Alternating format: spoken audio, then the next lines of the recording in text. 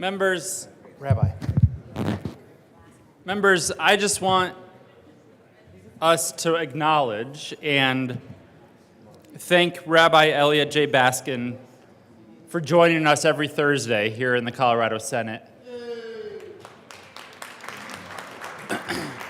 And for those of you, many of you have probably been to a bar mitzvah or a bat mitzvah. I remember at my bar mitzvah when I was 13, actually before I was 13 and when I would go to bar mitzvahs, I would always see the rabbi during one of the sort of like musical intermissions or interludes. The rabbi would say some words quietly to the young person getting bar mitzvah, and I always wondered, what is going on up there? What is the secret thing that the rabbi is telling this person as they become a man or a woman? And then, of course, when I was 13, I got that same moment, and it was life advice, right? It was some meaningful and powerful words from a rabbi. And I just wanted to thank you, Rabbi, because it feels like every Thursday before we start, we have a little chit-chat, and it feels like I'm sort of reliving the special words that I received from my rabbi when I was 13. I just wanted to say how meaningful and amazing it's been to have you as our Thursday rabbi here in the Colorado Senate. Give him a round of applause for all of his service.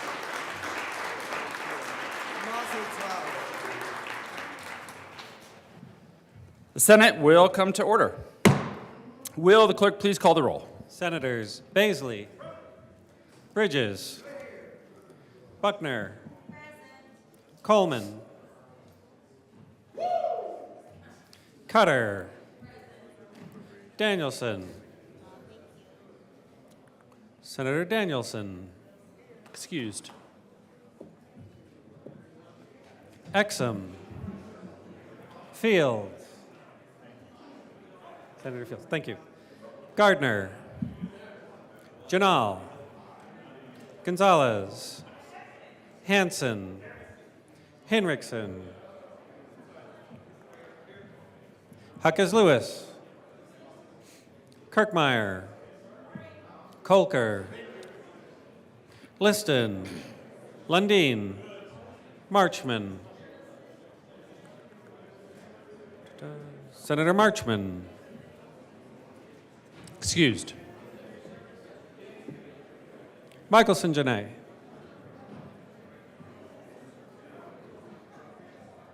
Senator Michelson Janay,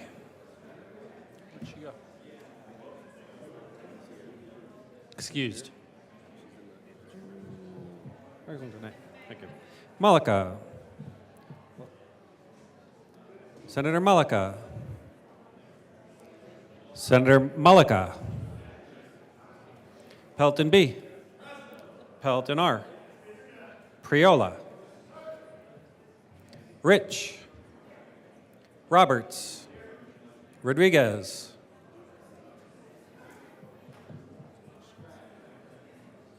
Senator Rodriguez,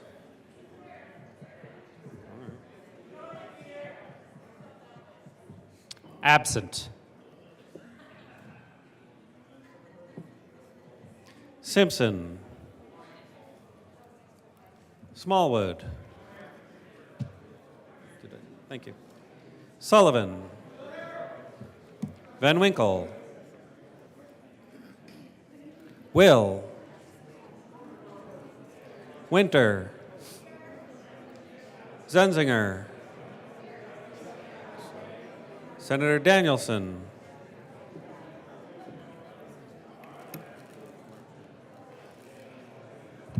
Mr. President, Here. Senator Rodriguez, Here.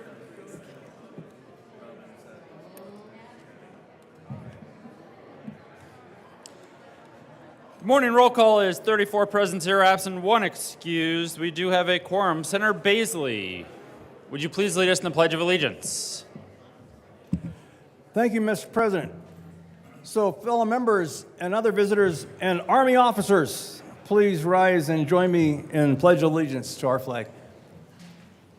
I pledge allegiance to the flag of the United States of America and to the republic for which it stands, one nation, under God, indivisible,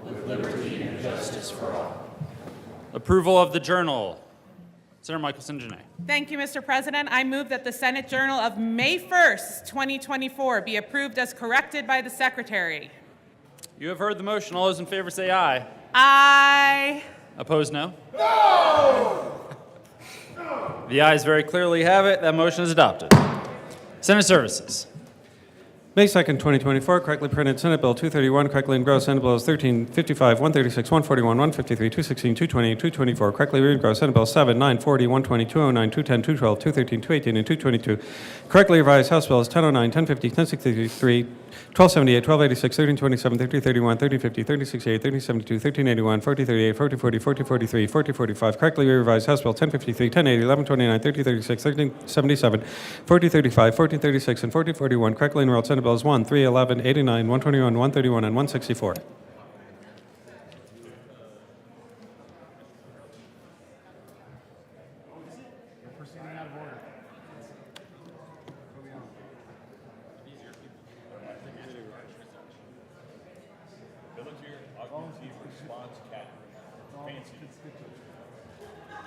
Will the clerk please add Senator Marchman to the roll?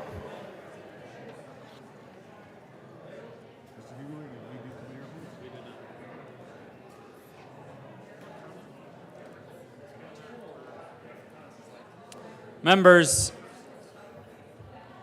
the Chief Sergeant has determined that it has been a little too rowdy the last few days, so he has called in some backup. Please do not be scared. They're just here to keep the order. Mr. Majority Leader.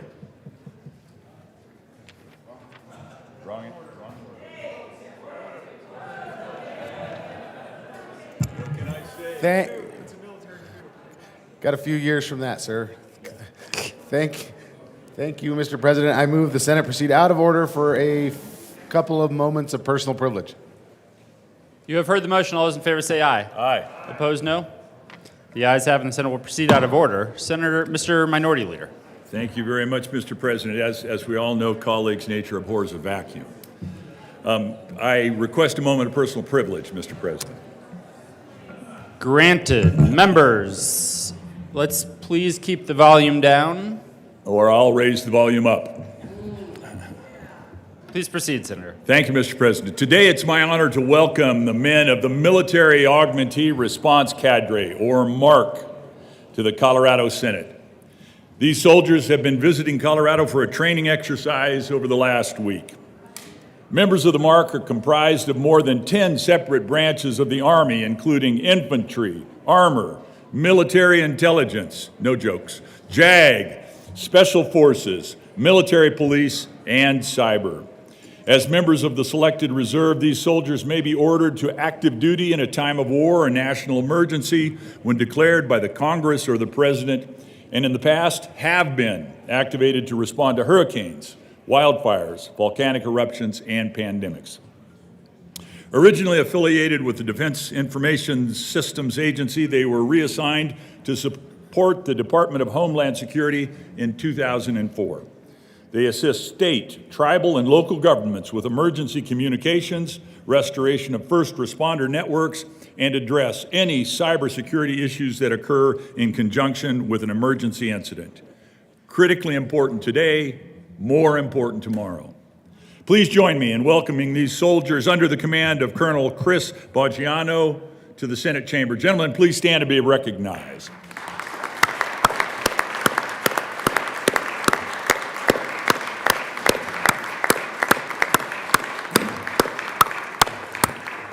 Thank you very much, Mr. President. Senator Hansen. Thank you, Mr. President. I request a moment of personal privilege. Granted. Thank you so much. Members, I am so pleased today to be able to offer a tribute to Colorado's South Asian community. If you're wondering why I am standing here, well, that's because I was fortunate enough to marry into a Gujarati family, and am pleased to have joined this community now myself. So if you'll join me quickly for a tribute in honor of the Colorado South Asian Americans. We honor Asian American, Native Hawaiian, and Pacific Islanders during AANHPI Heritage Month and recognize their impact on Colorado's culture, economy, and community. With a population of more than 60,000 individuals residing in Colorado, the Colorado South Asian community has woven its heritage into the fabric of our state. They've brought a wealth of spiritual and religious traditions, including the celebrations of Diwali, Ramadan, and Holi. South Asian entrepreneurs have energized Colorado's economy with their innovative ventures and entrepreneurial spirit. They've brought a kaleidoscope of cultural, celebrating diversity, and adding vibrancy across Colorado.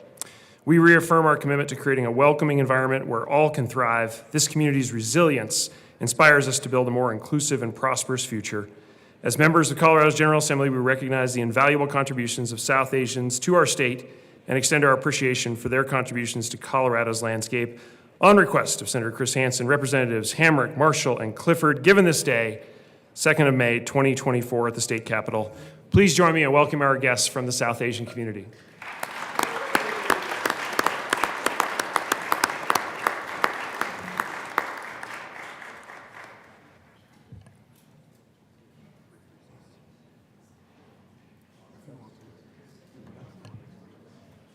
Members, the Senate will stand in a brief recess to greet all of our guests before we continue our work this morning.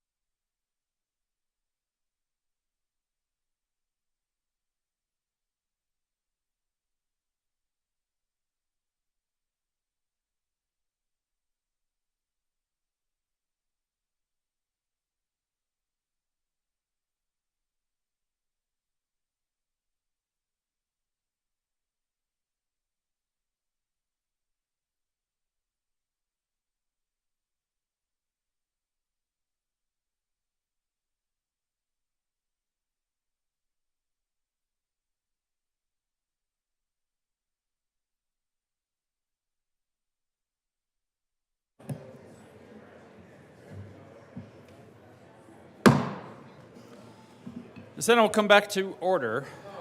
Yep. Committee reports. May 2nd, 2024, Committee on Appropriations. After consideration of the merits, the committee recommends the following. House Bill 1030 be amended as follows and is so amended. Be referred to the Committee of the Whole with favorable recommendation. House Bill 1059 be referred to the Committee of the Whole with favorable recommendation. House Bill 1076 be referred to the Committee of the Whole with favorable recommendation and with a recommendation to be placed on the consent calendar. House Bill 1115 be amended as follows and is so amended. Be referred to the Committee of the Whole with favorable recommendation and with a recommendation to be placed on the consent calendar. House Bill 1083 be referred to the Committee of the Whole with favorable recommendation. House Bill 1288 be referred to the Committee of the Whole with favorable recommendation. House Bill 1308 be referred to the Committee of the Whole with favorable recommendation. House Bill 1322 be referred to the Committee of the Whole with favorable recommendation. House Bill 1326 be referred to the Committee of the Whole with favorable recommendation and with recommendation to be placed on the consent calendar. House Bill 1342 be referred to the Committee of the Whole with favorable recommendation and with recommendation to be placed on the consent calendar. House Bill 1344 be referred to the Committee of the Whole with favorable recommendation and with a recommendation to be placed on the consent calendar. House Bill 1351 be referred to the Committee of the Whole with favorable recommendation. House Bill 1370 be referred to the Committee of the Whole with favorable recommendation. House Bill 1371 be referred to the Committee of the Whole with favorable recommendation and with a recommendation to be placed on the consent calendar. House Bill 1465 be amended as follows and is so amended be referred to the Committee of the Whole with favorable recommendation and with a recommendation to be placed on the consent calendar. House Bill 1466 be referred to the Committee of the Whole with favorable recommendation and with a recommendation to be placed on the consent calendar. Senate Bill 214 be amended as follows and is so amended be referred to the Committee of the Whole with favorable recommendation. Senate Bill 221 be amended as follows and is so amended be referred to the Committee of the Whole with favorable recommendation with a recommendation to be placed on the consent calendar. Senate Bill 223 be amended as follows and is so amended be referred to the Committee of the Whole with favorable recommendation. Senate Bill 226 be referred to the Committee of the Whole with favorable recommendation and with a recommendation to be placed on the consent calendar. May 1st, 2024, Committee on Judiciary. After consideration on the merits, the committee recommends the following. House Bill 1452 be amended as follows and is so amended be referred to the Committee of the Whole with favorable recommendation. House Bill 1437 be referred to the Committee of the Whole with favorable recommendation. House Bill 1355 be amended as follows and is so amended be referred to the Committee on Appropriations with favorable recommendation. House Bill 1034 be amended as follows and is so amended be referred to the Committee of the Whole with favorable recommendation with a recommendation to be placed on the consent calendar. May 1st, 2024, Committee on Transportation and Energy. After consideration on the merits, the committee recommends the following. Senate Bill 91 be postponed indefinitely. May 1st, 2024, Committee on Education. After consideration on the merits, the committee recommends the following. House Bill 1216 be amended as follows and is so amended be referred to the Committee on Appropriations with favorable recommendation. House Bill 1446 be referred favorably to the Committee on Appropriations. House Bill 1290 be referred favorably to the Committee on Appropriations. House Bill 1364 be referred favorably to the Committee on Appropriations.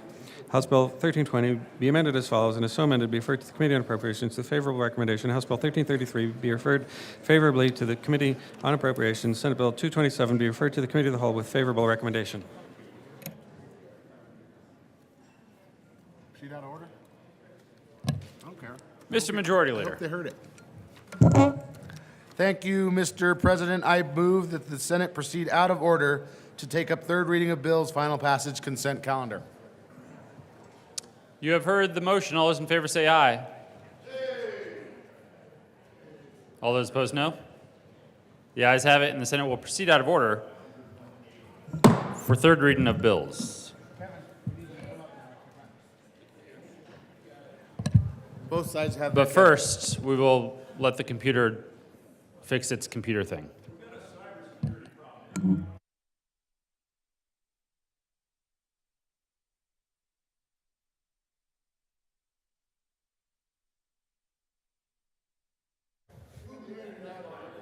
You're welcome.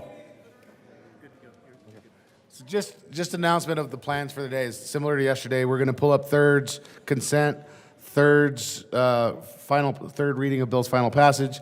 Probably pull up all of the consent bills from this morning at appropriations today and tomorrow on specials. We'll probably pull up all of today's appropes on specials seconds.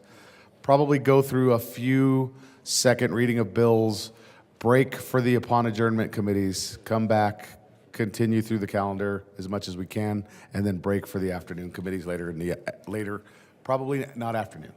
So just up to. Well, they could be at committees can start at 12:01 a.m. Just so you know.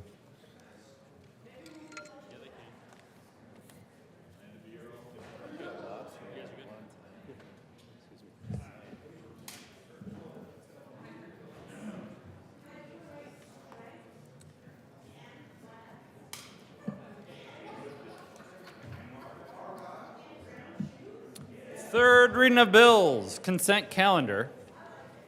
Will the clerk please read the titles of all of the bills on the consent calendar? Senate Bill 141 by Senators Van Winkle and Michelson Janay and Representatives Bradford and Rittenell, concerning out-of-state healthcare workers providing healthcare services through telehealth to patients located in Colorado. Senate Bill 220 by Senators Pelton R. and Hinrichsen and Representatives Winter and Lukens, concerning the administration of permits to operate extra-legal vehicle load combinations. Senate Bill 224 by Senators Bridges and Kirkmeyer and Representatives Byrd and Taggart, concerning mechanisms to manage technology lifecycle costs. Senate Bill 1050 by Representatives Taggart and Kipp and Senators Bridges and Van Winkle, concerning the simplification of processes related to taxes imposed by local governments and in connection therewith, requiring local taxing jurisdictions to report to the Executive Director of the Department of Revenue information on local lodging tax and building permit-related sales or use tax information, requiring the Executive Director to publish that information, modifying the scope of the Sales and Use Tax Simplification Task Force to include simplification of local lodging tax, requiring the Sales and Use Tax Simplification Task Force to receive information related to the feasibility and implementation of an electronic portal for the collection and remittance of local lodging taxes and making an appropriation. House Bill 1278 by Representatives Martinez and Story and Senator Coleman, concerning the continuation of the Concurrent Enrollment Advisory Board in connection therewith, implementing the recommendation in the Department of Regulatory Agencies 2023 Sunset Report. House Bill 1327 by Representatives Bradley and Duran and Senator Malika, concerning the continuation of the regulation of physical therapy practice in connection therewith, implementing the recommendations contained in the 2023 Sunset Report by the Department of Regulatory Agencies. House Bill 1440 by Representative Velasco and Senator Gonzalez, concerning requirements for property and casualty insurers offering insurance policies in the state to provide certain documents to their insureds. House Bill 1445 by Representatives Bacon and Armagost and Senators Gardner and Gonzalez, concerning measures related to supervision conditions. Mr. Majority Leader. Thank you, Mr. President. I move for the passage of all the bills on third reading of bills, final passage consent calendar, which includes Senate Bill 141, Senate Bill 220, Senate Bill 224, House Bill 1050, House Bill 1278, House Bill 1327, House Bill 1440, and House Bill 1445. Is there any discussion? Seeing none, the motion is the passage of all of the bills on the third reading of bills consent calendar. Are there any no votes? Senator Van Winkle. Thank you, Mr. President. Good morning. I'd like to be recorded as a no vote on House Bill 1278, 1440, and 1445. Senator Van Winkle will be recorded as a no vote on House Bill 1278, House Bill 1440, and House Bill 1445. Senator Pelton. Thank you, Mr. President. I wish to be recorded as a no vote on House Bill 1440. Senator Pelton R. will be recorded as a no vote on House Bill 1440. Senator Pelton. Thank you, Mr. President. I'd like to be recorded as a no vote on House Bill 1278 and House Bill 1440. Senator Pelton B. will be recorded as a no vote on House Bill 1278 and House Bill 1440. Senator Will. Thank you, Mr. President. I'd like to be recorded as a no vote on House Bill 1440. Senator Will be recorded as a no vote on House Bill 1440. Senator Baisley. Thank you, Mr. President. I'd like to be recorded as a no vote on House Bill 1440. Senator Baisley will be recorded as a no vote on House Bill 1440. Senator Liston. Thank you, Mr. President. Mr. President, I would like to be recorded as a no vote on House Bill 1278 and 1440, House Bill 1440. Senator Liston will be recorded as a no vote on House Bill 1278 and House Bill 1440. Senator Smallwood. Indefinitely? Are you kidding? Hey, good morning, Mr. President. Thank you. I'd like to be recorded as a no vote on House Bill 1278 and House Bill 1440. Senator Smallwood will be recorded as a no vote on House Bill 1278 and House Bill 1440. Senator Kirkmeyer. Thank you, Mr. President, and good morning. I wish to be recorded a no vote on 1440. Senator Kirkmeyer will be recorded as a no vote on House Bill 1440. Mr. Minority Leader. Good morning, Mr. President. I would like to be recorded and therefore request to be recorded as a no vote on House Bill 1440. The Minority Leader will be recorded as a no vote on House Bill 1440.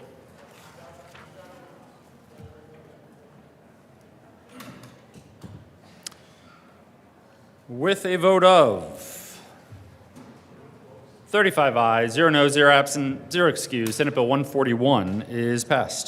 Co-sponsors, Senators Priola, Cutter, Winter, Buckner, Gonzalez, Will, Exum,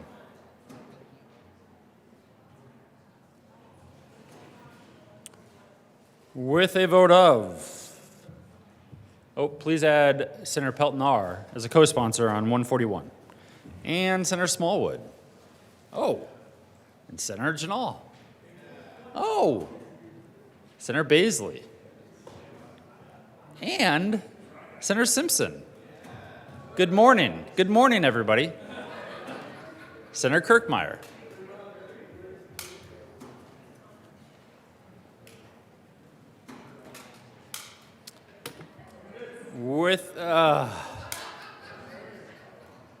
Please add Senator Liston as a co-sponsor on Senate Bill 141. And nobody else will ever be added as a co-sponsor. With a vote of 35 ayes, 0 noes, 0 absent, 0 excused, Senate Bill 220 is passed. Co-sponsors, Senators Pelton B.,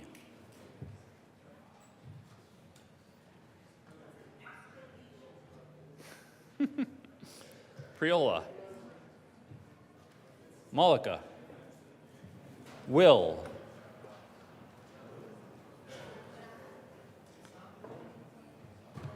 it's so legal, it's extra legal. Is that what that means? Infinitely legal. With a vote of 35 ayes, 0 noes, 0 absent, 0 excused, Senate Bill 224 is passed. Co-sponsors,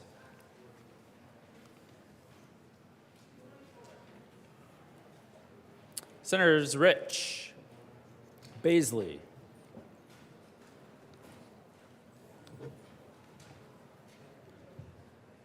Smallwood,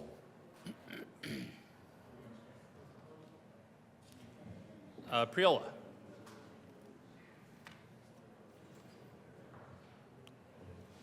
with a vote of 35 ayes, 0 noes, 0 absent, 0 excused, House Bill 1050 is passed. Co-sponsors, Senators Gonzalez,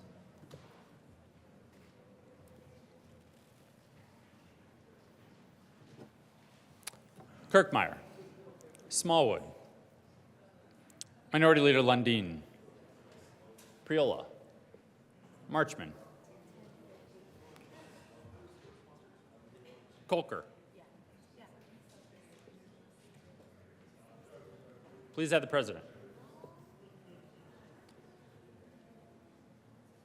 With a vote of 31 ayes, 4 noes, 0 absent, 0 excused, House Bill 1278 is passed. Co-sponsors, Senators Priola, Bridges, Marchman, Michelson-Janae, Cutter, Kolker, Exum, Buckner,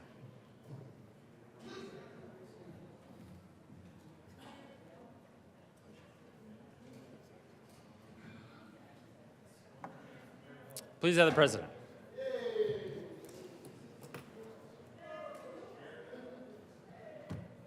With a vote of 35 ayes, 0 noes, 0 absent, 0 excused, House Bill 1327 is passed.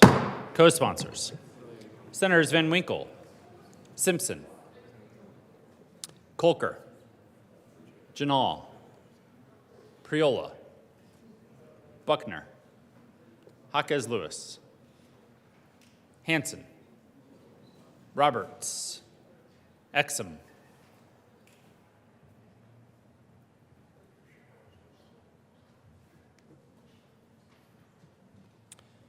with a vote of 26 ayes, 9 noes, 0 absent, 0 excused, House Bill 1440 is passed. Co-sponsors, Senators Kolker, Janal, Priola, Exum, Michelson-Janae, Cutter, Jaquez Lewis. Buckner.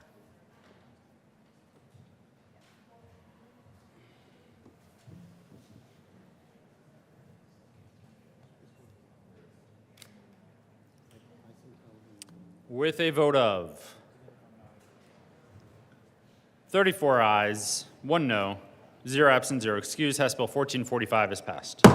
Co-sponsors, Senators Priola.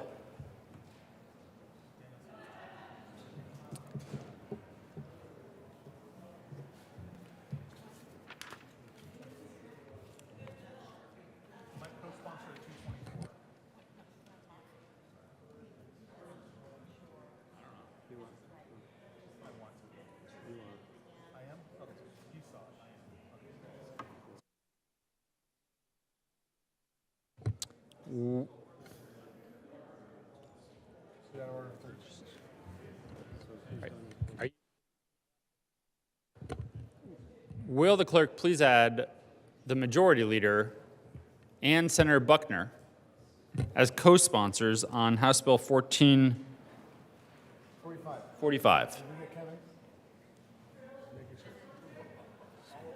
Just didn't want to have to reconsider.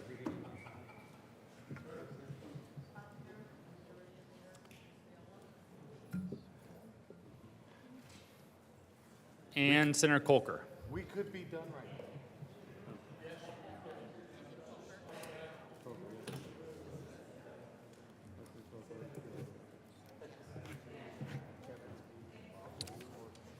Mr. Majority Leader. Thank you, Mr. President. I move that the Senate proceed out of order to take up third reading of bills, final passage. Motion is for the Senate to proceed out of order to take up third reading of bill's final passage. All those in favor say aye. Opposed, no. The aye has it. And the Senate will proceed out of order. Third reading of bills, final passage. Will the clerk please read the title of Senate Bill 13?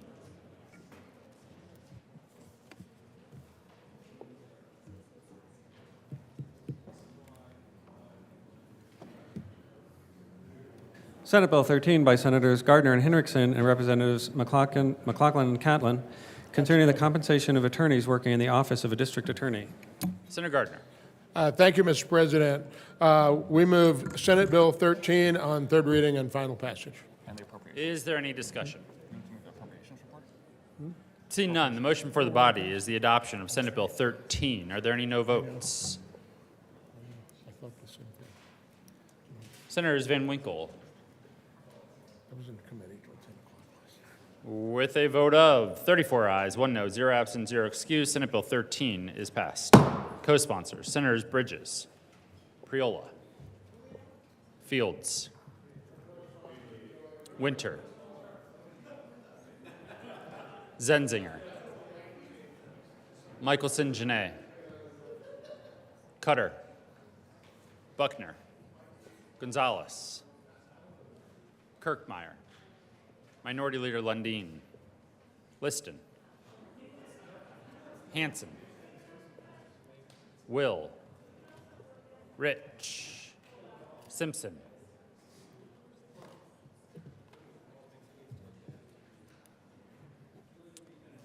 will the clerk please read the title to Senate Bill 55? Senate Bill 55 by Senators Marchman and Well and Representatives Lukens and Hartsook concerning supporting the behavioral health care of individuals involved in agriculture and in connection therewith making an appropriation. Senator Marchman. Thank you, Mr. President. I move Senate Bill 55 on third reading and final passage. Is there any discussion? Seeing none, the motion for the body is the adoption of Senate Bill 55. Are there any no votes? Senators Van Winkle, Baisley, Smallwood, Sullivan, Priola, Gonzalez, Liston. With a vote of 28 ayes, 7 noes, 0 absent, 0 excused, Senate Bill 55 is passed. Co-sponsors, Senators Bridges, Jaquez Lewis. Cutter. Michelson Janae. Winter. Kirkmeyer. Janal. Exum. Roberts. Pelton B. Pelton R. Simpson. Rich. Henriksen. Janal.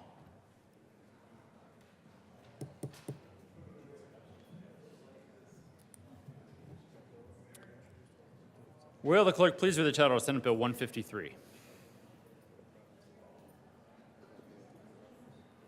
Senate Bill 153 by Senator Danielson and Representatives Vihil and Ortiz concerning free audio news services for persons who are print disabled and in connection therewith making an appropriation.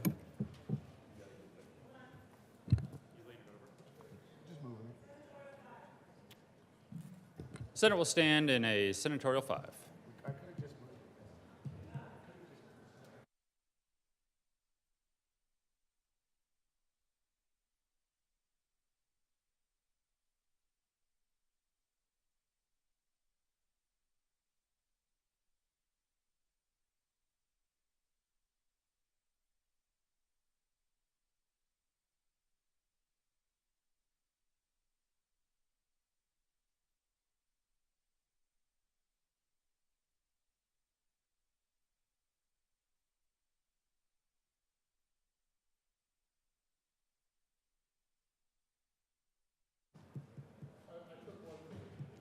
Senate will come back to order. Senator Danielson. Thank you, Mr. President. Sorry, colleagues, for the short delay. I move Senate Bill 153 on third reading and final passage. Is there any discussion? Seeing none, the motion before the body is the adoption of Senate Bill 153. Are there any no votes? Senators Van Winkle, Baisley, Gardner, Minority Leader Lundeen, Smallwood, Liston, Pelton B., Pelton R., Simpson.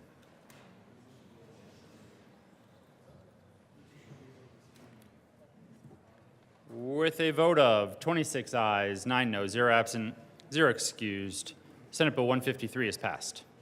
Co-sponsors, Senators Zenzinger, Cutter, Michelson Janae, Winter, Fields, Priola, Jaquez Lewis, Sullivan, Marchman, Buckner, Janal, Kolker,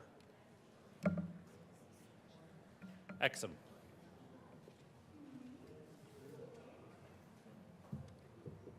Will the clerk please read the title of Senate Bill 216?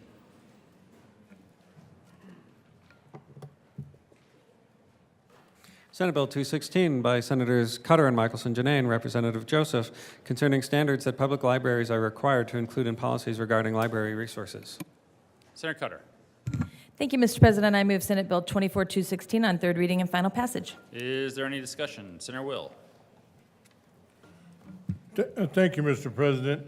And I listen to this bill and I understand it. And we're not talking about any book banning or any of this, but issues in my area are accessibility of some of these sexually explicit materials, et cetera, to oh, yes, thank you. I need, please, Mr. President, I request permission to run a third reading amendment. Is there an explanation of the need for a third reading amendment? Thank Senator you. Will. So, like I say, it's been an issue in some of the libraries over in my area, in my district that I represent, and it's not about any book banning or anything. It's about accessibility of certain materials to children. So, with that, I would like to run an amendment if I have permission. The question before the body is Senator Will's request for permission to offer a third reading amendment. All those in favor say aye. Aye. Opposed, no? No. The ayes have it, and permission is granted.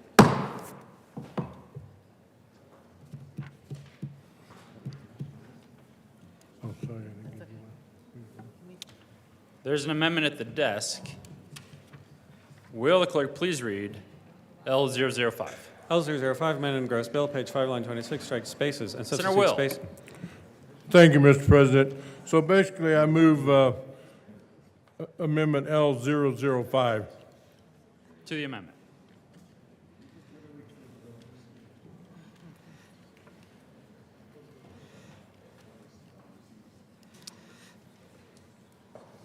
Is there any discussion? Oh, yes, thank you, Senator Mr. Will. President. So basically what it reads on page 5, line 26, we're striking spaces and we're going to substitute spaces except that a public library shall not make library resources regarding sex, sexual orientation, gender identity, and gender expression accessible to children. Ask for an aye vote. Senator Cutter. Thank you, Mr. President. And we ask for a no vote on this amendment. Sexually explicit materials are not covered by the First Amendment. They're not part of this bill. A librarian would be fired. So this is not a friendly amendment, and we ask for your no vote. Mr. Minority Leader. Thank you very much, Mr. President. I rise in support of Amendment L005. We heard this bill in committee, and as you heard me discuss, there are 3 policy challenges that remain within the bill that caused me to be in opposition to the bill. This particular amendment would give very clear guidance to what I think probably everyone agrees would be appropriate behavior, but is not certain to be the outcome of what actually happens in a library under the circumstances that would be created by this bill. So, in an abundance of caution, you could say, as a belt and suspenders approach, you could say, this amendment to the bill would make it very, very clear that a librarian under the guidance of a library district has certain responsibilities that may, in fact, align with this amendment and the desires of this amendment, keeping sexually explicit materials out of the hands of children, but they may also not end up in that circumstance. With this amendment, it makes it very clear. Don't give age-inappropriate material to individuals for whom the material is not appropriate. I urge your support of Amendment L005. Senator Rich. Thank you, Mr. President, and I too stand in support of L005. We did hear this in committee, and I absolutely believe that we should not be banning books or that type of thing, but I do agree that we should be very careful about age-appropriate material. If you really want your child to see pornographic material, there are adult bookstores they can go to. But we should be very careful about public libraries and the age-appropriate material. We should be very careful that we make sure that our kids are not exposed to things that they don't need to be exposed to at a very young age. I urge and I vote. Senator Baisley. Oh, thank you, Mr. President. I appreciate the senator from Newcastle bringing this amendment because this clarifies for us, it makes it very clear that the objections to this bill do not surround First Amendment. If the children are protected, then allow everything else, no matter how objectionable material might be, for it to be available to any adult because they're an adult, that's fine. It's only the children that become a concern in the bill itself. So this gives that clarification that the objections are only towards putting a shield of umbrella shield over those children who are obviously impressionable, and they should only be, that kind of material should be incredibly managed, strictly managed by their parents and not by the librarian. So let's have more concern for the children than for the librarians, please. Thank you. Senator Fields. Good morning, Mr. President and colleagues. I am urging a no vote on L005. It's important that we don't get distracted as it relates to the title of what this bill is all about. The distraction here is that we want to give the impression that libraries are filled with information about gender identity. It's filled with information about gender expression. It's filled about sexual orientation. And that's just not so. This amendment gets you to focus on something else that's not even a reality. It's creating a fear factor that our libraries is filled with all this information about sexual orientation, about gender identity. Do you know that our libraries are filled with so many books? And that's how we know how much learning we need. Because when you go into a library, it's filled with so many books that you can learn. And the distraction is, if you go to a library, you're going to be exposed to gender identification. There's so many books in the library to encourage young readers to learn. And we have folks up here telling you that if you go to the library, you're going to be overexposed to gender identification. It's a distraction.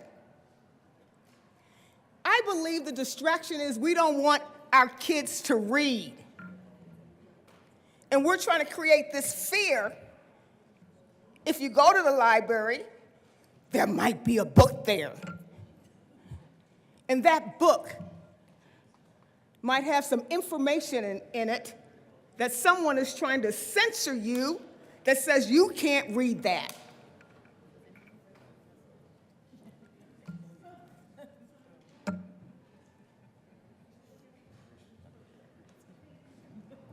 I remember a time when black people weren't even given the opportunity to read. We couldn't have books. We couldn't even go to a library. Here it is, 2023, and we're trying to create this fear factor about what's going on with reading. I celebrate reading. I want every single child to be able to pick up a book, open a book, and discover our world. Our world is not focused on sexual orientation. Why are we sharing a light on this when libraries are so enriched with so many other things? This is a distraction.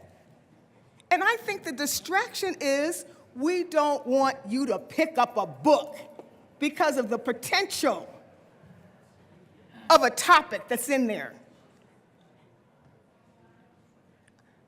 The last time I went to a library, there were thousands and thousands of books.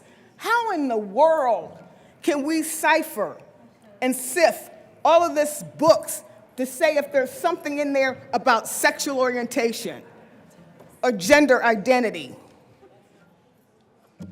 It's a word.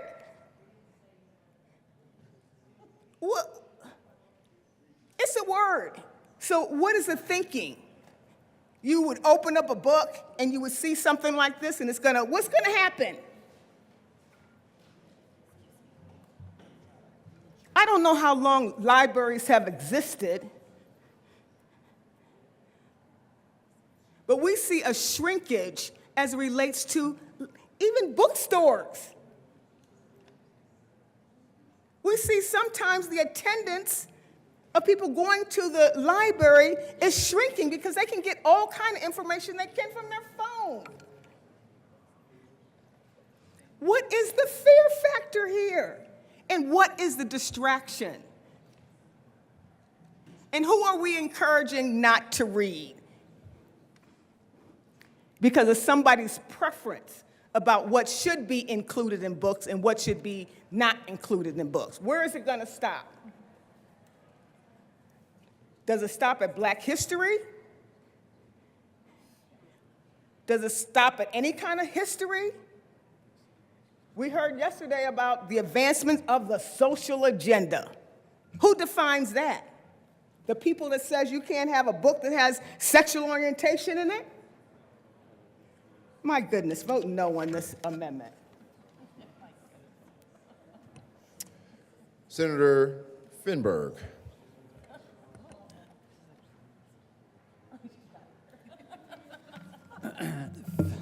Thank you, Mr. President. Members, I just want to say a couple of words about this amendment. Look, there is no question there is a war going out there in America on our TV sets and on the internet, et cetera, that has to do with content and messages that are that children are exposed to or engaging in at libraries, et cetera, wherever. I don't think it serves anybody to perpetuate that debate here today. And I don't think there is anybody in this chamber that wants children exposed to sexually explicit material, which is what the premise of why this amendment is necessary.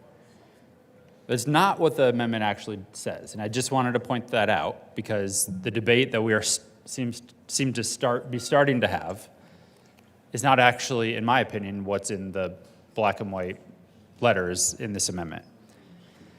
This may come off strange, but I find myself these days spending a lot of time in the children's section of libraries these days.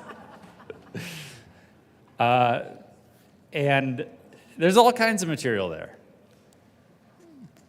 I've never seen any sexually explicit material in the children's section of the library. You know what I have seen are books that one could say includes gender identity, one way or another. Includes something about sex. Could be about animals having children. I've read many books to my kids about the elephants that have a little baby elephant, the monkeys that have a little baby monkey. That's a book about sex. And this would say we can't have that in our libraries. Why would we do that? Why would we perpetuate this silly debate that's happening in America right now? And I believe it is silly on all fronts. I don't think it's one side or the other that is perpetuating the silliness. It serves only a purpose to divide. But this amendment is not about sexually explicit material. It is, in my opinion, about censorship from the government, about materials that could be incredibly reasonable, wholesome, and good in a way to educate young people about the world around them. When I was in the children's section of the library recently, there were several books on display. One of them happened to be simply just a nice little story, and the little girl happened to have two dads. It wasn't about being gay. That just happened to be part of the story. That book would be censored and prohibited according to this amendment because it is a resource regarding gender identity or gender expression or sexual orientation. Even though it is absolutely not pushing something, at least not overtly, it is not sexually explicit, and it absolutely is age appropriate. And that's my concern with this debate, is that everybody can agree.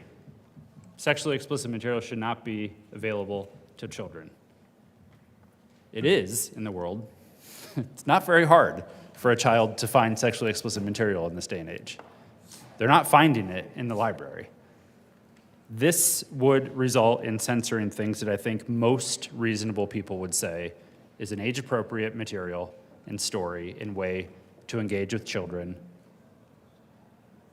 about the world around them and using books and literature in a library. And so I do ask for a no vote. I understand some of the underlying interest and concern, but I do think this, the language in this amendment misses the mark and is about something far more than exposure of sexually explicit material for children.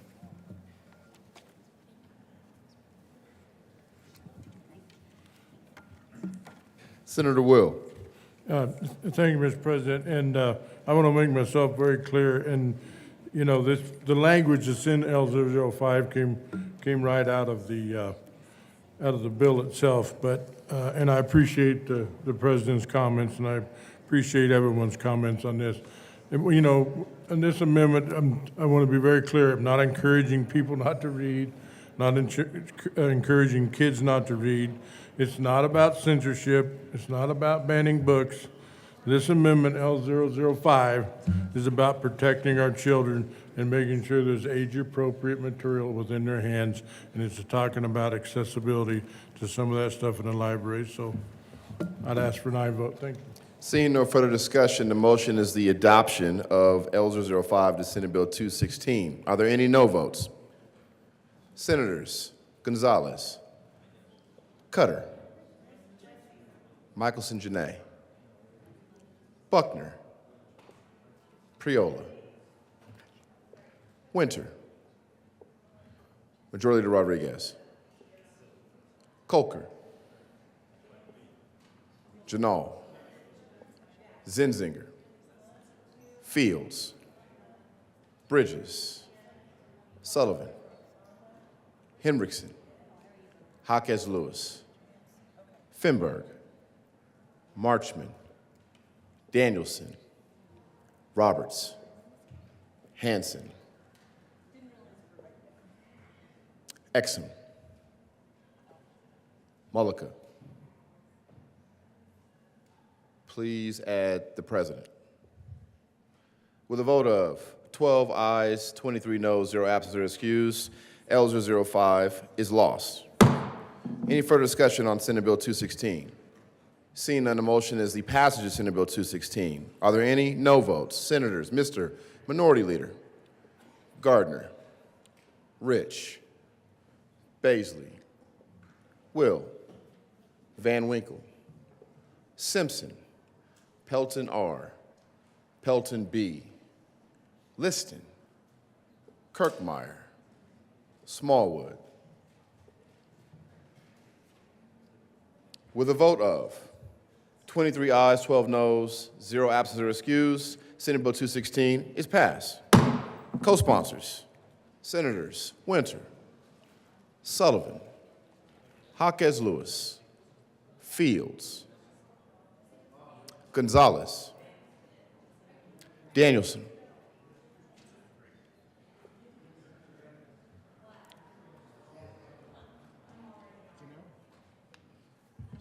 no, Buckner, Marchman. Please add the President. Will the clerk please read the title to Senate Bill 136? Senate Bill 136 by Senators Gardner and Janal and Representatives Young and Weinberg concerning the Uniform Guardianship, Conservatorship, and Other Protective Arrangements Act. Senator Gardner. Thank you, Mr. President. I move Senate Bill 136 and request permission to offer what is known as the dread third reading amendment. Senator Gardner, would you please explain the reason for a third reading amendment? Mr. President, do you want the real honest reason? No, I'd like you to make something up. Well, I'm going to give you the real honest reason anyway. This is the Uniform Guardianship and Conservatorship bill, 212 pages. Almost everyone engaged in the stakeholder process in this bill is a lawyer. And lawyers just can't help but dink with things. And so after an amendment yesterday, they put their heads together a little further and said, we need to change happy to glad and good to excellent and other refinements. And so We have, I'm going to give fair warning here, we have not one but two third reading amendments to clean this up because it's day 114. So this is a request to offer the first third reading amendment. Thank you, Mr. President.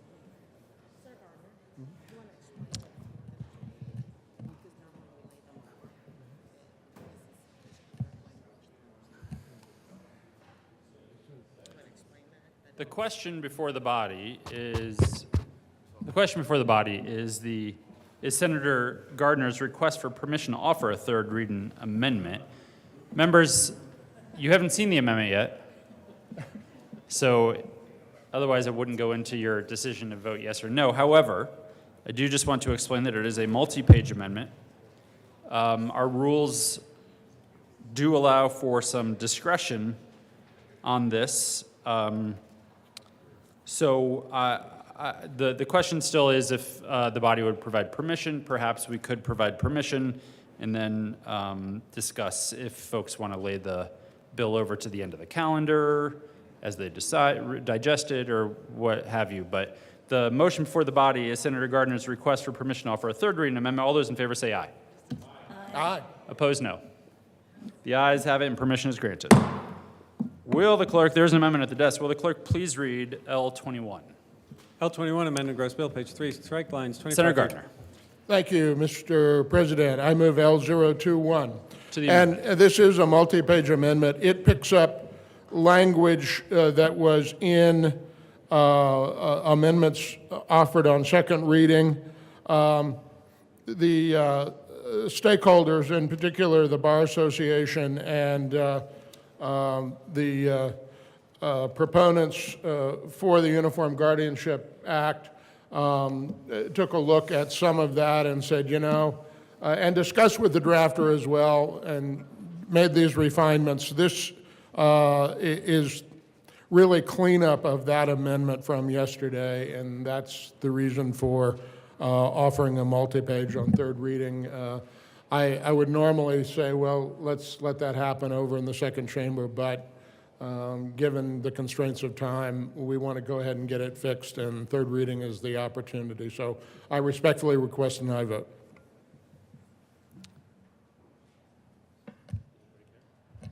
Seeing no objection to the adoption or entertainment of a multi-page amendment on third reading of bills, the motion for the body is the adoption of L21 to Senate Bill 136. Are there any no votes? With a vote of 35 ayes, 0 no, 0 absent, 0 excused, L21 is adopted. To the bill. Senator Gardner. Thank you. And Mr. President, to push the envelope just a little more, I request permission to offer a second third reading amendment. Senator Gardner, your previous amendment was 6.5 pages. You didn't feel that you could have just made this one amendment that was 7 pages? Thank you, Mr. President. Well, this is only 1 page, and this is really a good story. There is within the bill a requirement for one. Well, in current law, there's a requirement for a guardianship report, and the Uniform Guardianship Act has a requirement for a guardianship plan. And the stakeholders were having difficulty keeping this a uniform bill, and at the same time, having a plan and a report, and the discussion became one about a staple, Mr. President, and that was whether or not it would be one report or two. And I was just handed this really literally about 20 minutes ago, that this is the compromise of all of the parties, and they have figured out how to merge this report, and so I guess we'll use some more staples and people will walk away happy. As I said, a lot of lawyers have been involved. The question before the body is Senator Gardner's request for permission to offer a third reading amendment. All those in favor say aye. Aye. Opposed, no. The ayes have it, permission is granted. Will the clerk please read L22? L22, amended gross bill, Senator page Gardner. 71 line Thank you, Mr. President. I move L022, and I think the explanation has been given. The motion for the body is the adoption of L22 to Senate Bill 136. Are there any no votes? With a vote of 35 ayes, 0 no, 0 absent, 0 excused, L22 is adopted. To the bill. Senator Gardner. Thank you. We renew our motion to pass Senate Bill 136 on third reading, final passage. Is there any discussion? Seeing none, the motion for the body is the adoption of Senate Bill 136. Are there any no votes? With a vote of 35 ayes, 0 no, 0 absent, 0 excused, Senate Bill 136 is adopted. Co-sponsors, Senators Roberts, Bridges, Gonzalez, Michelson, Janae, Cutter, Priola, Colker,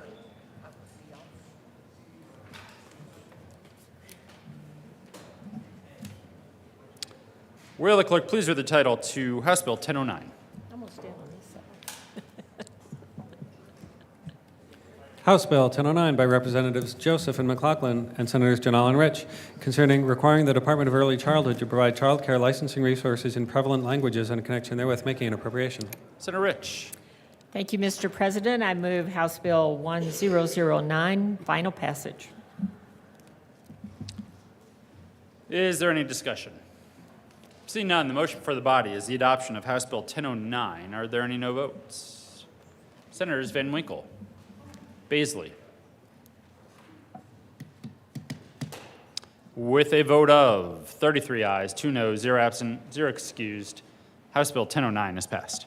Co-sponsors, Senators Zenzinger, Exum, Priola, Winter, Buckner, Fields, Cutter, Michelson, Janae, Jaquez Lewis, Bridges, Gonzalez,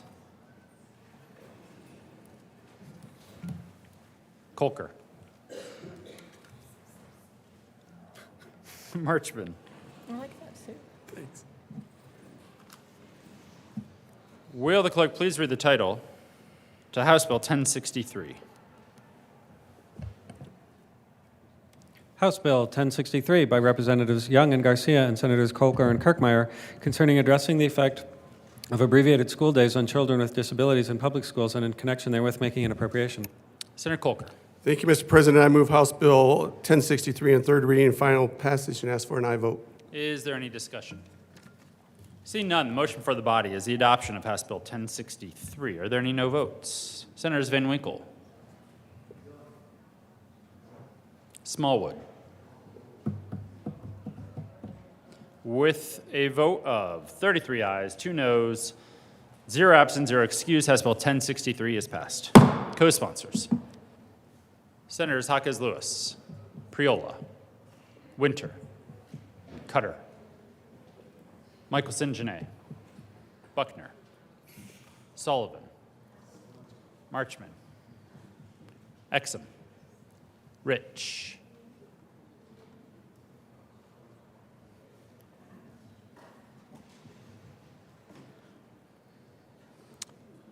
will the clerk please read the title to House Bill 1286?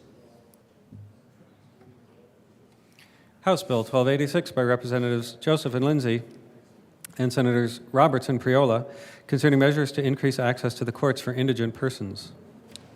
Senator Roberts. Thank you, Mr. President. I move House Bill 1286 on third reading and ask for an aye vote. Is there any discussion? Seeing none, the motion for the body is the adoption of House Bill 1286. Are there any no votes? Senators Van Winkle, Pelton R., Simpson, Pelton B., Liston, Baisley, Kirkmeyer, Smallwood. With a vote of 27 ayes, 8 noes, 0 absent, 0 excused, House Bill 1286 is passed. Co-sponsors, You want me to? Senators Exum, Okay, did I get you? Colker, Winter, Michelson, Janae, Cutter, Jaquez Lewis, Yes. Buckner. Please add the president. Everybody heard about March? Will the clerk please read the title to House Bill 1331? House Bill 1331 by Representatives Taggart and Bacon and Senators Kirkmeyer and Bridges concerning the creation of a grant program for eligible nonprofit organizations to provide out-of-school time programs to students and in connection therewith making an appropriation. Senator Kirkmeyer. Thank you, Mr. President. I move House Bill 1331 on third and final reading and ask for an aye vote. Is there any discussion? Seeing none, the motion for the body is the adoption of House Bill 1331. Are there any no votes? Senators Van Winkle, Liston.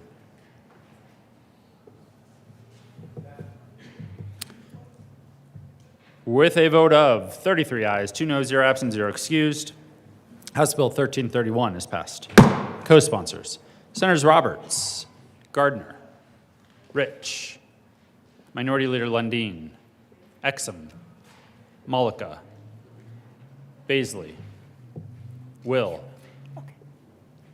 Winter, Michelson Janae, Gonzalez, Zenzinger, Cutter, Priola, Buckner, Henriksen, Fields. Please add the president. And Senator Simpson.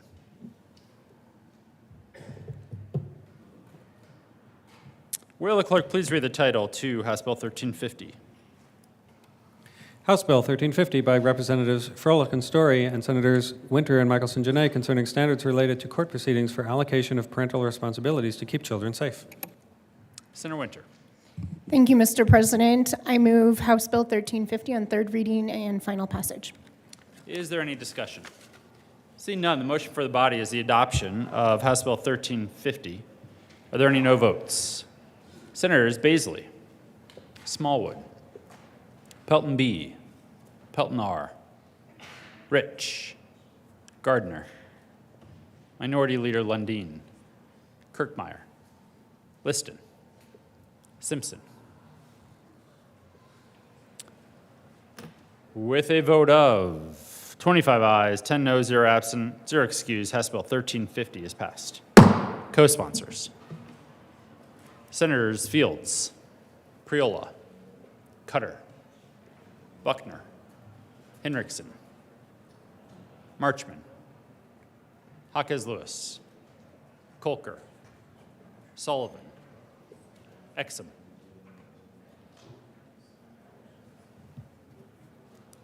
Will the clerk please read the title to House Bill 1372?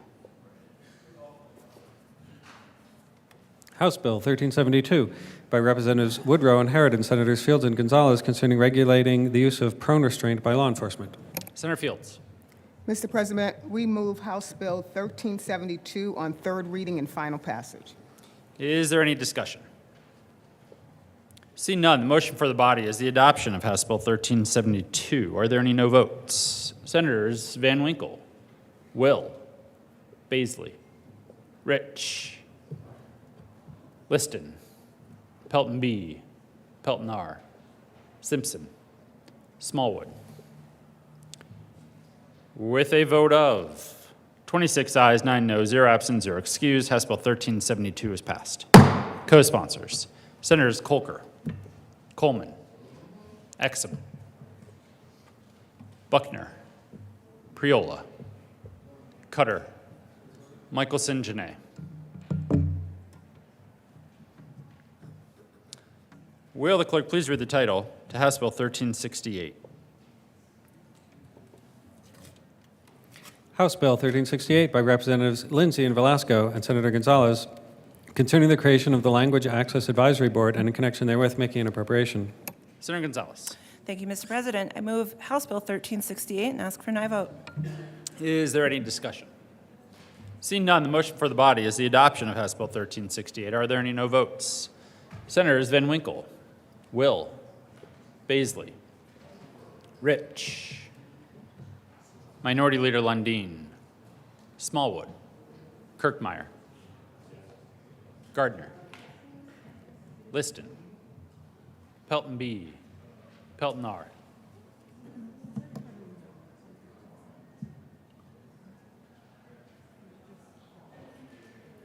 With a vote of 24 ayes, 11 noes, 0 absent, 0 excused, House Bill 1368 is passed. Co-sponsors, Senators Bridges, Sullivan, Hawkes Lewis, Michelson Janae, Cutter,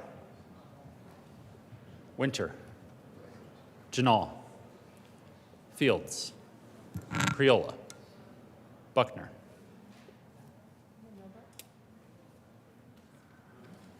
Please have the president. Will the clerk please read the title? I'm going to lay it over. Mr. Majority Leader. Thank you, Mr. President. I move to lay over House Bill 1381 until Friday, May the 3rd. Motion is to lay over House Bill 1381 until tomorrow. All those in favor say aye. Opposed, no? The ayes have it, and House Bill 1381 will lay over until tomorrow. Will the clerk please read the title to House Bill 1438? House Bill 1438 by Representatives Mabry and Joda and Senator Roberts concerning the implementation of certain affordable prescription drug programs and in connection therewith making an appropriation. Senator Roberts. Thank you, Mr. President. I move House Bill 1438 on third reading and ask for an aye vote. Is there any discussion? Seeing none, the motion for the body is the adoption of House Bill 1438. Are there any no votes? Senator Zenzinger, Van Winkle, Gardner, Minority Leader Lundin, Smallwood, Kirkmeyer, Liston, Pelton B, Pelton R, Simpson,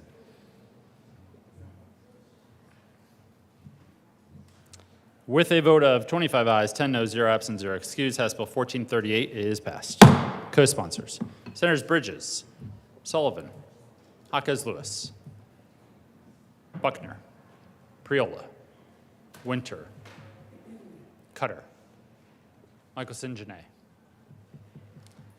Janal, Exum,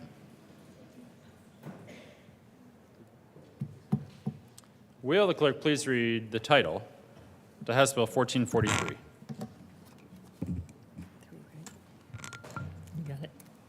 House Bill 1443 by Representatives Kipp and Taggart and Senators Janal and Rich concerning fees to which public trustees are entitled for performing services conferred upon them by statute. Senator Janal. Thank you, Mr. President. I move House Bill 1443 on third reading and final passage. Is there any discussion? Seeing none, the motion for the body is the adoption of House Bill 1443. Are there any no votes? Senators Van Winkle, Baisley, Liston. With a vote of 32 ayes, 3 noes, 0 absent, 0 excused, House Bill 1443 is passed. Co-sponsors, Senators Will, Priola,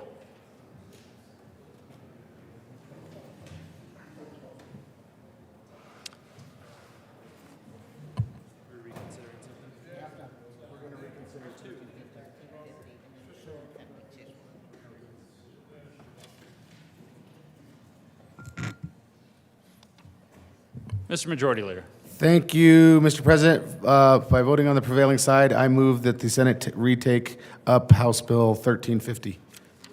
The motion is for the reconsideration of House Bill 1350. All those in favor say aye. Aye. Opposed, no. The motion is adopted and reconsideration is granted. Senator Winter. Thank you, Mr. President. I move for third reading and final passage, House Bill 1350. Is there any discussion? Seeing none, the motion for the body is the adoption of House Bill 1350. Are there any no votes? Senators Simpson, Rich, Liston, Pelton B, Pelton R, Baisley, Will, Minority Leader Lundin, Kirkmeyer, Smallwood, Van Winkle,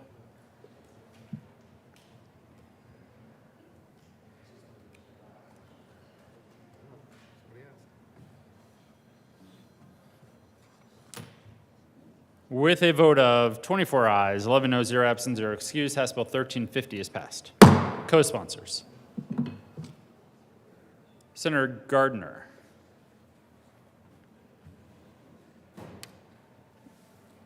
Mr. Majority Leader.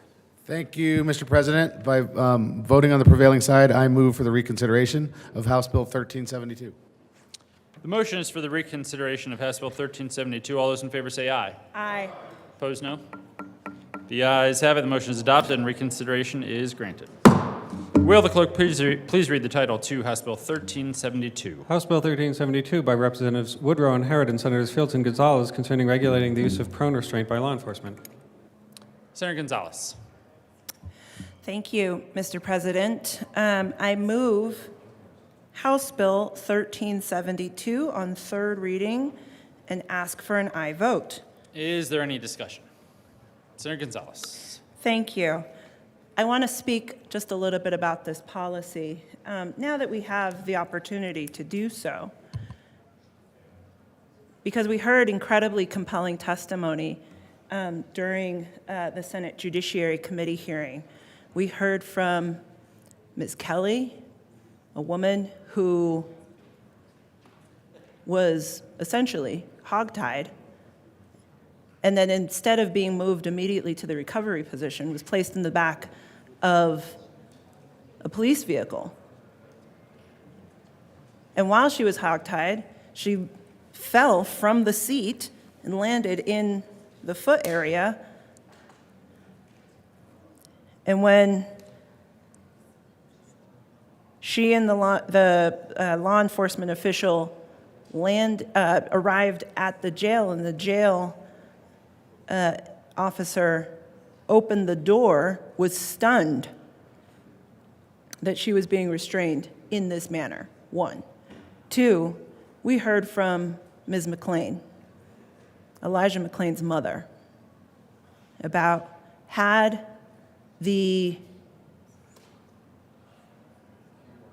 best practices that we are asking to be enshrined within this bill been in place and been followed, that her son may be alive today.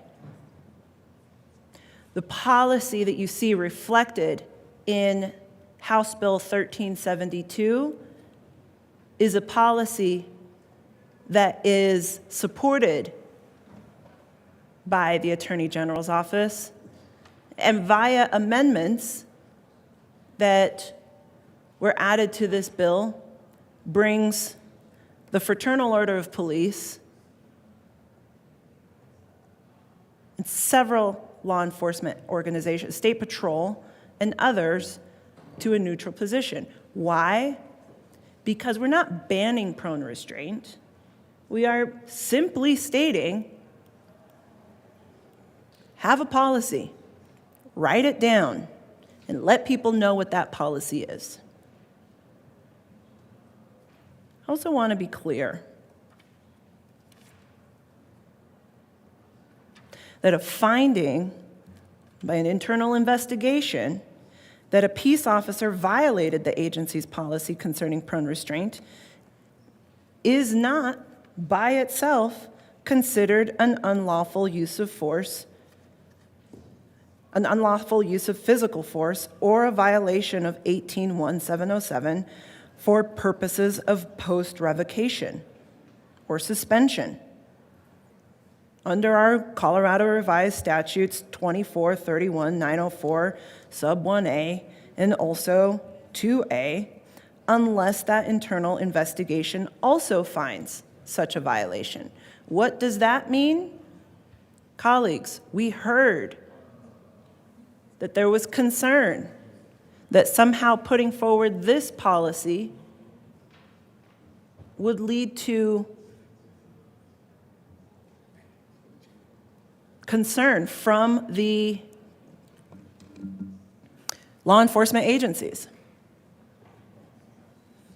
To be quite honest, colleagues, if the Fraternal Order of Police and I can agree on a policy, I think it's a good policy. I hope I can count on your aye vote. I'm grateful to the conversation that we've had, And I renew my motion. Thank you. Motion for the body is the adoption of House Bill 1372. Senator Gardner. Thank you, Mr. President. And just briefly, I spoke on second reading. Members, whenever law enforcement encounters a citizen, which they do every day, that's their job, there's a special duty and burden. And I have spent a lot of time defending the ability of law enforcement to do their job and to do it in a way that protects both the community and themselves. But they also have an obligation to protect someone that they take into custody. This bill started over in the House as a bill that would be a prohibition on prone restraint, and that was unreasonable and unworkable. It quickly, even over in the other chamber, became a bill about a policy on the use of prone restraint and about the need for a policy. It doesn't even dictate what the policy is. It says, law enforcement agency, you must have a policy. Now, there's not a great cost associated with that policy because departments have policies. There are lots of them out there. If I had a small municipality as a client who called me tomorrow and said, we need a policy, I would be able to tap dozens of sources and be able to put that together and have them look at it for review of does this policy fit your department and your needs. But there needs to be a policy because people do suffer serious injury and even death when placed in prone restraint. By numbers, they're very small, but when they happen, it's tragic. It happens in circumstances that lead to unnecessary deaths. So I understand why some will vote no. I believe that it is little to ask to have a policy and to train in the use of something that can result in death, just as we have training with firearms. And so I ask for an aye vote. Senator Fields. Thank you, Mr. President and colleagues. I too ask for an aye vote. And I'm not going to labor this issue, but I stand before you because it gives me an opportunity to be a surrogate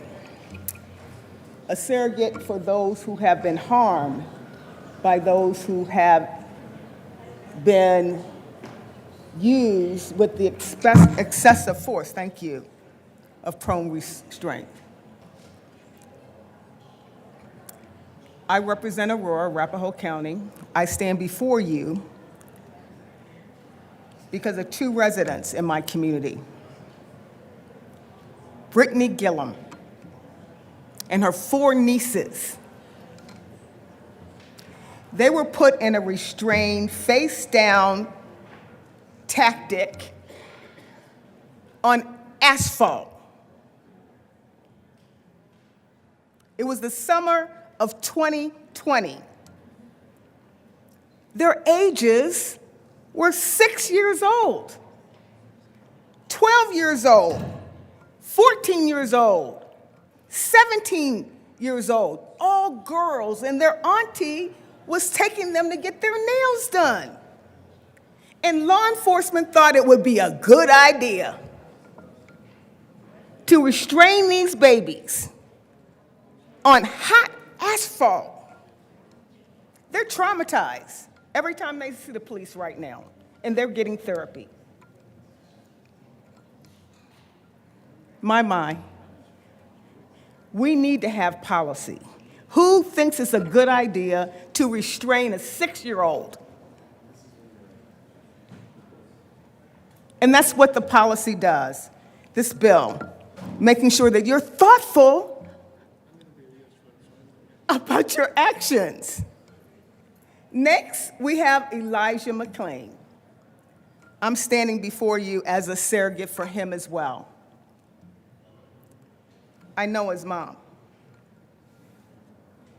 And she's still a warrior as relates to trying to get justice for her son.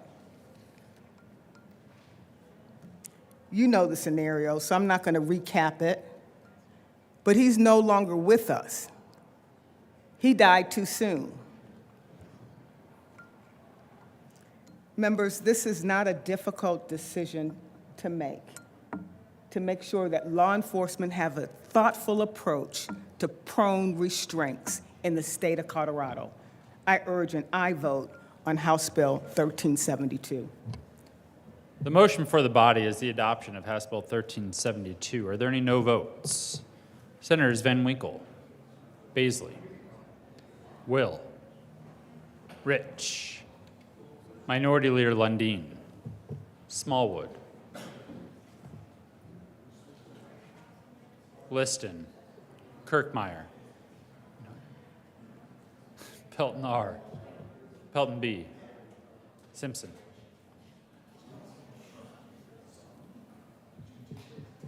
With a vote of 24 ayes, 11 noes, 0 absent, 0 excused, House Bill 1372 is passed.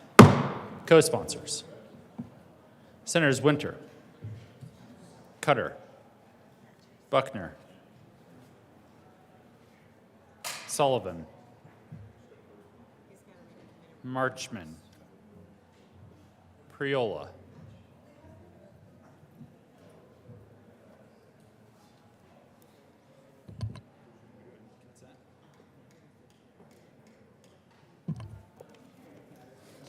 committee reports. Correction on May 2nd, 2024, Appropriations Committee report. After consideration of the merits, the committee recommends the following: House Bill 1283, not 1083, be referred to the Committee of the Whole with favorable recommendation.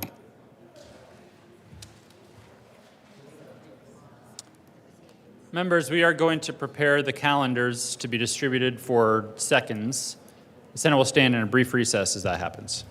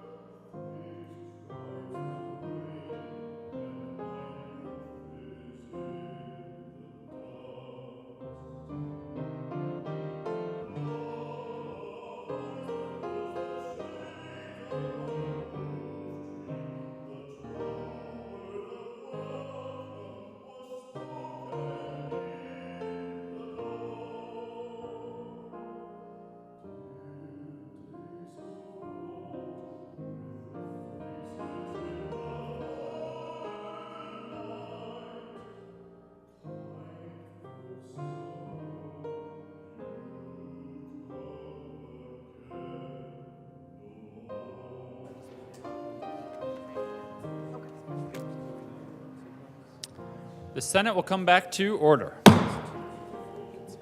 Which one? Senator Winter. Yeah. Thank you, Mr. President.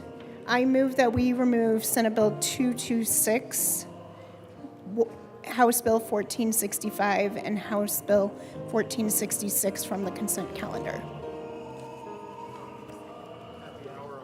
At the hour of... What are we doing? What hour is it?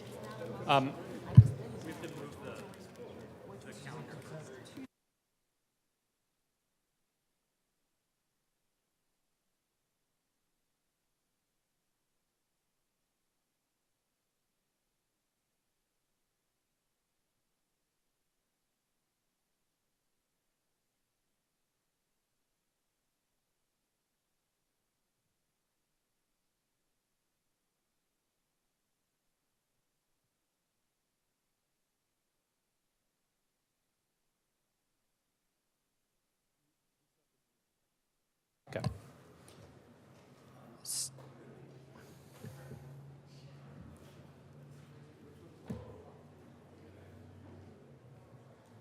We already pulled them off?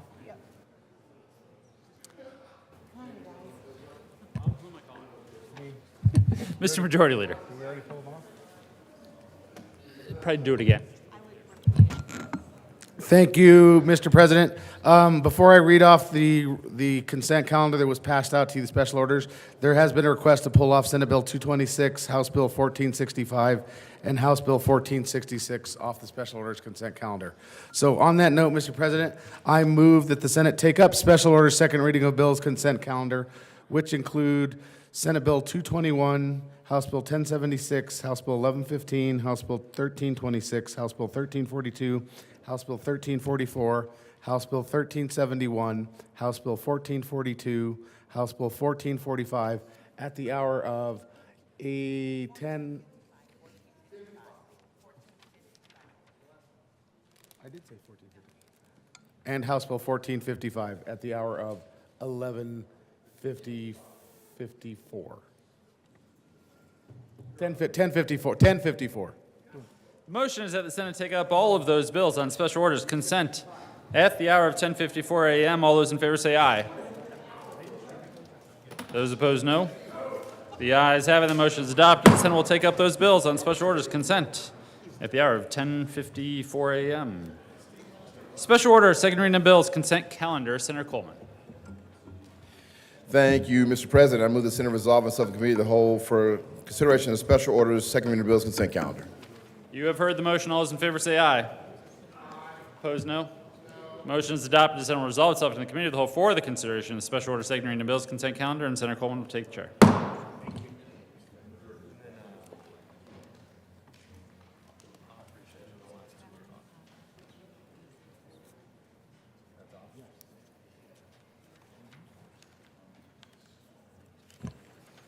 Committee will come to order and the court rule is relaxed. Will the clerk please read the title of all the bills in the special order, second reading of bills, consent calendar.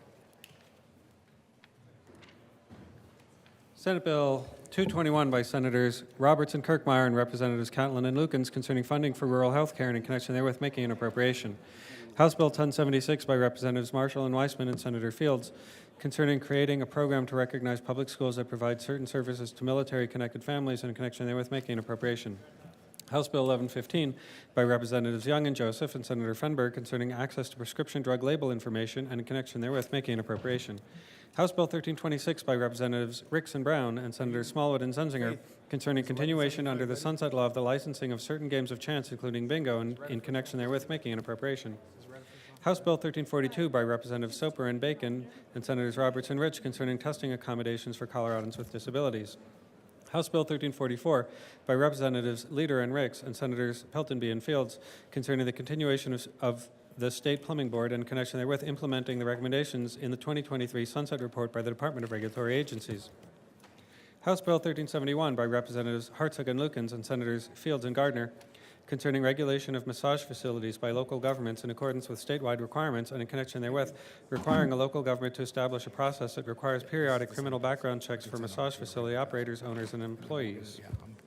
House Bill 1442 by Representative with Lindstedt and Senator Fenberg my bill's concerning first, so you can modifications to the Capitol Building Advisory Committee. House Bill 1455 by Representatives Weissman and Frizzell and Senators Fields and Gardner concerning the effective date of the 23rd Judicial District.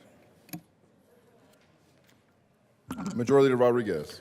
Thank you, Mr. Chair. I move for passage of all the special orders, second reading bills, consent calendar, and the associated committee reports, which are Senate Bill 221 and the Health and Human Services and Appropriations Report, House Bill 1076, House Bill 1115 and the Appropriations Report, House Bill 1326 and the Finance Report, House Bill 1342, House Bill 1344 and the Business, Labor, and Technology Report, House Bill 1371 and the State Veterans Military Affairs Report, House Bill 1442, and House Bill 1455. Is there any discussion on the committee reports? Committee reports. Seen.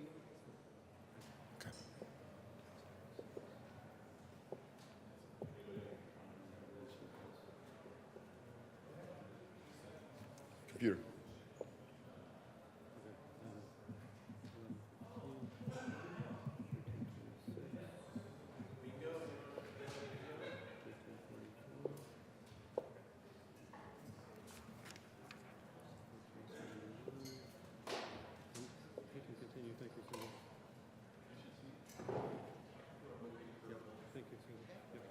The motion for the body is adoption of all the committee reports on special order second reading of the bills consent calendar. All those in favor say aye. Opposed, no. The ayes have it, and the committee reports are adopted. Any discussion on any of the bills on the consent calendar? Seeing none, the motion for the body is adoption of all the bills on the special order second reading of the bills consent calendar. All those in favor say aye. Opposed, no. The ayes have it, the bills are adopted. Majority Leader Rodriguez. Thank you, Mr. President. I move the committee rise and report. Oh, man. Mr. Chair, the motion is for the committee to rise and report. All those in favor say aye. Opposed, no. The ayes have it. The motion is adopted. The committee will rise and report.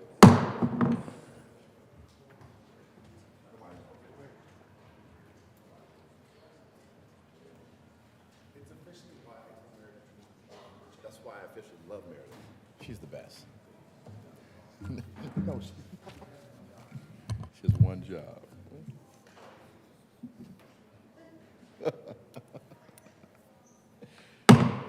Senate will come to order. Senator Coleman. Thank you, Mr. President. The committee has had a number of bills under consideration. Will the clerk please read the report? May 2nd, 2024. Mr. President, your committee of the whole begs leave to report. It has had under consideration the following attached bills, being the second reading thereof, and makes the following recommendations thereon. Senate Bill 221 is amended, passed on second reading, and ordered engrossed and placed on the calendar for third reading and final passage. House Bill 1076, House Bill 1115 is amended, House Bill 1326 is amended, House Bill 1342, House Bill 1344 is amended, House Bill 1371 is amended, House Bill 1442, House Bill 1455 passed on second reading and ordered revised and placed on the calendar for third reading and final passage. Senator Coleman. Thank you, Mr. President. I move the report. The motion is the adoption of the committee of the whole report. Are there any no votes? With a vote of 35 ayes, 0 no, 0 absent, 0 excused, the committee of the whole report is adopted.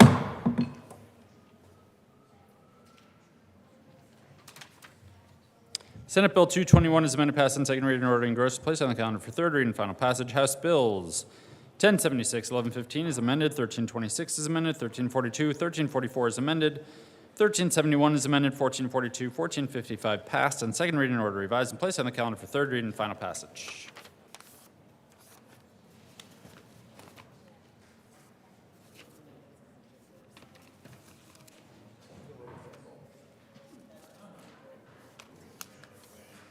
Majority Leader Rodriguez.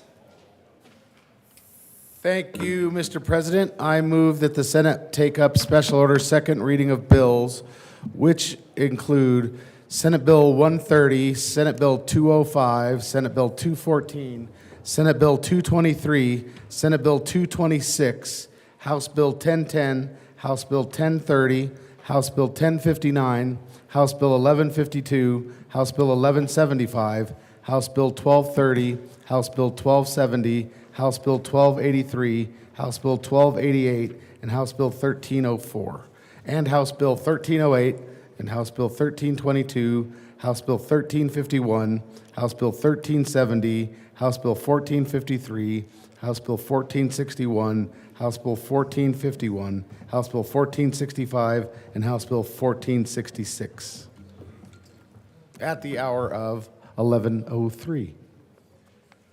The motion is that the Senate take up all of those bills listed by the Majority Leader on special orders at the hour of 11:03. All those in favor say aye. Aye. Opposed, no.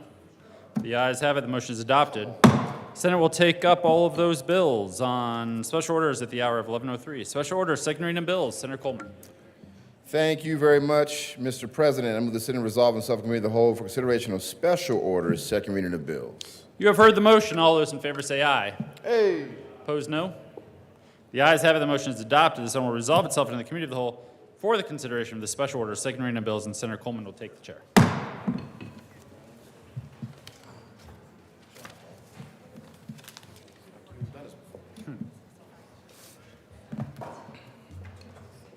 Meeting will come to order and the court rule is relaxed. Will the clerk please read the title to Senate Bill 130? Senate Bill 130 by Senators Malika and Will and Representative Brown concerning raising the limitation on non-economic damages in medical malpractice actions. Majority Leader Rodriguez. Thank you, Mr. Chair. I move to lay over I'm going to be laying over Senate Bill 130, House Bill 1152, House Bill 1230, and House Bill 1270 until tomorrow, May the 3rd. Just to repeat, you said Senate Bill 130, House Bill 1152, you said House Bill 1230? House Bill 1230, and what was the last one? 1270. House Bill 1270. The motion is to lay over 1152, 1230, 1270, and 130 to tomorrow. All those in favor say aye. Opposed, no.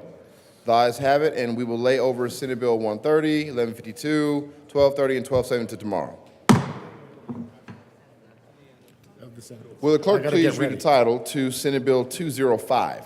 Oh, Mr. Majority Leader. Thank you, Mr. Chair. I'm going to lay over Senate Bill 205 to the end of after Senate Bill 226, so I can get a minute to get my stuff together. Okay, Senate Bill 205. The motion is to lay over Senate Bill 205 to after Senate Bill 226. All in favor say aye. Opposed, no. The ayes have it, and 205 will be laid over until after Senate Bill 226. Will the clerk please read the title to Senate Bill 214?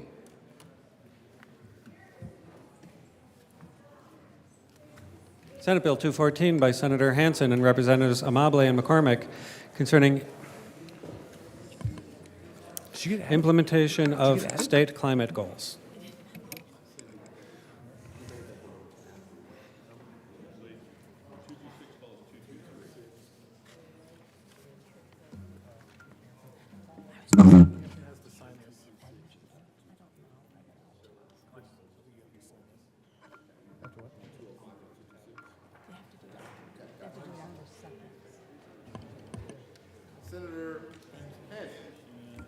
Oh, I think your mic's off. Senator Hansen. Thank you very much, Mr. Chair. I move Senate Bill 214 along with the T&E report and the Appropriations Committee report. To the T&E report, Senator Hansen. Thank you. Had one minor amendment in T&E, technical change because of the tax credits that are in the bill, and ask for the acceptance of the T&E committee report. Motion is the adoption of the T&E committee report. All those in favor say aye. Opposed, no. The ayes have it. The T&E committee report is adopted. To the Appropriations Committee report, Senator Hansen. Thank you very much, Mr. Chair. In Appropriations, we had 4 amendments that were adopted. They were conforming amendments to get the tax credits that are in the bill into the right section of statute, and ask for an aye vote on the Appropriations Committee report. Motion is the adoption of the Appropriations Committee report. All those in favor say aye. Aye. Opposed, no. The ayes have it. The Appropriations Committee report is adopted. There is an amendment at the desk. Will the clerk please read L15? L15, amend printed bill, page 7, strike lines 3 Senator and 4. Priola. Thank you, Mr. Chair. I move L15 to Senate Bill 214. To L15, Senator Priola. Thank you, Mr. Chair. Members, in consultation with the sponsor, after reading through the bill, I didn't think the bill necessarily was strong enough in pointing out how xeriscaping and using native plants in Colorado could really help save water and improve the environment. So ask for the adoption of L15, and I believe the sponsor considers it a friendly amendment. Senator Hansen. Thank you very much, Mr. Chair. We do consider this a friendly amendment. Thank you very much to the good senator from Brighton. As long as we all say it very carefully together, xeriscaping, it's not zero-scaping. As long as we got that, I am good with this amendment. Thank you. Seeing no further discussion, the motion is the adoption of L15. All those in favor say aye. Aye. Opposed, no. The ayes have it. L15 is adopted. To the bill. There is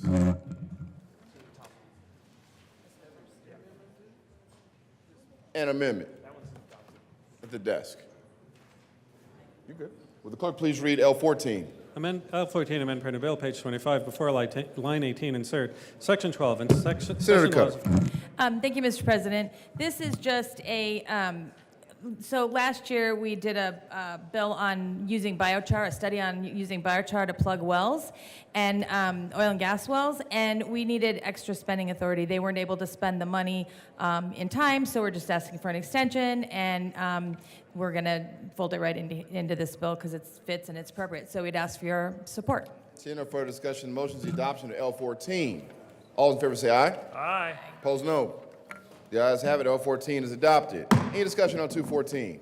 Seeing there is an amendment at the desk. Will the clerk please read? L12. L12, amend Senator printed bill. Hansen. Thank you very much, Mr. Chair. I move L12 to Senate Bill 214. To the amendment, Senator Hansen.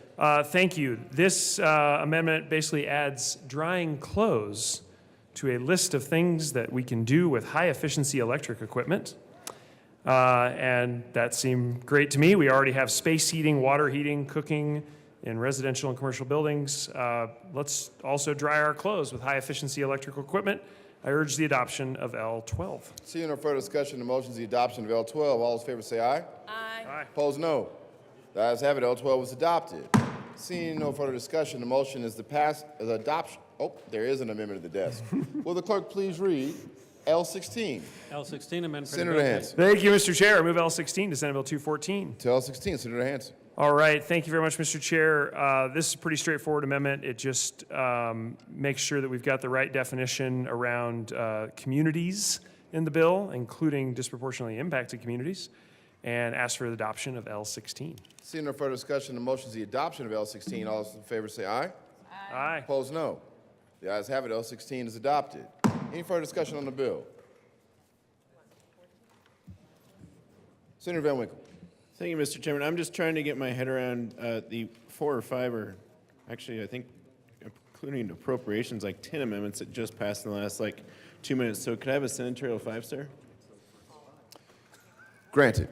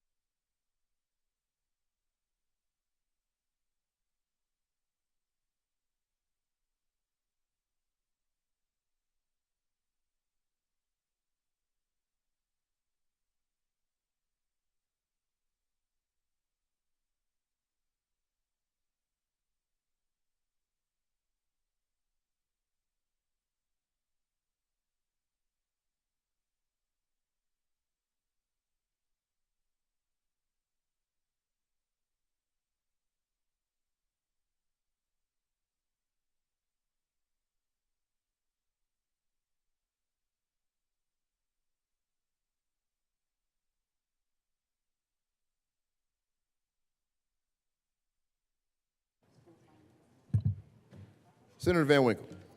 Thank you, Mr. Chairman. I appreciate that time to digest and ask a couple questions offline to the bill sponsors about those several amendments that just passed. Thank you. You got it. Seeing no further discussion, the motion is the adoption of Senate Bill 214. All those in favor say aye. Oh, there is more discussion. Thank you, Mr. Chairman. And I did have one question just on the Appropriations Committee report. I know several amendments did pass there. how might it affect the fiscal note as it comes out of the Appropriations Committee, given all those amendments? Senator Hansen. Thanks very much, Mr. Chair, and appreciate that question. We did have a chance to adopt a few amendments this morning on appropriations. They didn't have a substantial impact on the fiscal note. They were basically moving the grant, the severance tax money that has been part of some of these previous pieces of legislation, gets them into CRS Title 24 out of 39. I mean, happy to go into great detail, but they didn't change the fiscal approach, and they basically were conforming amendments to move it to the right section of our statute books. Seeing no further, there is further discussion. Senator Pelton B. Thank you, Mr. Chair. I was just wondering, when we heard this bill, I was getting really confused because, I mean, I know that there's $540,000 from the general fund in this, but there's a lot of things in here that I don't think that's going to completely cover. And I know that they're grants, so maybe they're not supposed to cover it all, and maybe they're supposed to come from the actual agencies. But for instance, changing all the fixtures to energy efficient fixtures, I can tell you that they're a little bit more expensive than the normal fixtures, which I appreciate. I'm guessing we're going to go from fluorescent lamps to LEDs and all that stuff is what I'm understanding, and maybe water saving fixtures and that sort of thing. But there comes a cost to that, and I'm going to ask the sponsors: is that going to be fully covered by the $540,000? Senator Hansen. Thank you very much, Mr. Chair, and I really appreciate this discussion. Just to kind of set the topography of this bill, the main purpose of the bill, the only new spending, was in the set-aside adopted by the JBC to create the Office of Sustainability inside of DPA. So that's the only thing new here. And so the fiscal note, that's what you're seeing in the fiscal note, is the $500,000 or so that was negotiated as part of the budget that would go to set up this Office of Sustainability. That office is going to work with all the departments across the state government, as well as has $400,000 to help convert state lawn equipment to electric. So the mowers at the Capitol will soon be electric, for example. All the other grants that are listed in the bill are touched because we are updating things like adding clothes dryers, but there's no new grants there. That's all existing programs. We're just modifying eligibility or making some changes to which part of the statute books they're living in because of their interaction with things like severance tax, but there's nothing new there. That's just updating existing programs. Senator Pelton B. I appreciate that. And clothes dryers, I mean, if you really want to be energy efficient, you can hang up clotheslines. That would be a good thing during the summertime. That's what Grandma used to do when she raised 13 children. I don't remember her dryer running much during the summertime. It was all the clothesline. The other question I have is assisting the state agencies in developing training programs to educate state employees on sustainable practices. Are we educating the state employees on sustainable practices at work, or are we educating them on their entire life that they're trying to do? Because I think that if we're trying to educate and train employees on how to be sustainable at work is one thing, but trying to train them in their life as they're going on, I don't know if that's an appropriate thing to do as a state agency. So that's another question. Senator Hansen. Thank you very much, Mr. Chair.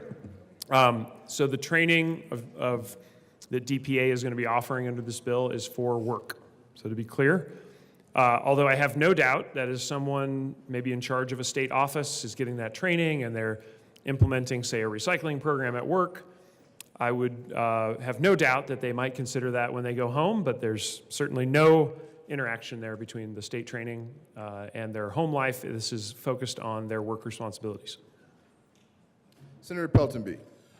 All right, and then my last question that I have is when we're talking about infrastructure and electric vehicles.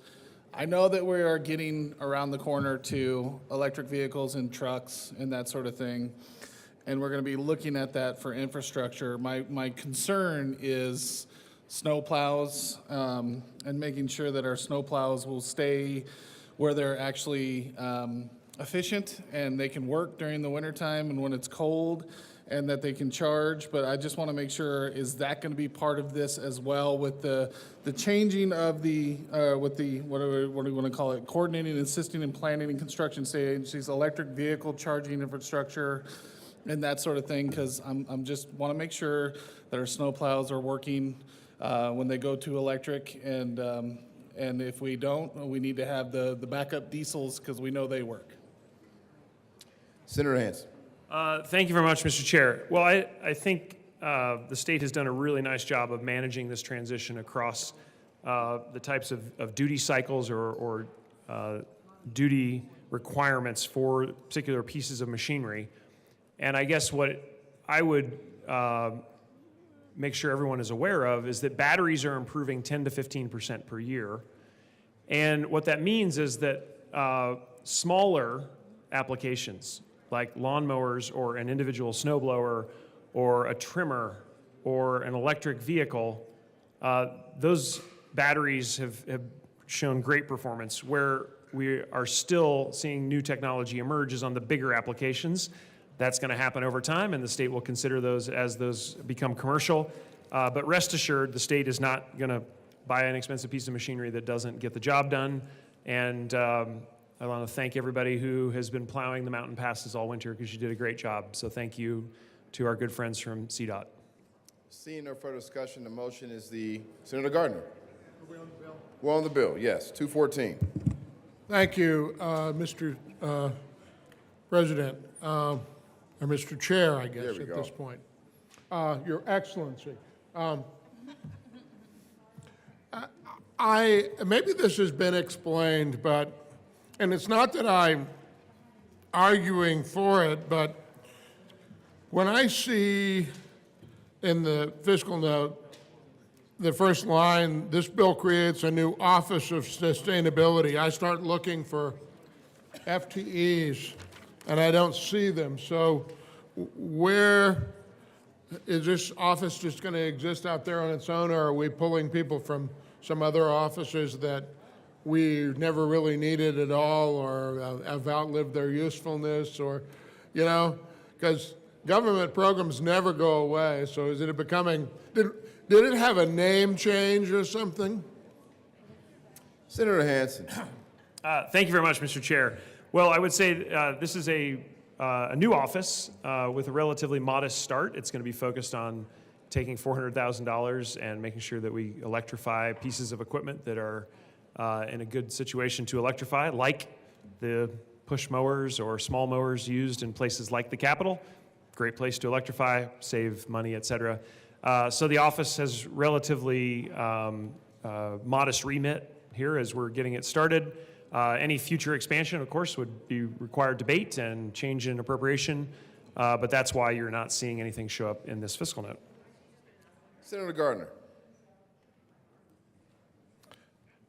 Well, thank you, and I appreciate the sponsor's explanation, but this actually seems like it's wasteful of energy, because near as I can tell, what we're going to do is have the lights are on, but nobody's home. We're creating an office that doesn't have any people, but that worries me too, because I think somewhere in all of that was the implicit, of course we're going to need some people in the future. I'm not going to be here, but I'm guessing that some people who are going to be here after me can come back and look at the Office of Sustainability in 2 or 3 or 4 or 5 years, and it'll probably have grown like Topsy. I don't know. That's a good reason to be a no on this bill. Seeing no further discussion, there is further discussion. Senator Pelton B. Thank you, Mr. Chair. So in section 4 and 5, this is just kind of bothering me, because especially a guy that's lived and built a career on doing his work out of a code book. But in section 4 and 5, when it established a when the establishing the Energy Code Board to develop model codes for voluntary adoption. We're making the citizens do mandatory adoptions, but the voluntary adoptions for local government and state agencies. When that bill was passed, it was very frustrating for me. This bill extends the deadline for the board to produce a model low energy and carbon code to September 1st, 2025, and allows the board to spend an additional $125,000 on board costs instead of grants to local governments. So they're taking the grants away from the local governments with this Energy Code Board, and they're actually taking it to the Energy Board costs. I have a big issue with that part of the bill. I have a lot of issues with the bill, but this one's the worst.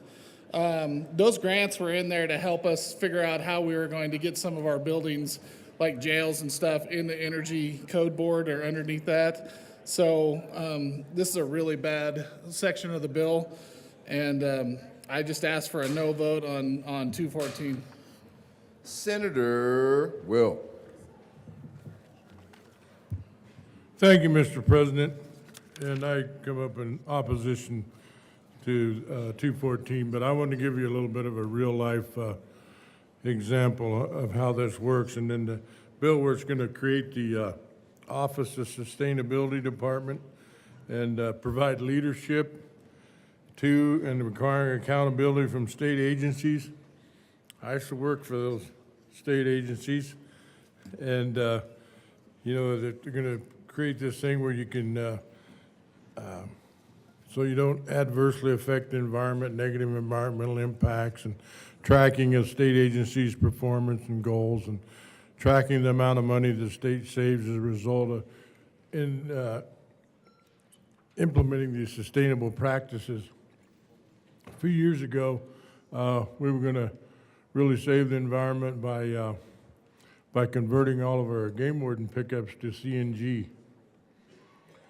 Well, we converted about 40 of them at a price to the state of $11,000 per vehicle. $11,000. Now that didn't come from the taxpayers. That came from our hunting and fishing public. Luckily, it didn't come from from the taxpayers. $11,000 per vehicle. Well, we get all these new vehicles issued out into the rural areas of Colorado, and there was no place to fuel them. The closest station, CNG station I could fuel at was 75 miles away. So $11,000 per pickup, 40 of them, you can do the math. And so I can tell you this, this kind of stuff that's mandated and mandated to state agencies, it just doesn't work in real life. You know, the road to whatever is paved with good intentions, this doesn't work, and it needs to be well thought out. And having creating an Office of Sustainability probably isn't the answer to our woes. So I'd ask for a no vote on 214. Thank you. Senator Pelton B. Thank you, Mr. Chair. I have another question for the sponsors on the bill, and it's going back to the sections 4 and 5, I think it was, where I was talking about earlier with taking away from local governments.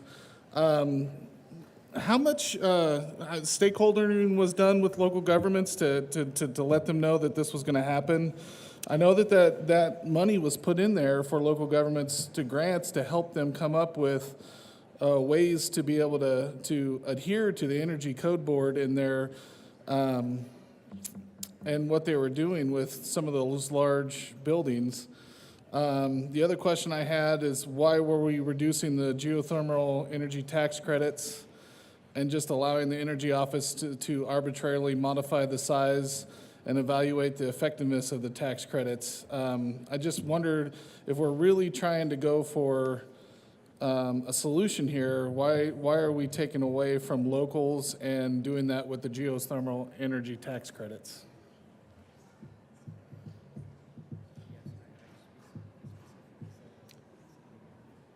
Senator Will.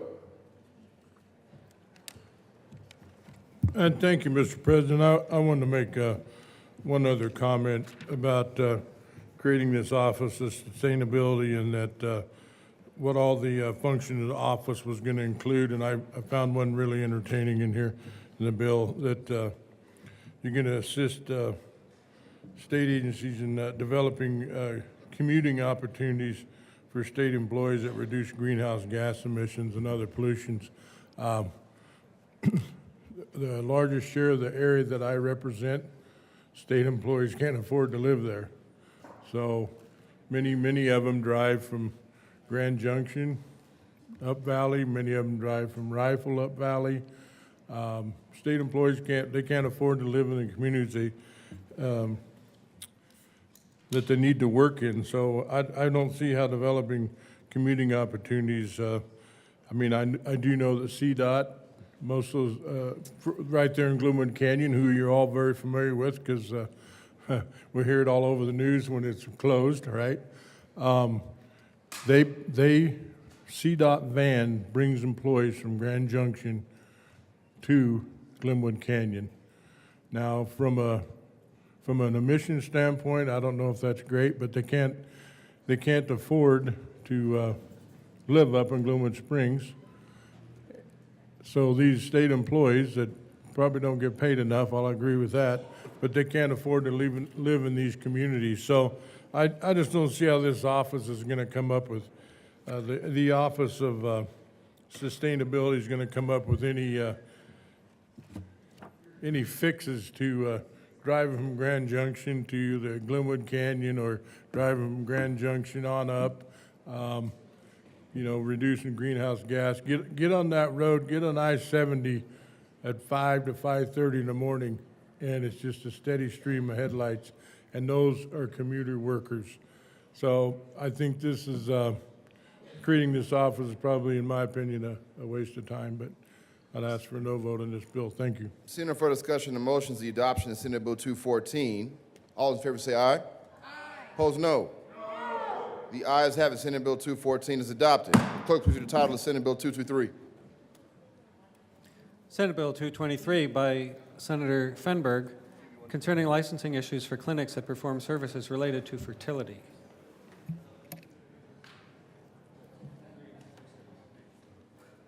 Senator Fenberg. Thank you, Mr. Chair. I move Senate Bill 223. And the Finance and Appropriations Committee reports. And the Finance and the Appropriations Committee reports. To the Finance Committee report, Senator Fenberg. Thank you, Mr. Chair. The Finance Committee simply made some very small changes to update some of the grammar and the language, but did not change the intent of the original bill. Motion's the adoption of the Finance Committee report. All in favor say aye. Aye. There we go. Opposed, no. Of course. The ayes have it. Finance Committee report is adopted. To the Appropriations Committee report, Senator Fenberg. Thank you, Mr. Chair. The Appropriations Committee actually amended the bill with an L amendment to reduce the annual appropriation for this program. Seeing no further discussion, the motion is the adoption of the Appropriations Committee report. All in favor say aye. Opposed, no. The ayes have it by one vote. Senator Winter, thank you very much for voting. And the Appropriations Committee report is adopted. To the bill, Senator Fenberg. Thank you, Mr. Chair. Members, this is a pretty small bill, but it updates a significant program that we created a couple of years ago. And this is the licensing of gamete banks and related fertility service places and businesses. There was a great need to do this. We became the first state in the country to do it. I think the regulations that have been discussed through the rulemaking process are very reasonable, flexible, and done in a way that ensures that folks will be able to still get licensed here and people will still have access to these services, but offers a basic level of consumer protection that has been missing in this industry all over the country forever. And I'm hopeful that this will be a program that is successful, provides additional protections, and is something that other states can adopt as well. Urge an aye vote. Senator Gardner. Thank you, Mr. Chair. I'm pleased to be joining the president on this bill. I was a co-prime sponsor on the original bill. It is useful to review why we're doing this, where this bill came from, and so forth. In 2022, we passed Senate Bill 22-224, which was the first licensing of gamete banks, and it's gamete, and fertility clinics by the State Board of Health and CDPHE. You know, we experienced, as happened around the country, instances of fertility fraud. I don't know why the Western Slope, I don't want to pick on our friends from the Western Slope, but seemed to be a hotbed for this fertility fraud. And Senate Bill 224 was groundbreaking. So groundbreaking, the bill was actually mentioned in the New York Times, I am told, that it did that. And we have some refinements about what it means to be a known donor, or an unknown donor, really. We added language that says a donor and a recipient parent or parents are, quote, unknown to each other if a gamete agency, gamete bank, or fertility clinic introduced or initiated the match or connection between the donor and the recipient parents, and the donor and recipient parent or parents do not mutually exchange identifying information, presumably to deal with the fact that people might actually know each other, but they don't know they know each other. And I think the banks and agencies are going, well, how do I make sure they don't know each other without telling them? That wouldn't work. And so it means that they're sort of unknown, in fact, as to who the identity is. And dealing with clinics both within and outside the state, if a clinic's outside the state, but matching people within the state, then it's regulated as well. We could go on and on, or I could, but will not. We simply ask for an aye vote on this very important bill involving gamete agencies and banks. Any further discussion? Seeing none, the motion is the adoption of Senate Bill 223. All those in favor say aye. Aye. Opposed, no. The ayes have it, and 223 is adopted. Will the clerk please read the title to Senate Bill 226? Senate Bill 226 by Senator Fenberg.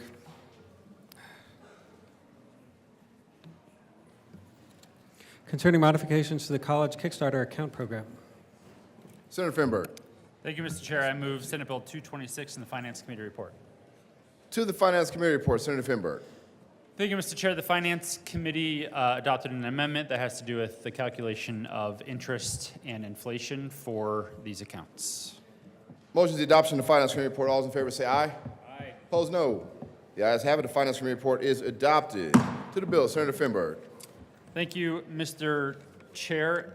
Senate Bill 226 makes some small updates to a program that we created a few years ago called the College Kickstarter Program.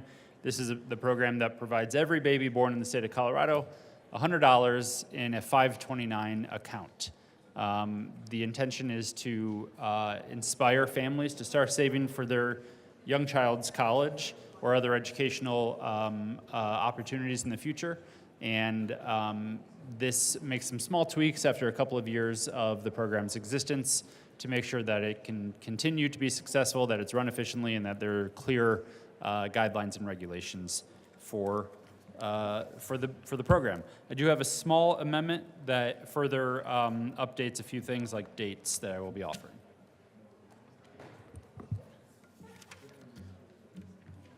There is an amendment at the desk. Will the clerk please read L002? L2, amendment. Senator Fenberg. Thank you, Mr. Chair. I move L2. To the amendment. Thank you, Mr. Chair. This amendment just clarifies, essentially adds additional clarification to the amendment that we offered in committee, but it requires CDHE to report on the solvency of the fund during the annual SMART Act presentation. And then it also changes the effective date to January 1st, 2025, in order to give the department some time to update their software to accommodate the changes that we're making in the program. Is there any further discussion on L002? Seeing none, the question before us is the adoption of L002. All those in favor say aye. Those opposed, no. The ayes have it, and that amendment is adopted. Any further discussion of Senate Bill 226? Seeing none, the motion before the body is the adoption of Senate Bill 226. All those in favor say aye. Those opposed, no. The ayes have it, and Senate Bill 226 is adopted. Will the clerk please read Senate Bill 205? Senate Bill 205 by Senator Rodriguez concerning consumer protections in interactions with artificial intelligence systems. Majority Leader Rodriguez. Thank you, Mr. Chair. I move Senate Bill 2005 of the Judiciary Report. To the committee report. Yes, in the committee report, we made some changes based on some stakeholdering and some tweaks to some words in the bill to bring it to a more refinement from the tech industry. Is there any further discussion on the committee report? Seeing none, the motion before the body is the adoption of the Judiciary Committee report. All those in favor say aye. Those opposed, no. The ayes have it. The ayes still have it, and the committee report is adopted. We are on the bill, and there's an amendment at the desk. Will the clerk please read L003? L3, amend printed bill, strike Majority Leader everything Rodriguez. Thank you, Mr. Chair. I move L003. To the amendment. Thank you, Mr. Chair. Through the meeting, the hearing we had, and the discussions, we've met with tech industry probably since the hearing about 3 times. Well, we have been working on this bill for 2 years, understanding that as we're looking at new controls for artificial intelligence, we have reduced the bill into only applying to the high-risk AI decision-making tools. We carved out the general purpose AI and the synthetic AI, which is the watermarking. So we are only concentrating on the discriminatory practices of the artificial intelligence decision-making. And this bill basically has carved down to that, and we've adjusted the bill from feedback from 2 meetings with the tech industry, and probably have another amendment or 2 I'll add on 3rd readings if this bill gets through here today. Ask for an aye vote. Is there any further discussion on L003? Senator Baisley. Thank you, Mr. Chairman. Yeah, I want to just express appreciation to the sponsor for this amendment, which will exclude some large industries within Colorado. So I appreciate that very much. There's more to do on the bill itself, but I would just want to express appreciation for these carve-outs. Thanks. Seeing no further discussion, the motion before the body is the adoption of L003. All those in favor say aye. Aye. Those opposed, no. The ayes have it, and that amendment is adopted. To the bill.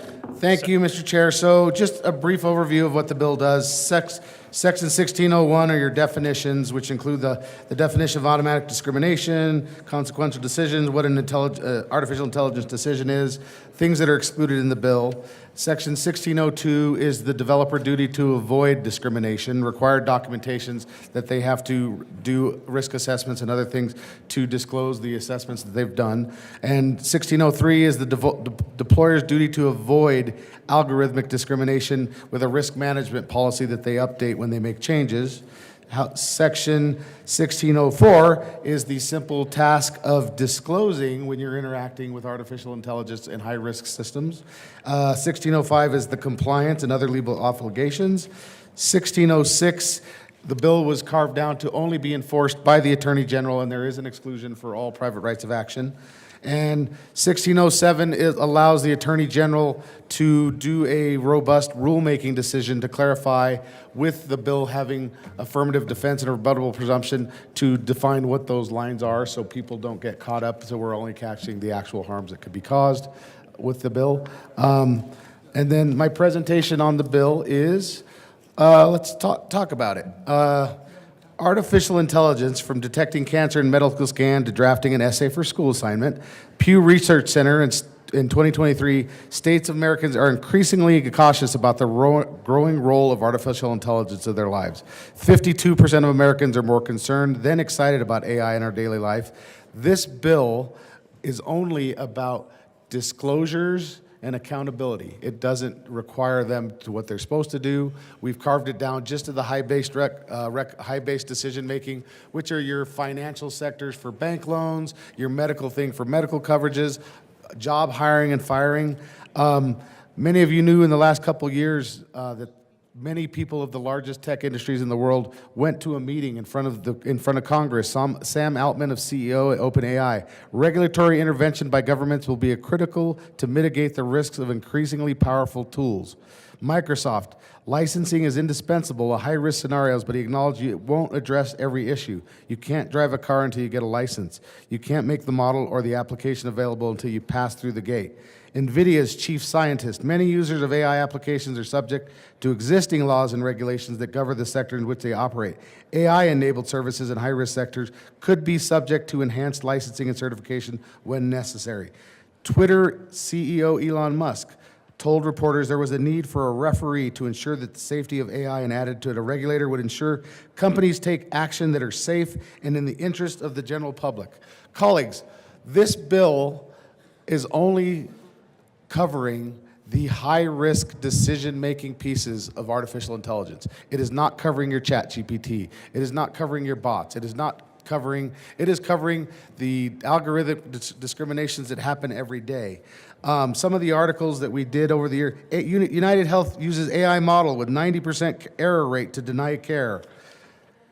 United Health uses AI to deny elderly patients medically necessary coverage. EEOC settled first-of-a-kind bias in hiring lawsuits. This bill just makes these companies address any biases as the system will have, because artificial intelligence is a learning tool and it's going to have errors. And what this bill does is allows them to fix it, report it, address it, and if they do all those things and what is required and they notify it, they're not going to be sued. They're going to have an affirmative defense or rebuttable presumption.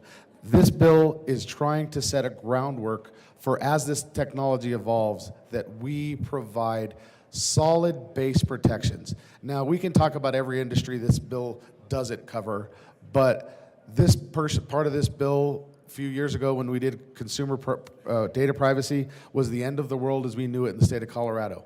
It brought jobs in. It brought cybersecurity. You'll have cybersecurity in this space. Do we let this go until it's too late like we did for data privacy? I don't think so. We're taking a strong, small step on protections for consumers from harm and discrimination by just asking you to disclose when you're interacting and to take accountability and fix your risks. It seems odd that the opposition is there and that people would say, we don't need this, because I think this should be a standard that we expect of all of our companies to impose, and I just ask for an aye vote. Happy to discuss. Further discussion? Senator Gardner. Thank you, Mr. Chair. Well, I'm in receipt here just a few moments ago of an SBEC. And an SBEC is strike everything below the enacting clause. I guess it's SEBEC, but you see that in your email from time to time when they send it to you. So this is, for all intents and purposes, the bill now. Everything in this folder. There's not a wastebasket up here, so I'll just hold it there, but you can put it in the wastebasket, because after all that, this is the new bill. We heard it in Judiciary, and I have to say that was one of the most educational Judiciary Committee meetings I've ever sat through, and that's saying a lot, because I think at this point I've sat through hundreds, certainly thousands of hours, years of my life. But we had artificial intelligence experts there to talk about a regulatory scheme and regime for their product and their industry. Now, one of the things about the bill, and the sponsor, the majority leader, pointed this out, and it's really important. This artificial intelligence regulation doesn't do anything about what I call the Terminator problem of artificial intelligence running amok, giving artificial intelligence more credit than it's entitled to for decision making, except in one particular aspect, and that is discrimination. Now, and that's interesting to me because there's a lot that needs to be regulated about artificial intelligence, probably not at the state level. And I question whether algorithmic discrimination, which is what this bill seeks to regulate and control, is best regulated at the state level for an industry that is both interstate and international in its scope. But you need to understand what the concern here is. Now, as I understand the concern, it is that more and more and more these artificial intelligence software programs are going to be making decisions for you. You know, you already got these artificial intelligence software programs talking to you, so when you go on the chat box, you're not chatting with a person. It's kind of fun sometimes if you have nothing else to do to ask them a difficult question and see what they come back and say to you. Basically, they go sideways.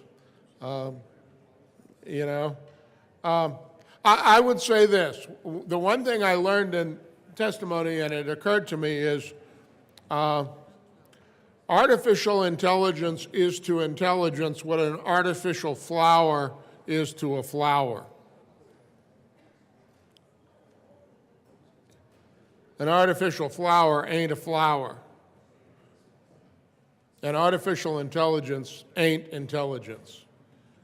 It's a synthesis of a lot of other things. But we're going to start using it. You know, if you've heard or read, some lawyers out there have ventured to use artificial intelligence to write their briefs. The trouble is the program that they used wasn't really designed to write legal briefs, so it didn't have a constraint on making up cases. It sort of made up the law. And lawyers who didn't check their sites got in trouble. Now, the leading purveyors of legal software are already out there putting this stuff out, and this has to do with the bill because the bill talks about what are consequential decisions in the algorithm. So these programs, this artificial intelligence is going to start making decisions about things like education enrollment or an education opportunity. So they'll just feed in all of your attributes and, you know, if you're applying to go to Harvard, the AI, you know, you could just get rid of your entire admissions process. I guess it'll read the essays too. An employment or an employment opportunity, a financial or lending service. I think that that's already sort of going on. They just feed in the numbers, feed in your credit rating, feed in all the data.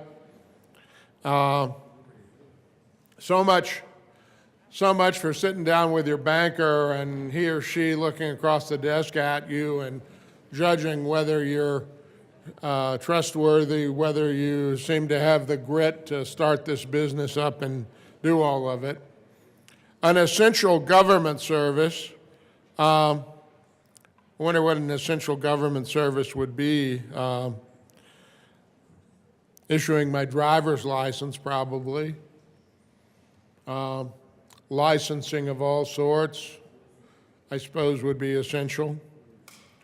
Handing out money in disaster relief programs, all sorts of things. Housing, insurance.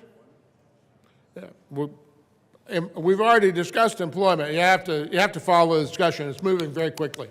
Or a legal service.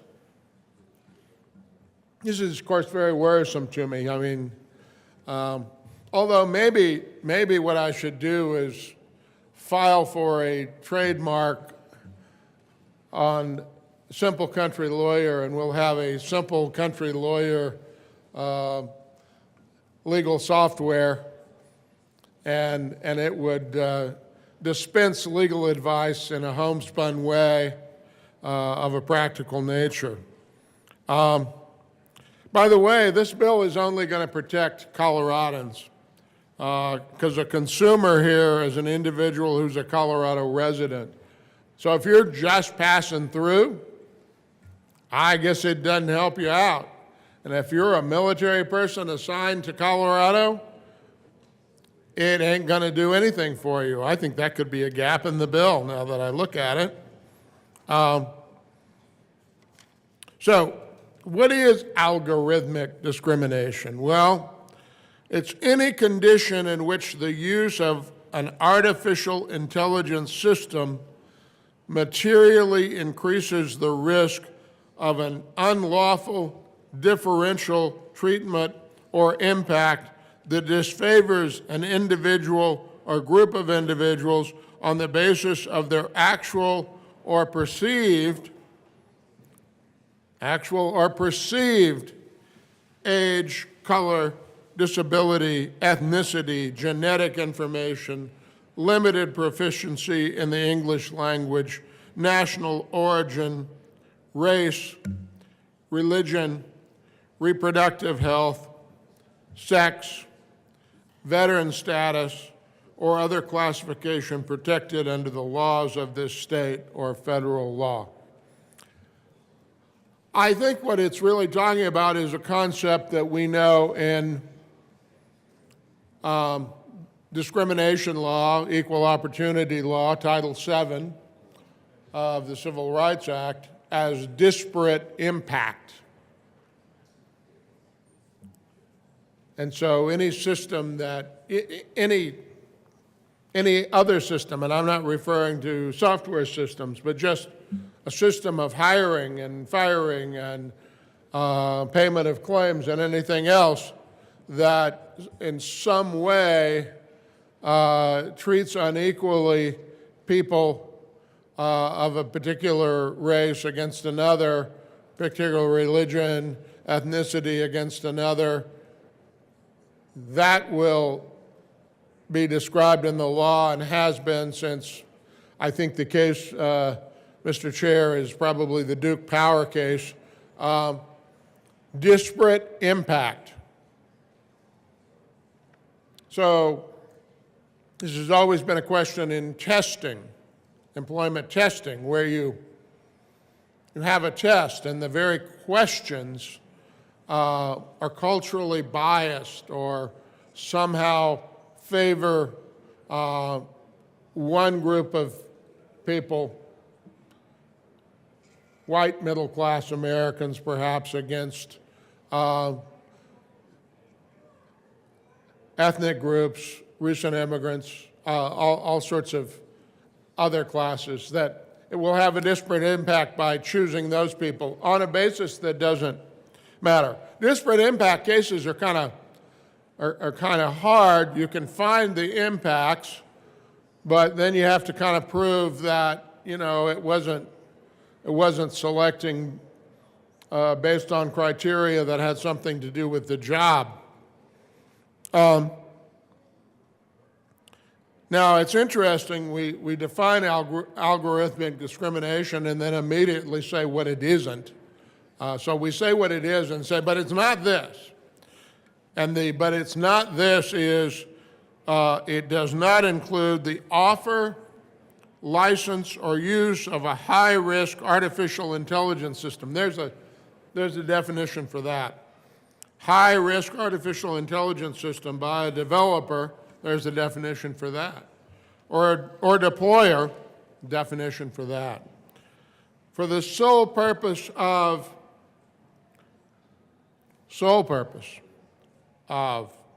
the developers or deployers self-testing to identify, mitigate, or prevent discrimination or otherwise ensure compliance with state and federal law. What does that mean? Well, that means you could have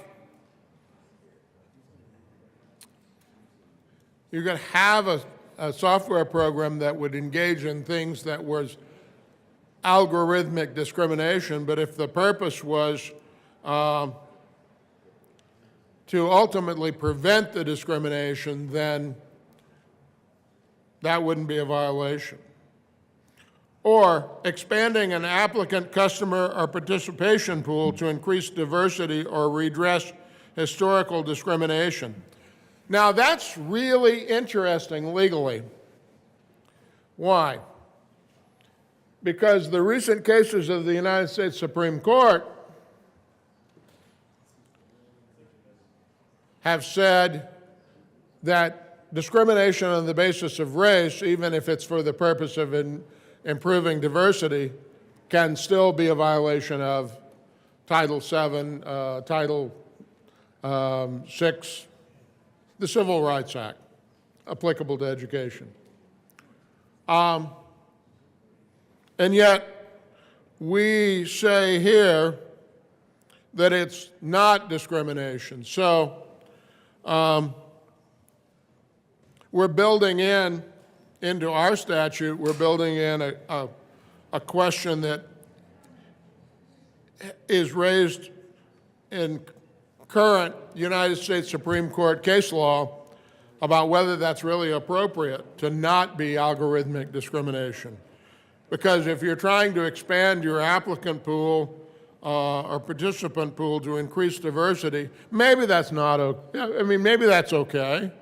Might depend on the circumstances. Or says what? Does not include offer, license, etc. Or an act or omission by or on behalf of a private club or other establishment that is not in fact open to the public as set forth in Title II of the Federal Civil Rights Act of 1964, 42 U.S.C. Section 2000A as amended. I need to go look that up as to what private club or other establishment is defined. And you know, I heard this is in the original bill. I'm sure it is. It's just I'm just trying to remember what kind of private club would not be subject to that. Because in Colorado, by the way, any private club is a place of public accommodation and is subject to the Colorado Anti-Discrimination Act. We have another definition here, artificial intelligence system.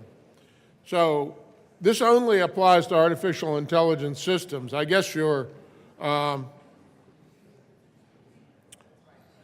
you know, maybe, what's interesting is maybe we've had a lot of these things out there in like the lending area for a long time, because it means any machine-based system for any explicit or implicit objective infers from the inputs the system receives how to generate outputs, including content, decisions, predictions, or recommendations that can influence physical or virtual environments. I think that's a light way to say has anybody seen the ads on TV about buying your car or getting your home loan? They'll tell you right off the bat whether you're pre-approved. You just put in the stuff. I think that's an artificial intelligence system already, because you're putting in these inputs. You're telling them where you live. I mean, they're going to get your zip code, which raises a question, because if you put that in, they want to know generally when lending where you live. They can tell where you live generally just by what you put in. That's going to be kind of interesting. Now, this only applies to consequential decisions, not inconsequential decisions. So, a consequential decision is a decision that has a material, legal, or similarly significant effect on the provision or denial to any consumer of, or the cost or terms of, and then it lists these things, and we went through them earlier. By the way, apparently a consequential decision is not what matches you get on your dating site, because those aren't listed here, even though there's quite a bit of artificial intelligence that takes place in those dating apps that the new generations use so much. And older people too, now I understand. We've talked about deployment. Deploy means to use a high-risk artificial intelligence system. Okay.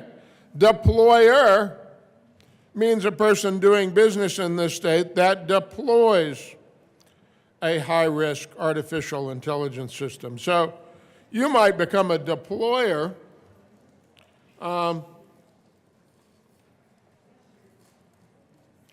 it's interesting. So I have a law practice, and you have all of these software business development programs out there that help you develop leads and do things like that.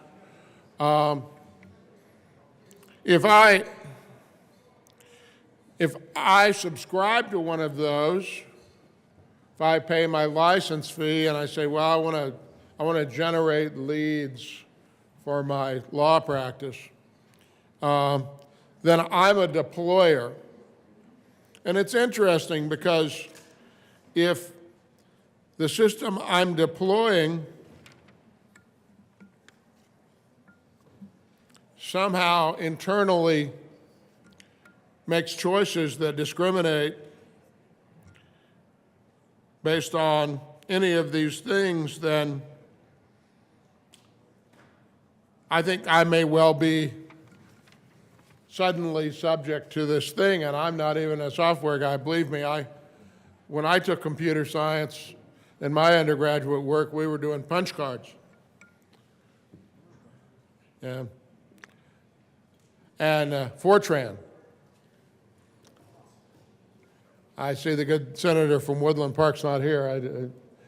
I would have gotten a knowing chuckle from him, I think. He's probably too young to have used Fortran.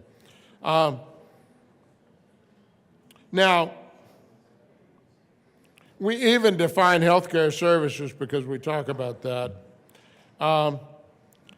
But we cross-reference the 42 U.S.C., which is the 42 U.S.C. has in the U.S. Code has Social Security and Medicare and Medicaid and all of those things. So that's where you would find a federal definition of healthcare services. Then we have to define high-risk artificial intelligence system. Means any artificial intelligence system, and that's interesting. So you have a high-risk artificial intelligence system that is an artificial intelligence system. So remember, we already defined artificial intelligence system. And then a high-risk one is one of those that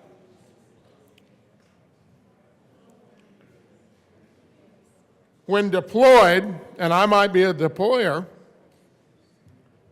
you know, running my small business identifying leads, and it might, you know, I might have a plumbing business or a business to do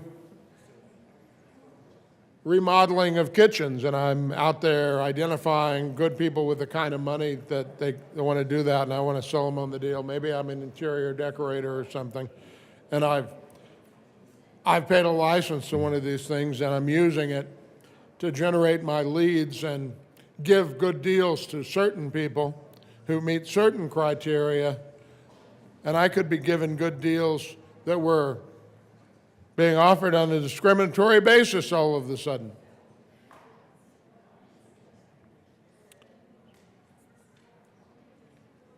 A consequential decision. Now, probably an interior decorator is not a consequential decision, but what about housing? Housing is a consequential decision, so who I'm going to offer the 1 month free rent deal would be subject to this bill. Home loans, car loans, all those ads that you see on TV. But as usual, once we define high-risk artificial intelligence, we are compelled to say what it isn't. We define what it is, and then the problem is we gotta take some things out. Does not include an artificial intelligence system if the artificial intelligence system is intended to perform a narrow procedural task.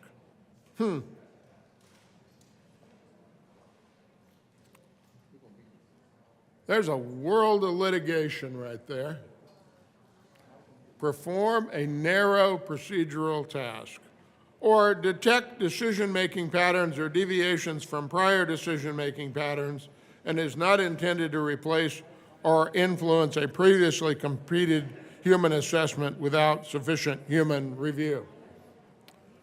I guess they're trying to say if your artificial intelligence system is designed to make sure that your human system is not a discriminatory system,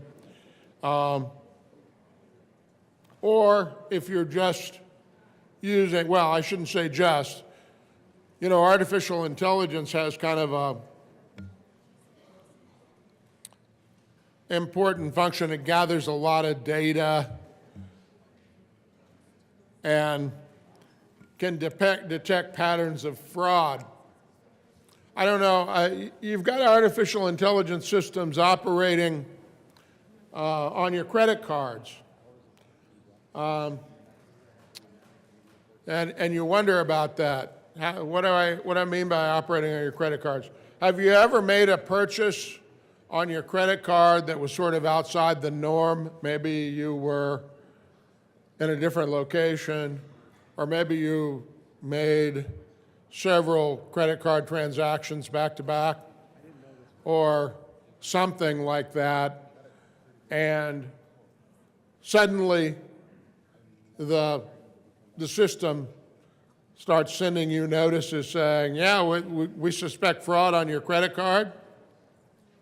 I mean, I had one of those happen some years ago here at the Capitol. I had my wallet in my back pocket, and then I had to pull it out while I was in the car, and then I shoved it back in while I was in the car sitting down. And then when I got out, it was out in the circle here. When I got out, I didn't know that my wallet dropped on the asphalt beside my car. I didn't know until I was at lunch with a colleague, and this colleague said to me, "It's your turn to buy lunch," and he was right, and I reached for my pocket, and I didn't have my wallet. And I was like, uh-oh.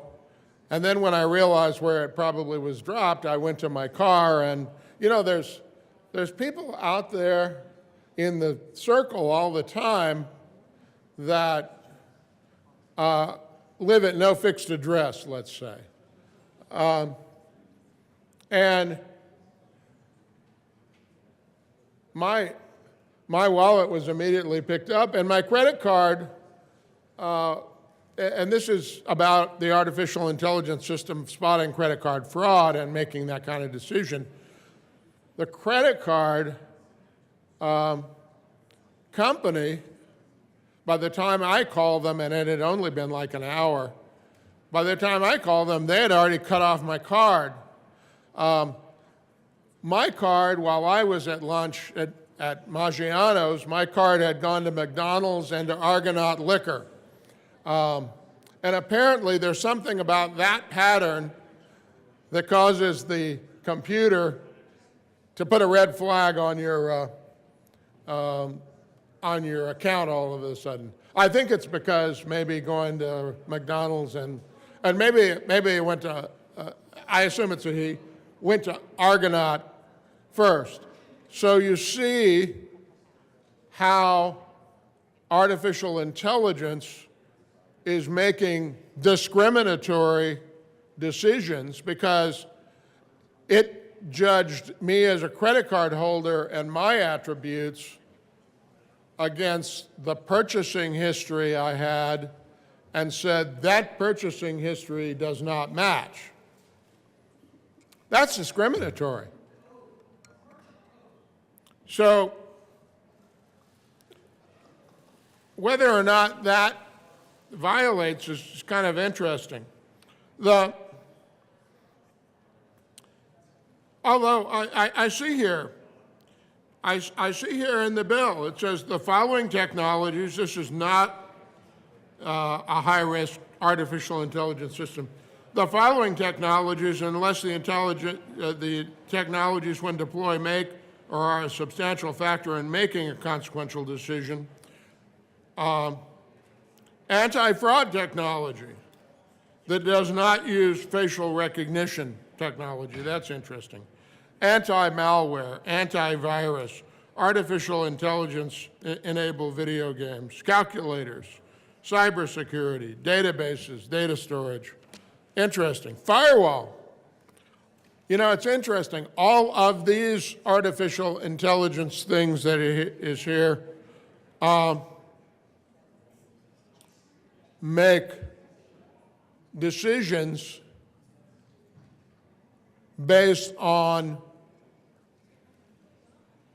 where you live, your socioeconomic status, all sorts of things that people like him don't do that.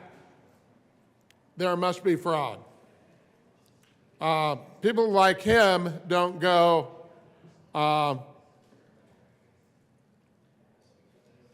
to that particular kind of site. Or he's never been to a sports betting site before.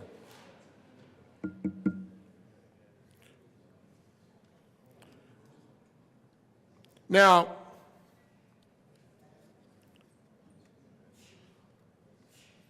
we could go on and on. I want to give colleagues an opportunity to speak to the bill.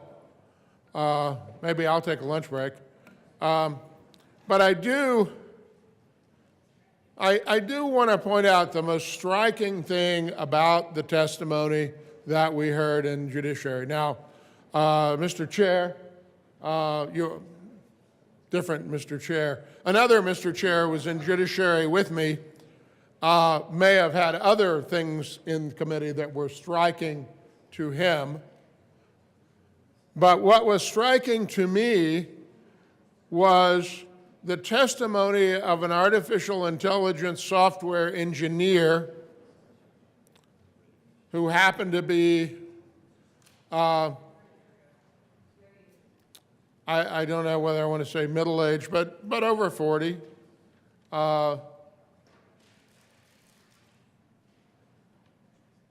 Black man who said, this bill is the wrong approach for dealing with we're dealing with algorithmic discrimination. It's the wrong approach. And that caught my attention. And what was the sum and substance of the testimony? The testimony was, we already have a regulatory structure that deals with discrimination. It's a Civil Rights Act, and it deals with disparate impact and things like that. And trying to create this other regime, if you will, these are my words, but rather than trying to create this alternative structure of what is and isn't discrimination, introduces a whole host of difficulties and problems, creates a different standard. We already have years and years of legislation and case law around disparate impact, and it applies to any and all of these practices by people who do business, people who provide places of public accommodation, people who sell goods and services, who do so in interstate commerce, and I don't know anything that isn't interstate commerce any longer. And that set of standards and that law is highly developed. And this always comes up in the question of technology and how will the law deal with the new technology. And you know what the law does? It does in my mind, what I think is a very wise thing. It tries to look at what have we done for 400 or 500 years of common law around things like property, torts, laws of human rights, and we have this new thing. And this new thing raises a whole different set of factual patterns, but it doesn't really raise new concepts. The concept of discrimination and disparate impact are 50 plus years old. And we have well-developed law. As I say, that testimony was striking to me because the suggestion was, don't be writing new things. Use the law you already have and apply the law you already have. And if you have to go into the law you already have to say something about artificial intelligence, you know, we did this and we have done this in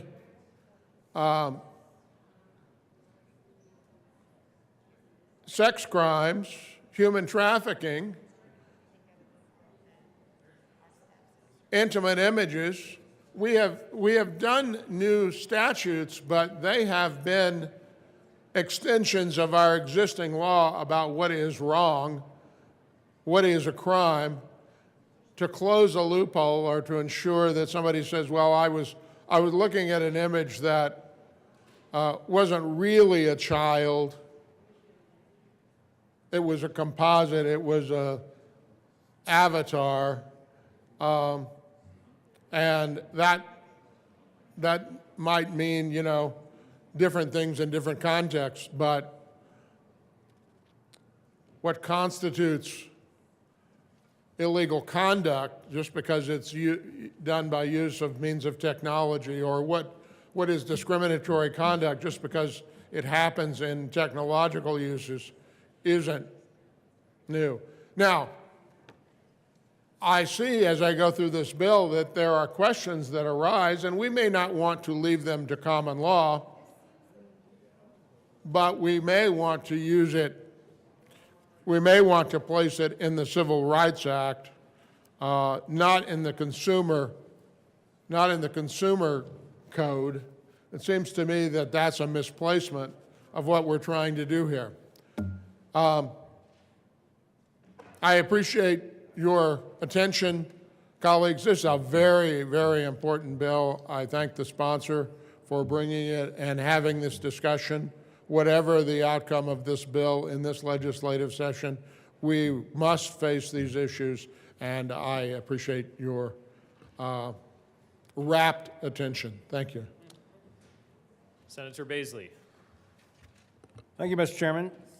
I want to build off of the point last made by the good senator from Colorado Springs, that the intent of the bill is one I think we can all in this room, all members of this body, get behind, and probably to build off of the laws against discrimination, laws against discriminatory practices that are already on the books, and to simply broaden the application in current statutes so that it would apply to an artificial intelligence machine or artificially generated recommendations and determinations of all those things that for which we have such protection statute. I want to talk about the basics of the bill because I'm very concerned that it gets off track in its very basic descriptions. So as an example, on the first page, within definitions, at any rate, describes an artificial intelligence system. It says, an artificial intelligence system means any machine-based system that, and I'll read this twice, means any machine-based system that for any explicit or implicit objective infers from the inputs the system receives how to generate outputs, including content, decisions, predictions, or recommendations that can influence physical or virtual environments. By that description, that definition, this is an artificial intelligence system.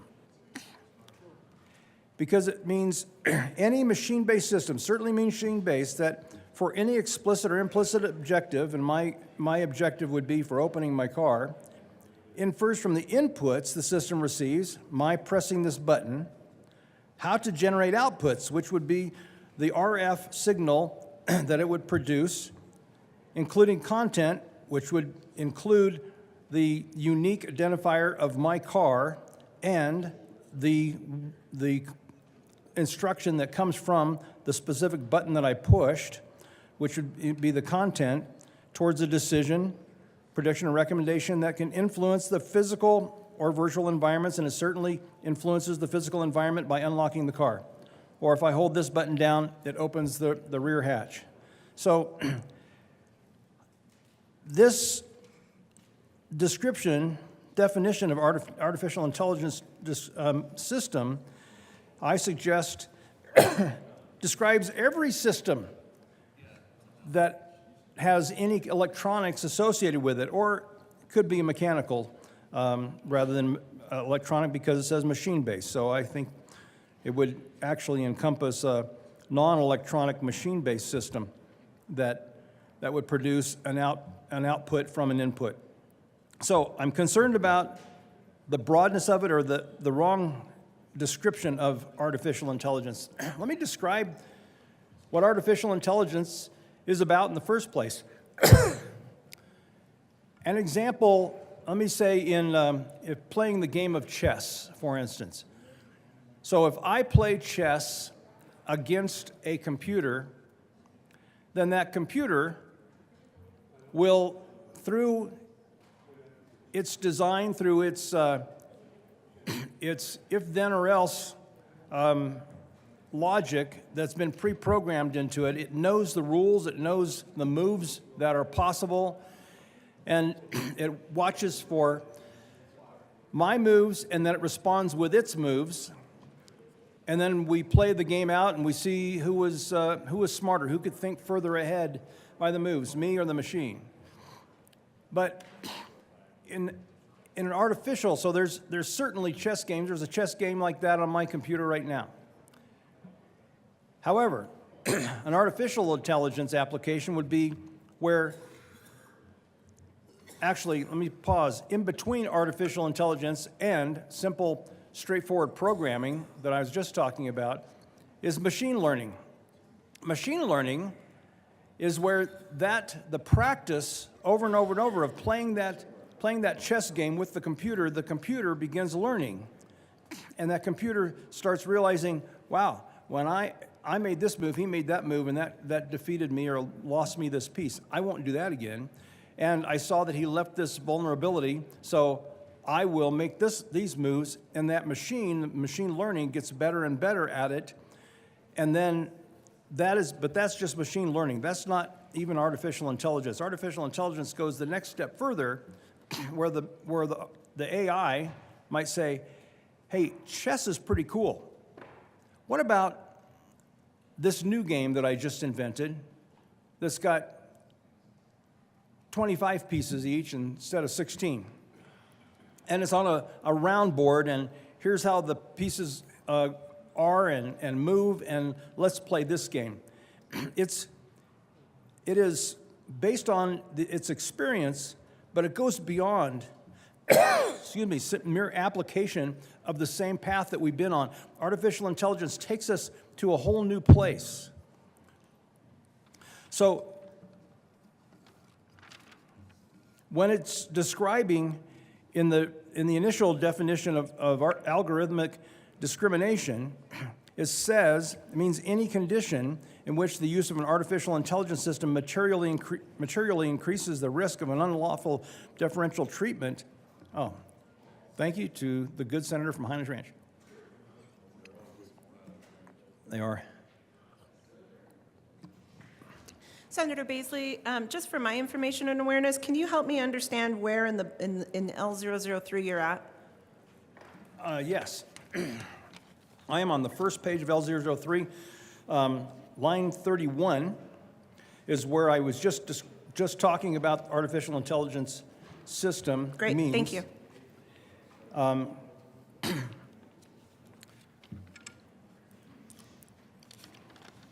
But let me move forward, excuse me, to page 2 of L003 and lines 28 through 31.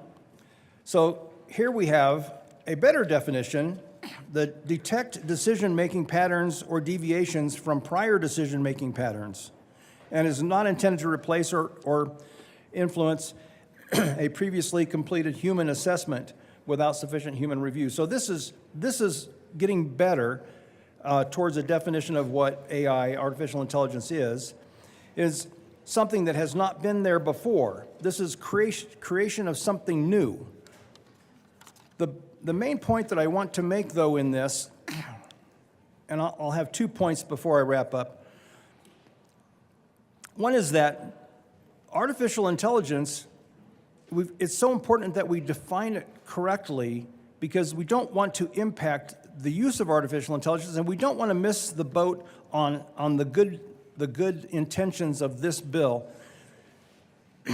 You can anticipate, we can all anticipate that in our work, our employers will be looking for employees who can effectively use artificial intelligence in order to become more effective employees.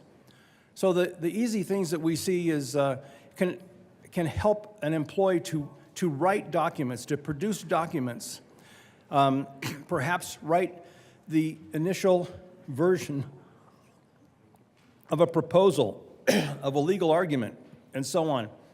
But this will become more and more common. I'll give an example within my own company, because we are beginning to adopt artificial intelligence to enhance the software that that we are developing, and the challenge given us by a local energy company was, can you help us to predict the failure of a pump or a valve?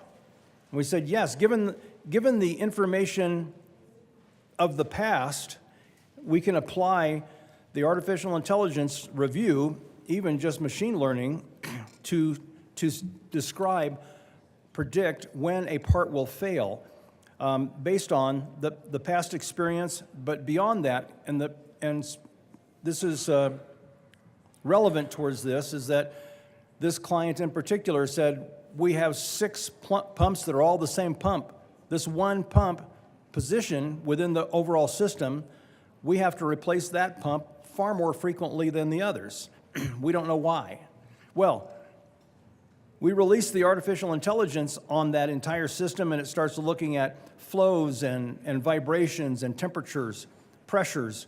And the AI puts all of those together and starts saying, okay, these actions happen from these reactions, and so therefore the prediction will be, and give you some great suggestions about straightening some pipes instead of having such radical curves that cause new frictions and new vibrations that stress that pump. So these are the things that through my point being that one profession after another will begin to adopt artificial intelligence just like we adopt computers and telephones. And another example that occurs to me, we use our phones to drive places. Well, we could, and I think it probably exists as an AI event on our phones now, that it analyzes your pattern of behavior of your driving into work every day and starts looking at all the traffic patterns around, and then starts coming up with some suggestions of, here's how you could more effectively get to where you intend to go. We will see computers over and over and over using artificial intelligence to make ourselves more efficient in our work, and it will be more and more important and improve our quality of life at the same time. So nothing to avoid, rather something to adopt and to help us, excuse me, to provide great work for our employer and our customers.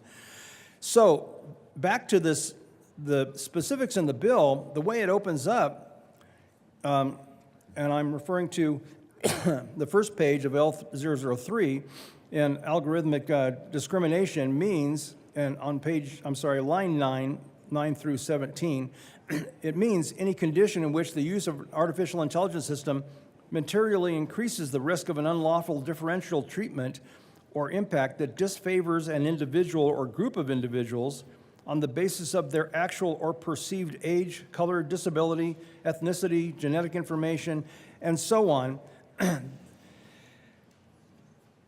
This is a good goal to ensure that any new system, whether it's artificial intelligence or machine learning or pre-programmed preferences, would not have to be an artificial intelligence, could simply be coded in, that those unlawful differential treatments do not occur or are not enhanced by, are not furthered by any system, any new technology.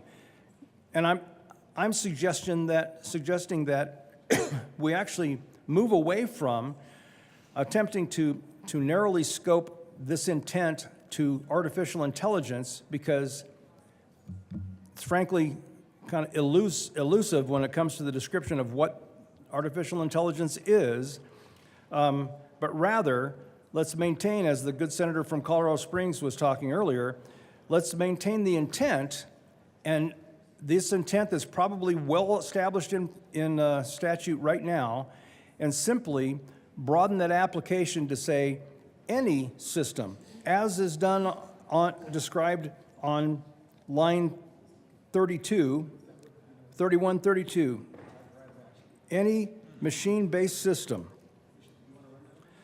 that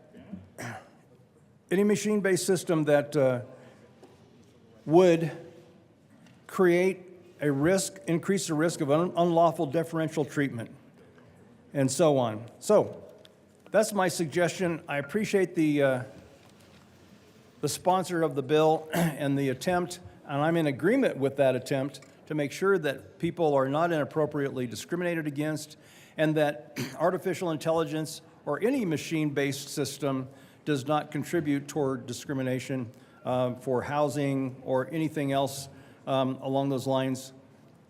I just think we need to redefine this, kind of frankly rewrite this bill so that it accomplishes the goal without stepping into some technology descriptions that may be off base. So thank you, Mr. Chairman. Madam Chair, I forgot who's standing up there. Keep changing. Leader Lundin. Thank you very much, Madam Chair, and welcome to the chair. I rise to discuss Amendment 3 to Senate Bill 205, which is now the bill, since it's a strike below. I approach this conversation a little bit differently, perhaps, than what you've heard so far. I would love to thank, and he'll have to go back and watch the videotape because I don't see the bill sponsor, so he is apparently not in the sound of my voice, within the sound of my voice.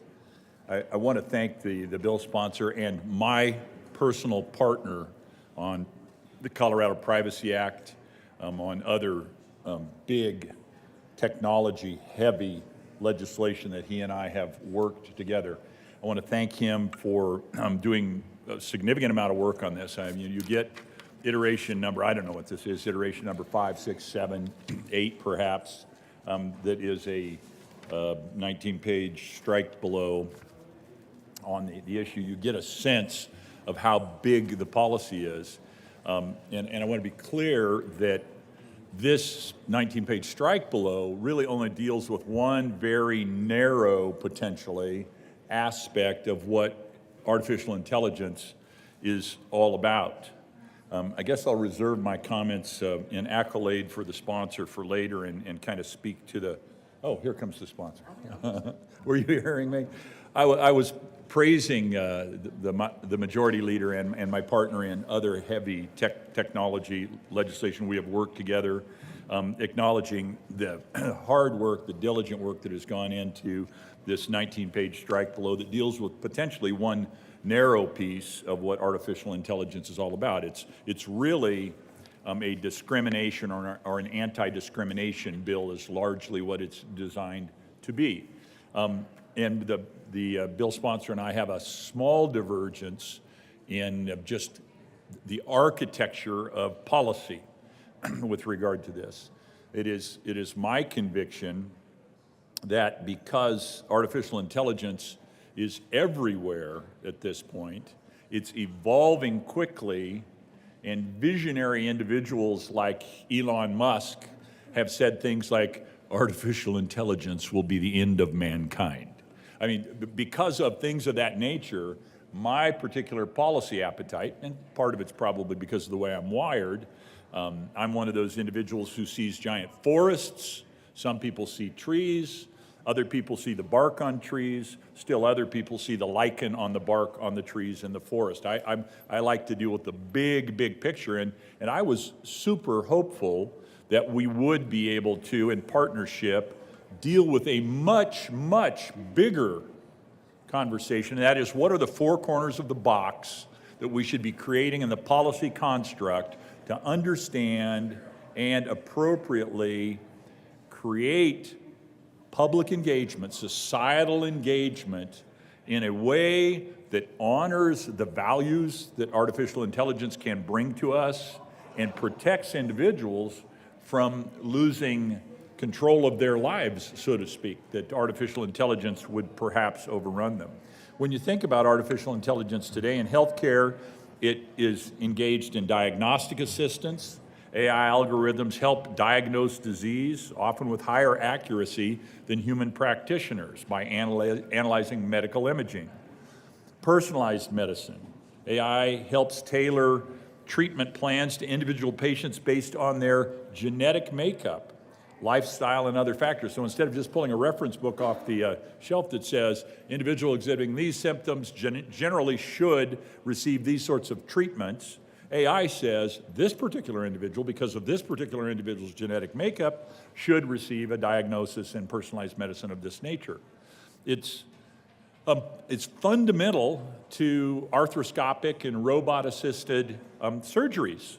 It used to be they cut you open, lay your guts on the table, and then deal with whatever it was that they were working on. It's like now, because of AI-assisted robotics, they can go in through arthroscopic surgery, make a small incision, go in with the robot arm, do whatever it is they're going to do, and then, let's say they're taking out a gallbladder. They pull the gallbladder back out through a narrow incision instead of opening your entire system up and dropping it out. In the land of finance, it creates the possibilities for algorithmic trading. AI systems can execute trades in high speeds, volumes, optimizing strategies in real time.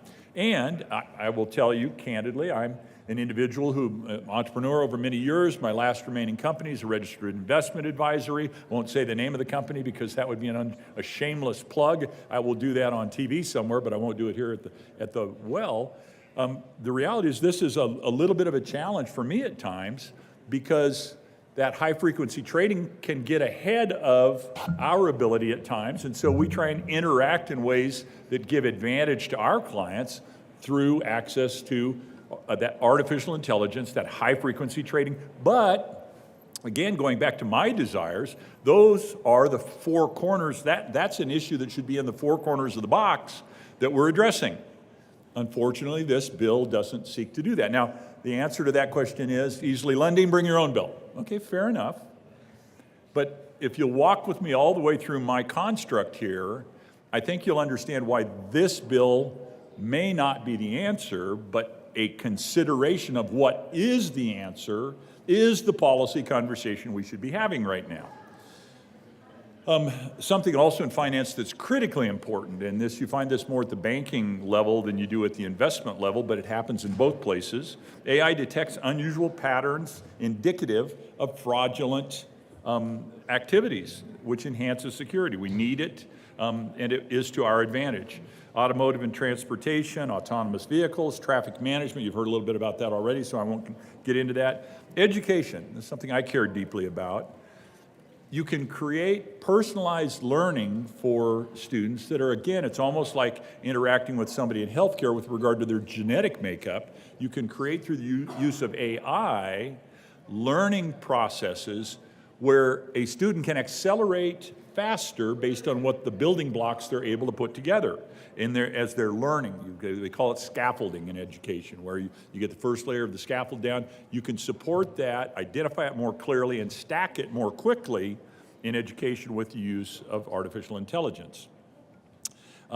Retail, there's all sorts of uses in retail. Entertainment, there's also sorts of uses. So, to the bill itself specifically, there are a couple things in it about this bill that I love, and I have to call out to the sponsor and say how grateful I am. You flip to page 17 of the strike below now, that the enforcement mechanism of this lines up with the enforcement mechanism we have in place with the Colorado Privacy Act. And I believe these two are, if not overlapping, they're certainly adjacent, and I would argue that artificial intelligence overlaps with the Colorado Privacy Act. Hence, a need in my mind for a broader conversation about how we correctly cause them to interact and integrate. But so page 6 or 17, specifically to the bill sponsor, shout out and thank you. You flip to page 18, and if it wouldn't embarrass the majority leader, I'd walk over right now and give him a big hug. And he makes it really clear on page 18, lines 16, 17, and 18, Part 16 does not provide for the basis and is not subject to a private right of action for violations of this part of 16 or any other law. So I'm super grateful for that, because that's the sort of thing we worked diligently and fought about that as we were writing the Colorado Privacy Act. That's the sort of framework that we've created, where I would like to see us create a broader frame for artificial intelligence and engage in the broader conversation. I'm trying to find my notes here. Where? Oh, here it is. Artificial intelligence, sometimes faster, almost always faster than human intelligence. If I'd had an app and if I'd said, hey Siri, please find it, and everybody's phone is going to go off, it would have found it more quickly. I've got 5 pages of back and forth dialogue between, that the bill sponsor has shared with me as someone who could have been a co-prime with him on this bill had we been able to find a pathway to do it. And it just did not work out that we were able to get together on this. The vagaries of the calendar, the vagaries of schedule, and quite frankly, the fact that this train was leaving the station before I really had a chance to kind of get my imprint on the destination of that train, to stick with that metaphor, has left me in a spot where I'm not been able to participate. But I want to call out that I'm looking at 5 pages from the last 24, 48 hours of back and forth interaction, where the sponsor is seeking to interact with the people affected by this in a good faith and meaningful way to get to better policy answers with regard to this specific bill. So I would like to say I'm ambivalent. I'm a little bit reluctant to be supportive of the bill because I think we've heard some arguments, and I am hearing arguments from other individuals where it's inapplicable. We can't do this, is what I'm hearing from a lot of the folks who are actually providing the services, some of which I described earlier in my comments. They're already providing critical services we need, and as drafted at this moment in this shape, getting better, getting closer to the place where it might be applicable, it might be usable and not disruptive to so many of these things that we require. It puts me in a spot, and you've heard some legal concerns, that we already have laws that address the anti-discrimination elements which this bill truly seeks to get at. So it puts me in a spot where I am straining to get to a place where I could say yes, on behalf of the bill and on behalf of my partnership with the bill sponsor. I'm straining to get to a place where I can be a yes, but my answer where I land at this moment is I think we need to back up, raise up to a slightly higher level, look at it more broadly, and come back to a conversation around what we would do. Now, I've got about 5 pages of an outline of how I would potentially approach it. Step 1, and the outline's 5 pages, as I said, but I'll give it to you in just a few words. I'd back up, create a task force. The elements of how I'd create the task force would be clear. The charge is incredibly important of what the charge to that task force would be, and I would make it a big charge because I think this issue is critically important in so many ways that we address it. When you think about how important elements of this conversation are, I, having read history and caring about history, because you can't figure out where you're going if you don't know where you came from, or you're destined to make the same tragic mistakes you made in the past if you don't pay attention to where you came from. I think about things like the stirrup. The stirrup, that's right, the thing that hangs on the side of a horse. Didn't always hang on the side of a horse. People used to just ride on the horses without the stirrup. And when they discovered that you could put a saddle on the horse and attach stirrups to the saddle, it gave the rider purchase, the ability to stay on the horse, and that rider became a more effective warrior. That was a killer app that dramatically changed the future and the course of mankind. With regard to warfare, tragically, but a lot of the history of mankind is about warfare. The printing press, which gave the ability to send to the masses, once they learned how to read, the dissemination of knowledge, killer app that dramatically changed. I'll fast forward on my trip down history because I see eyes rolling. That we then jump to something that we've all more recently experienced, the internet. Oh my gosh, dramatic change of what life looks like. All of those minuscule, teeny, they pale in comparison to what artificial intelligence is. You want to talk about something that is going to change the future of mankind in ways we cannot even begin to imagine. Hence, my desire for a bigger 4 corners of a box and a bigger conversation for this issue It's odd to say a bill doesn't go far enough and therefore I don't support it. So I'm not really saying that. I'm saying others are making what I find to be compelling cases that challenge this bill as drafted. I, on the other hand, want in partnership to pick this up as a piece of what we need to do, add a whole lot more to the size of the box, and figure out how to address what I think is the biggest potential policy issue or set of issues we need to address over the next, and we need to get at it. We need to get at it, as soon as possible, but we've got to start getting the framework mapped out, and it ain't gonna come from the Congress. They are hung up. They are not gonna move it. This is gonna have to come from the states. And blessings to Connecticut for the work they've done, and I appreciate the bill sponsors' desire to connect with and stay in association with Connecticut as they're trying to move something forward. But we have got to get this done, and we need to get the proper scope of the project, which I think the scope of this particular bill is too small. Proper scope of the project, and we need to go after it, and I would seek to be in partnership in doing that. So it's not a yes vote on the bill. It's not 5 minutes of Lundin condemning a bill. I certainly am not doing that. I have challenges with it, yes, but I am not vigorously opposing the bill. And I look forward to the conversation as it evolves. If it evolves as a wraparound that connects in some way with this, if this becomes law, fine. I'm not, I want a couple words on that. I'm not enthusiastic about doing that. There is a change in some of the fundamental pieces of language that we've already created in the apparatus with regard to the Colorado Privacy Act, where we created processors and controllers to give ourselves an understanding. And that's the language that has been picked up nationwide now with regard to privacy and data and technology. There is, the sponsor and I have a disagreement as to this. I think it's important in the policy world that we stick with the language we've created, refining it as opposed to creating new language. This bill creates some new language. It creates what I would call analogous or replacement categories, developer and deployer. I'm not certain that I would approach it that particular way. So kudos to the sponsor for picking up a heavy lift, carving off a smaller piece of that enormous lift, trying to do important good things with it, and a desire for a bigger conversation, and a tepid objection to 205 as currently drafted. Further discussion, Mr. Majority Leader.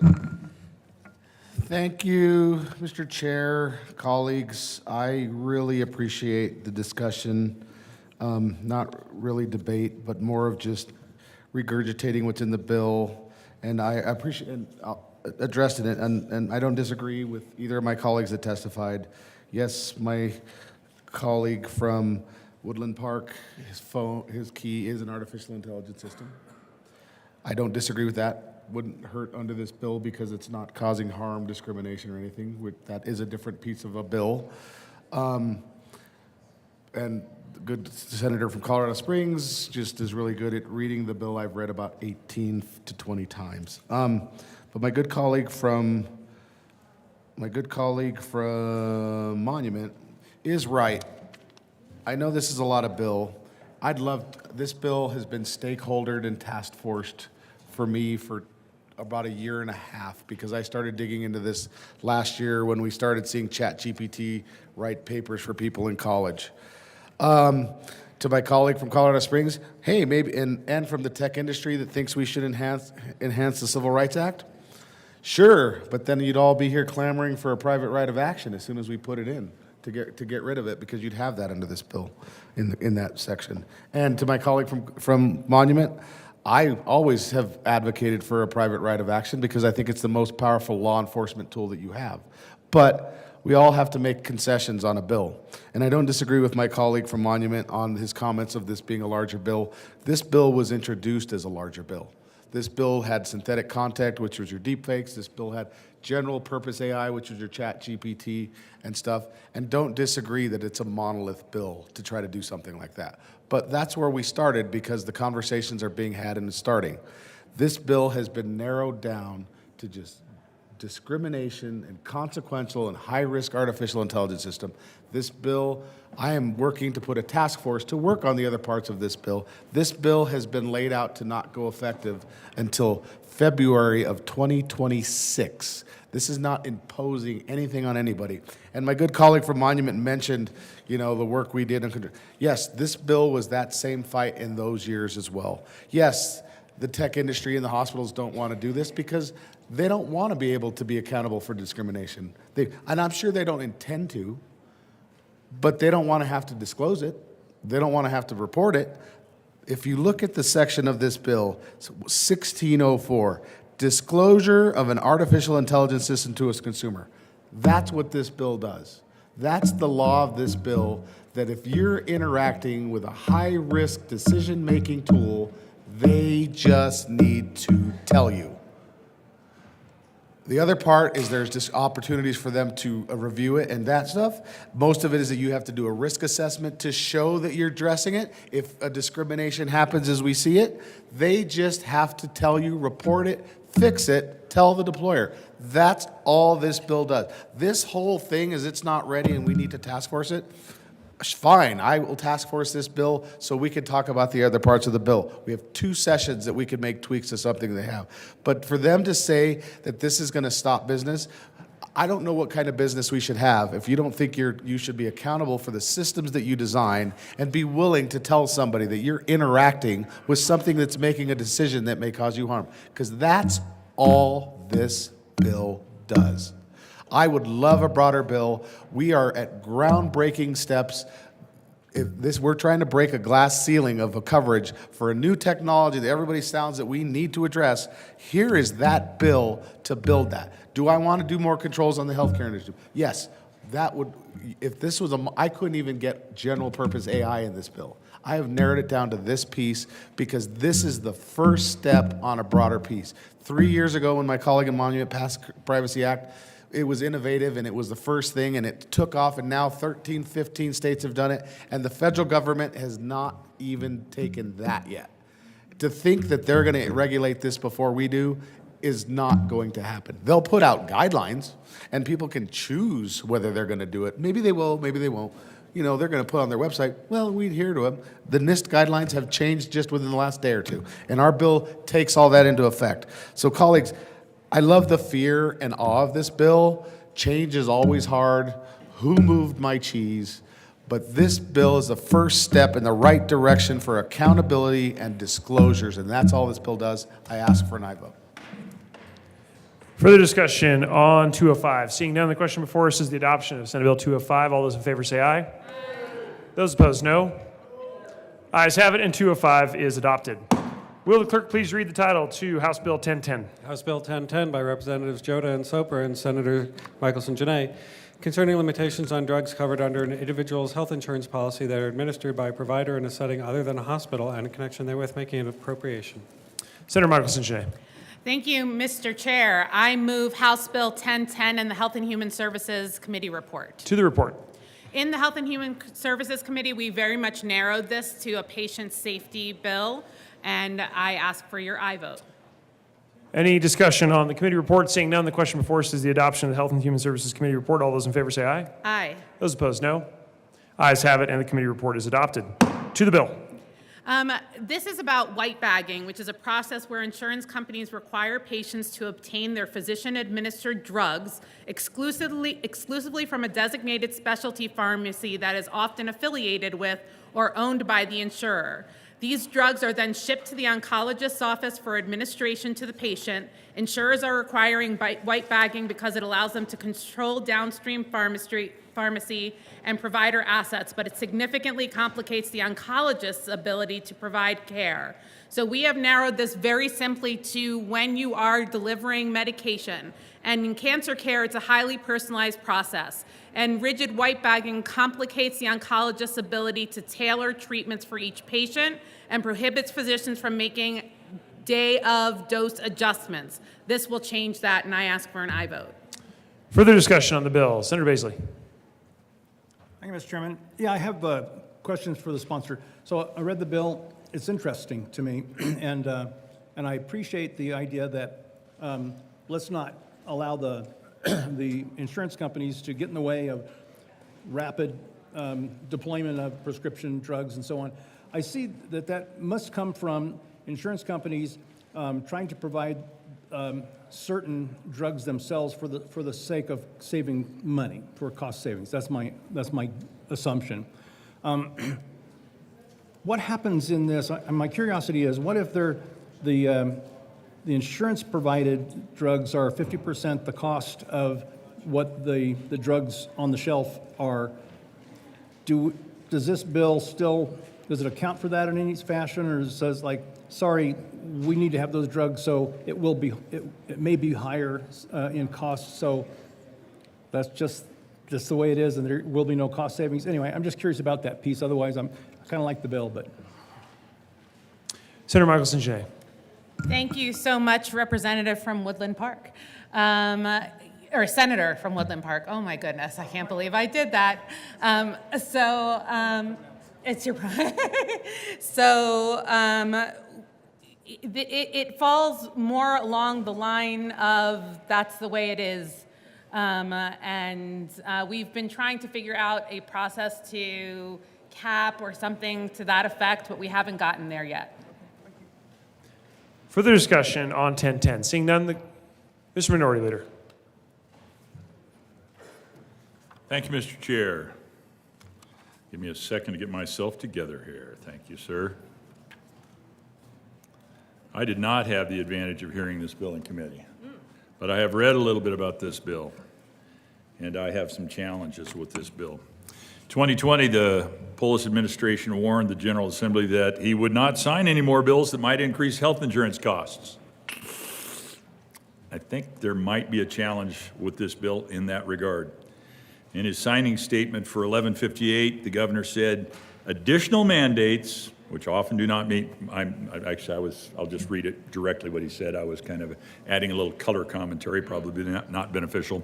Additional mandates often do not meet the goal of lowering health insurance costs for people today and can have the unintended consequence of making coverage less accessible to those who need it most, said the governor. I would make the then value judgment as I read 1010 and the summary documents I've read about 1010 that it would potentially have exactly that effect. Rather than trying to solve the state's healthcare affordability crisis on the backs of health insurance companies, and this is always a challenge, we've got providers, insurance, the people who are actually receiving the coverage, and then the individuals, the physicians themselves. When I say providers in that context, I mean hospitals. When we solve for one person, we always end up pushing out other aspects of the balloon, if you will. It's like you've got a balloon, it's nice and round shaped, you want to make it smaller, so you push on one side, it pushes out the other sides, and that's a challenge. This particular bill is going after the insurance companies with regard to that, and therefore creates a challenge.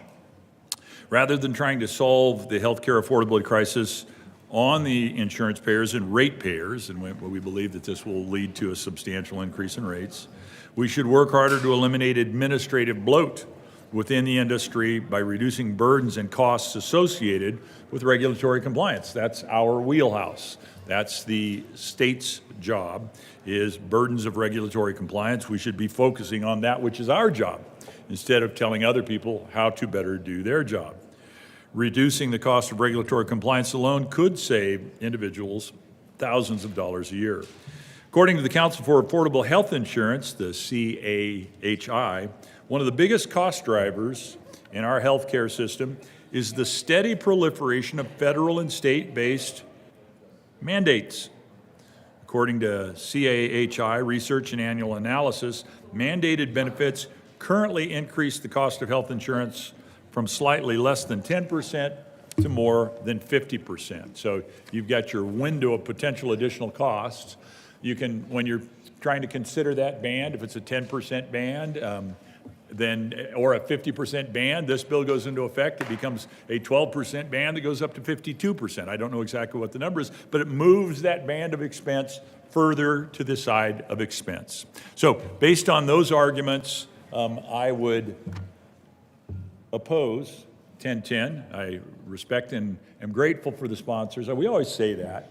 And I think that we have got, when you can consider the difference between chambers, we have got a very collegial desire to actually understand what the bill is doing, argue for things that might make the bill better, argue against things that we think make the bill worse, and try and find a better pathway forward. And so I'm grateful that these sponsors have been good about working on, and we've had some successes already this year on other pieces of policy, amending to make better. I'm grateful for that and hope that we'll be able to make such changes on policy as we move forward together. Thank you, Mr. Chair. Thank you. Senator Michaelson-Jeanette. Thank you so much, Mr. Minority Leader. And we definitely have worked on all of the areas you have identified as issues that we wanted to settle. I just wanted to clarify one thing.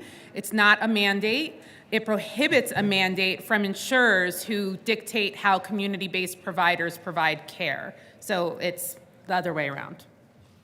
Further discussion. Senator Smallwood. Thank you, Mr. Chair. Good afternoon, colleagues. Lost track of time there. I appreciate the comments from Senator from, I want to say Commerce City all the time. It is Commerce Oh, okay, I was going to say that. That's an interesting way of phrasing the non-mandate mandate. I actually think I might use that from now on. This isn't a mandate that we're covering something. This is just telling somebody that they can't do something. So it's not really a mandate. It's just a prohibition on saying that you can do something, which sadly in the world of health insurance, at least from my very pedestrian perspective, is a mandate. It is a mandate. When we are mandating that a health plan do something, when we're going into Title 10, my soon-to-be least favorite title in the Colorado Revised Statutes, when we're going into Title 10 and saying a carrier, and I'm looking on page 3, line 13, a carrier shall not, whether it's used positively or negatively, whether you're saying shall or shall not, again, from my very, maybe uninformed perspective, that is still a mandate. That is still a mandate. So sadly, the likelihood of House Bill 1010, even if it's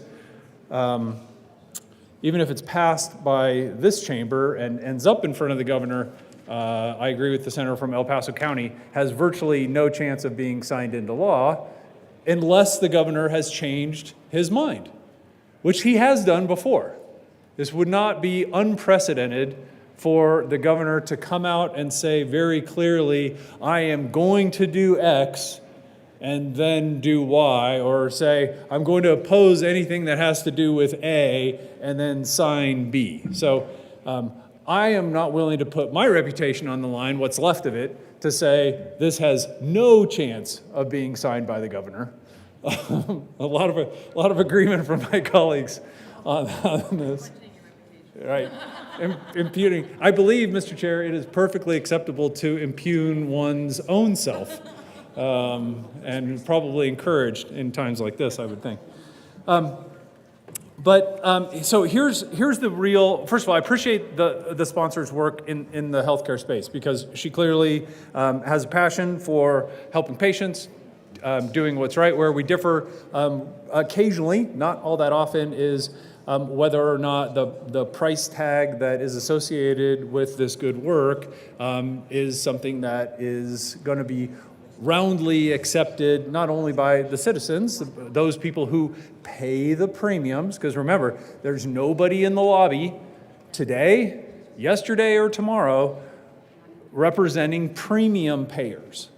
Right? None of you have been approached by the representative from the Colorado Association of Health Insurance Premium Payers.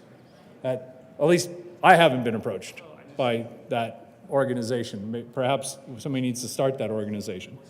Because what 1010, although extremely well-intentioned, does is to raise health insurance premiums. The reason I say that, and say it confidently, is because the point I've made before is that health insurance companies don't stay in business, don't attract membership by doing a lousy job in customer service. So whether we're talking about prior authorization or claims payment or you name it, pre-service notification, quantity limitation, step therapy, all the 8 million things related to utilization management, they don't do that to torture their consumers because that is their customers. And at least temporarily in this state, we have a choice of healthcare providers. Now, when all the rest of these bills pass after I'm gone, we won't have choice anymore, as we will have just a single-payer system that will now be making these same arguments against the government. So good luck in that battle, right? Good luck fighting town hall, as they say. But for now, we have choice. And if an insurance company is going to torture their customers, those customers are going to leave. That's the way that works. At least that's the way it's worked in 31 years that I've sort of dabbled in this side of it, is that those insurance companies that treat people the worst find their membership fleeing and going someplace else. So these sorts of utilization management techniques are designed to protect the patient. In some cases, like we were talking prior authorization, it's not just cost, it's safety. In this case, at least from my perspective, we're dealing exclusively with cost. And where I appreciate the proponents of this bill trying to thread a needle is that I would agree that when we're dealing with a life-threatening medical condition, that delaying care not only is difficult for the patient, but I would say if you did do an actuarial review, again, if we were narrowing this to life-threatening conditions, I would think the actuarial review would say, you know what, you're actually costing more money by delaying care. And that would be a bill that I could then support. I could then be a yes vote and a co-sponsor on House Bill 1010, which would be awesome for me, maybe not for everybody. But I would love to be a yes vote and a co-sponsor on this bill.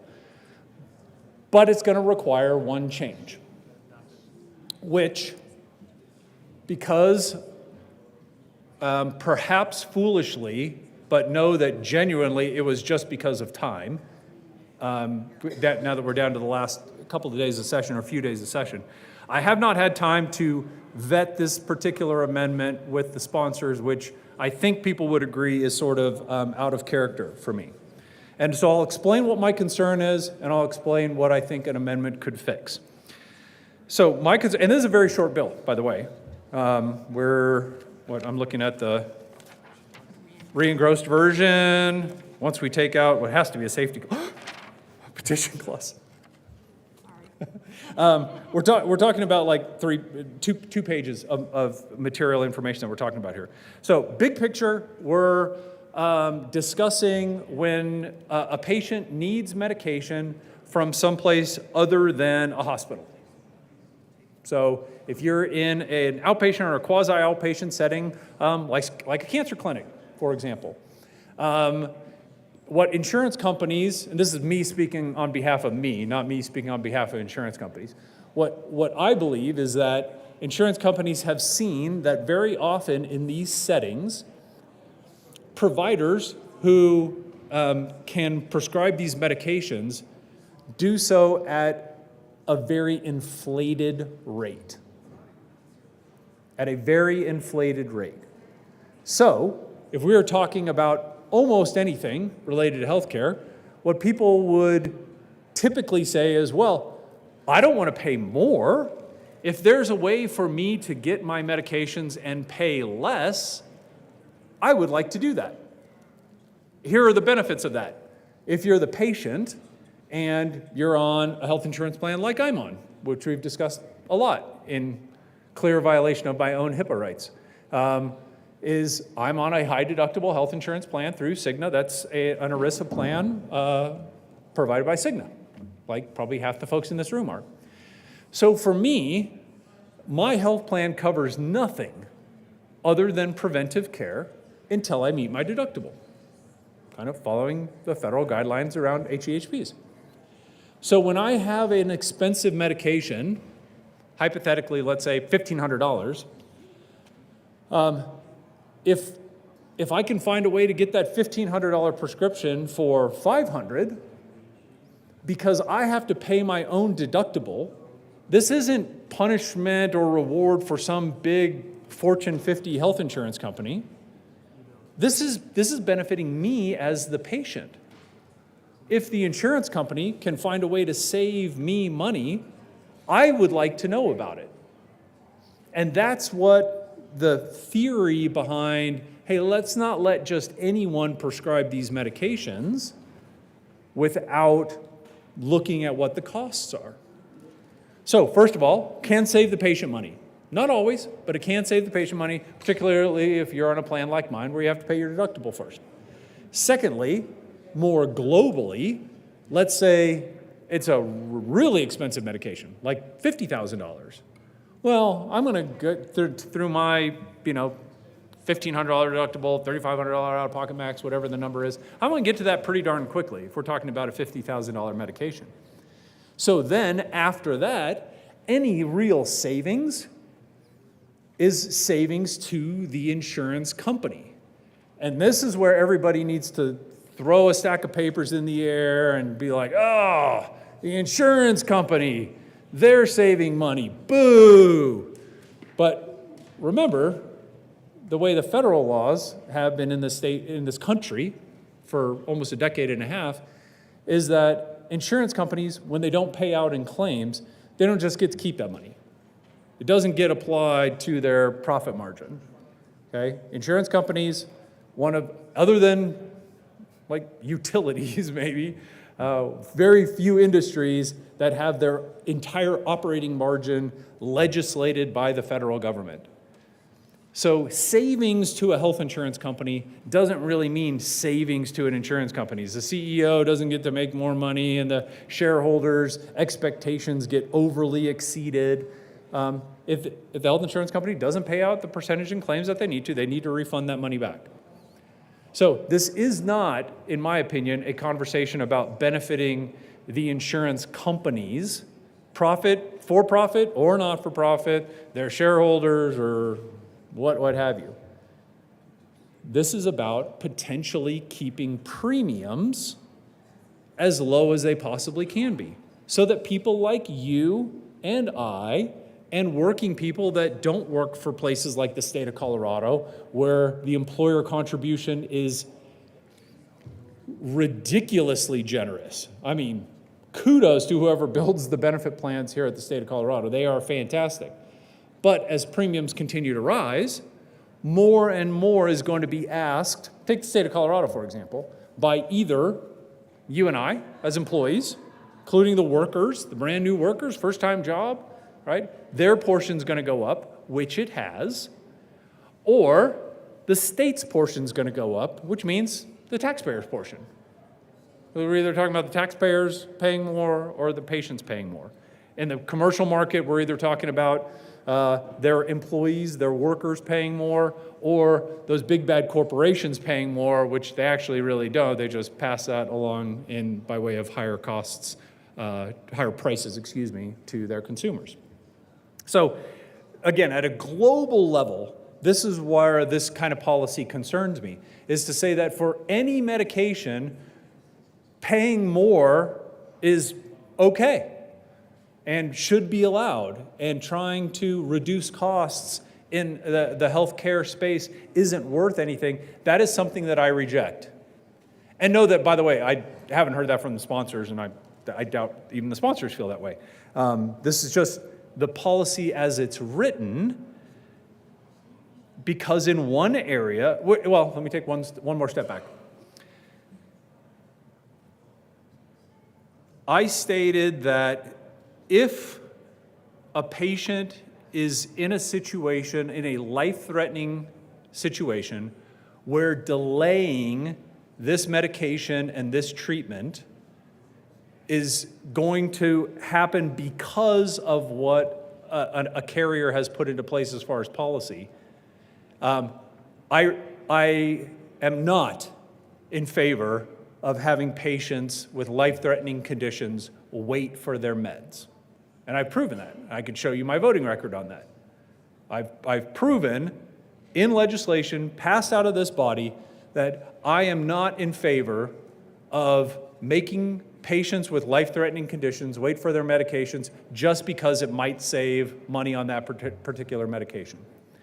But here's the part of the bill that I have the problem with. And again, full confession, what I should have gone to the bill sponsors with long ago so that we're not doing this on second reading. I am on page 3, looking at lines 12 and 13.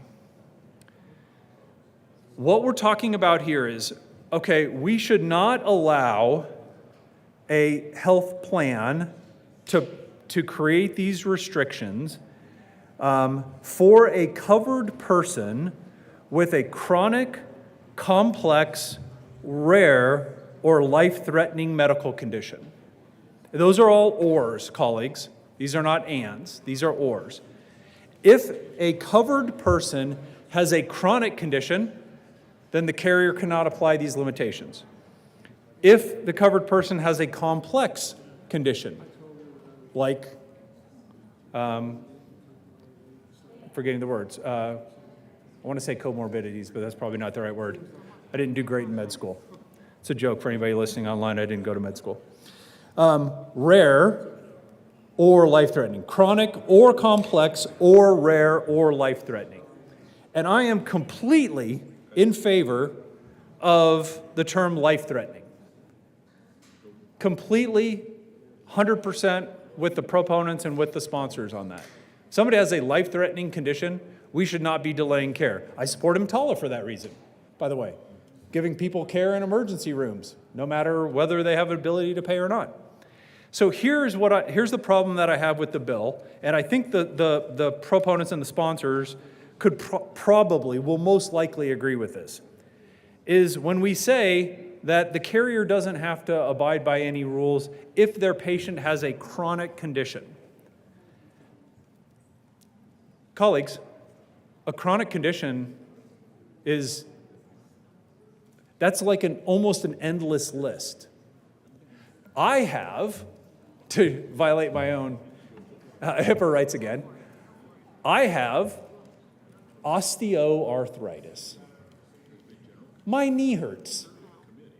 It hurts most times. It hurts a lot. Not always, but it hurts a lot. I have osteoarthritis. Osteoarthritis is a chronic condition.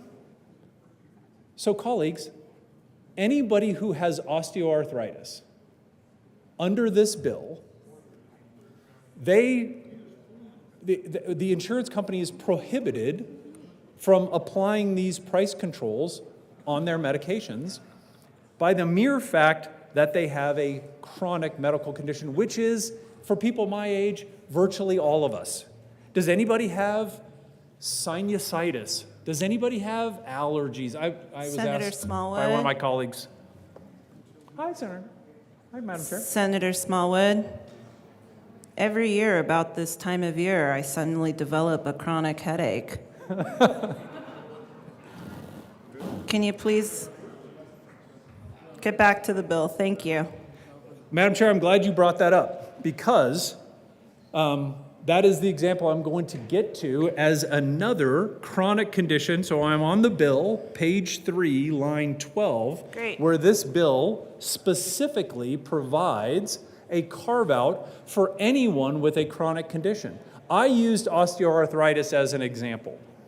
Another common example would be asthma, allergies, migraine headaches, as we heard. Lord knows. Migraine headaches. If you have a migraine, if you get migraine headaches, colleagues, you have a chronic condition. I am all in favor of making sure patients with life-threatening conditions get their medications immediately, as quickly as possible. But to use the definition literally, which is what we have to do. We have to use the definitions literally. If it says chronic, If a patient has a chronic condition, then all the rules are off, regardless of what else we're talking about later on. So whether we're talking about a patient with osteoarthritis, a patient with migraines, a patient with asthma, this law now doesn't apply to any patient like that, and that's foolish, and that is encouraging the governor to veto this bill, especially since I think that the governor will side with me, which did happen one other time. It's a long time ago.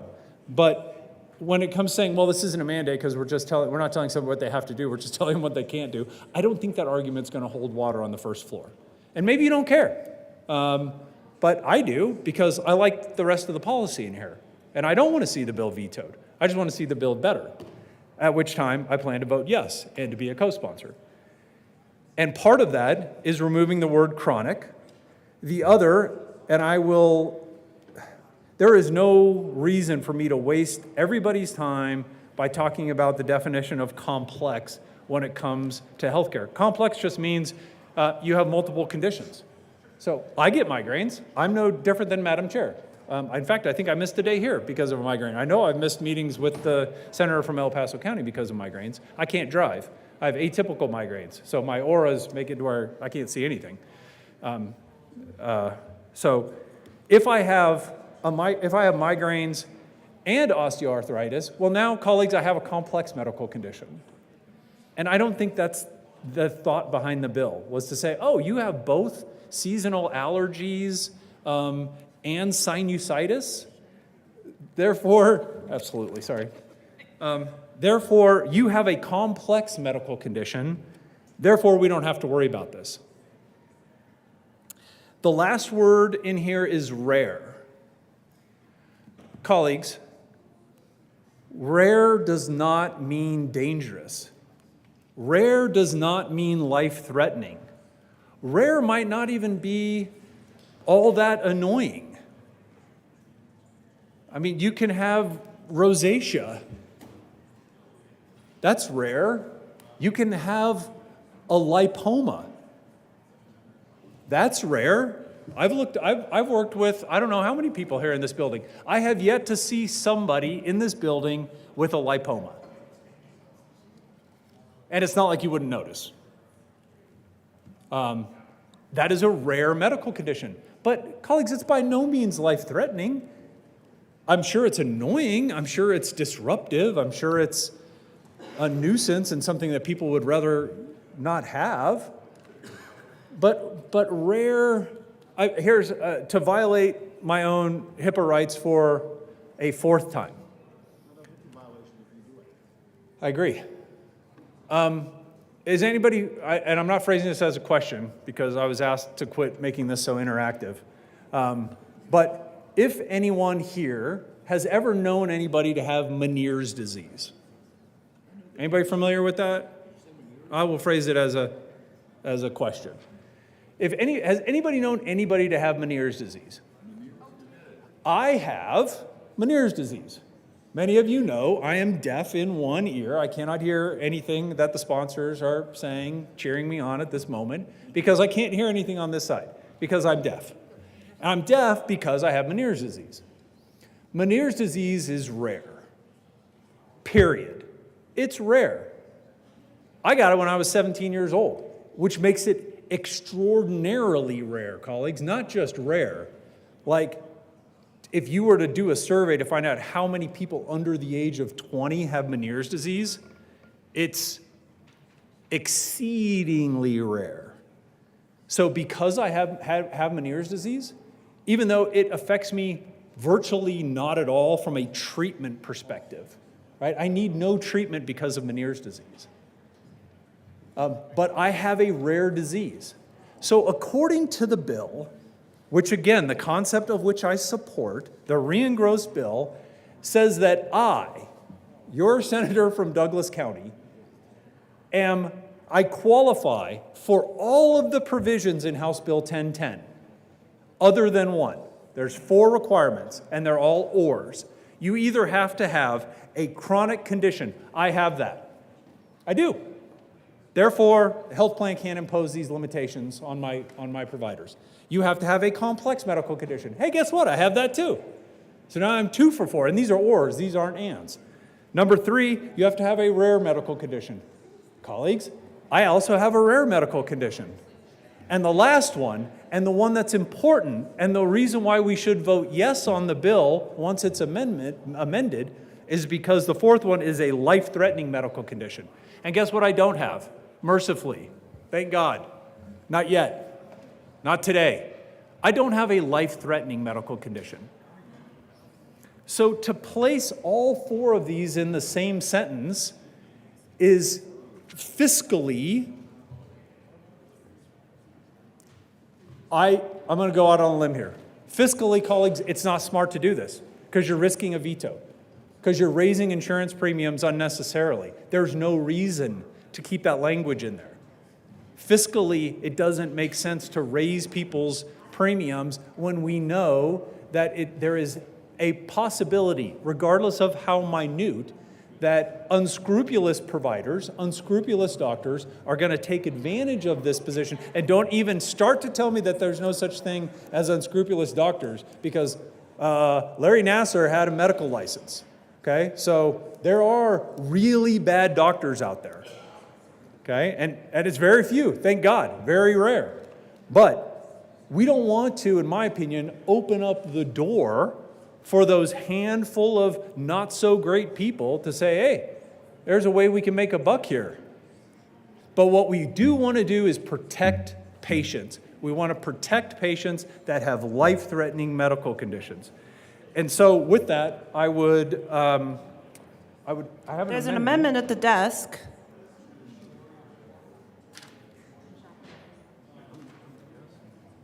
Mr. Hubler, will you please read L19? L19, amendment. Senator Smallwood. Thank you, Madam Chair. And again, for the 4th time, my apologies to the sponsors. How about you move the amendment? Yeah, thank you, Madam Chair. I forget how fast you are with that. I move Amendment 19. To the amendment. Thank you, Madam Chair. So Amendment 19 is very simple. Amendment 19 doesn't gut what I believe the sponsors and the proponents want to see in a bill. And again, as I was saying, for the 4th time, I apologize to the sponsors because I'm usually pretty good about bringing amendments well before second reading when I'm about to change from a no vote to a yes vote and a co-sponsor. But this strikes 3 words that are unnecessary when it comes to the purpose of the bill. The purpose of the bill, as I understood it, was to make sure that patients with life-threatening conditions get treated right away, and damn the torpedoes as far as, a health plan and rules and all that kind of stuff, because we have a patient with a life-threatening medical condition. And that comes first. And financially, I can say, and I'm not foolish enough to speak for the governor, but I think the governor would also realize that when you withhold necessary medical care from those with life-threatening medical conditions, you actually cause healthcare costs to go up. You take what would be a less acute situation and you turn it into a highly acute situation. And that's foolish from a fiscal perspective. So by taking Amendment 19, keeping life-threatening in the bill, removing words that are not only necessary, but they don't make any sense, right? Nobody's out in this bill to try to protect patients with chronic osteoarthritis like me or chronic sinusitis. They're not trying to protect folks who have complex but non-life-threatening conditions. Complex but just mildly annoying conditions like having both a lipoma and osteoarthritis, or rare medical conditions which largely are not anywhere close to life-threatening. And again, if they are life-threatening, and I would entertain another amendment that would say something like life or limb-threatening even, I just didn't want to mess with their language too much. There is a broad continuum between the folks that we want to protect, and I am in your corner with that, versus everybody in the state of Colorado, which by adding chronic, complex, and rare, you're including virtually every non-newborn in the state of Colorado, in my opinion. So would very much ask for an aye vote on Amendment 19 or a reasonable alternative to Amendment 19, because I'm assuming we're on the same page. Senator Michelson Janae. Thank you, Mr. Chair, and thank you very much to my senator from Parker for bringing forward such an interesting amendment. So when you were talking, I had questions for you, making sure I'm talking into the correct ear. So when you were talking, you said life or limb threatening. I have an example of a patient who was unable to get the medications they needed and ended up with an infection that was life-threatening in a limb that wound them up in the hospital. So I'm wondering what you're feeling. You mentioned life or limb threatening. Maybe that is a way to thread the needle. Senator Smallwood. Continued discussion on L19. Yes, thank you. I think what we're talking about, Madam Chair, is a possible either corollary to Amendment 19 or a related amendment to Amendment 19, which could be conceptual, or we could take 2 minutes and type something up. But here's the terminology that we use in our industry to define what is an emergency and not an emergency is pretty easy. It's a little bit wordy, but it basically says the same thing. It says an emergency medical condition is a condition where somebody is in a life or limb-threatening emergency, or that delaying care would cause a life or limb-threatening emergency to exist. So I think it's even more broad and a little bit more liberal than what you had brought up. That's something that says somebody is in a life or limb-threatening emergency, or by waiting, they're going to cause reasonably be certain to cause a life or limb-threatening emergency. So I would be thrilled to have amendments like that. I think it absolutely accomplishes the purpose and makes the bill even better than Amendment 19. We'll stand in a senatorial 5.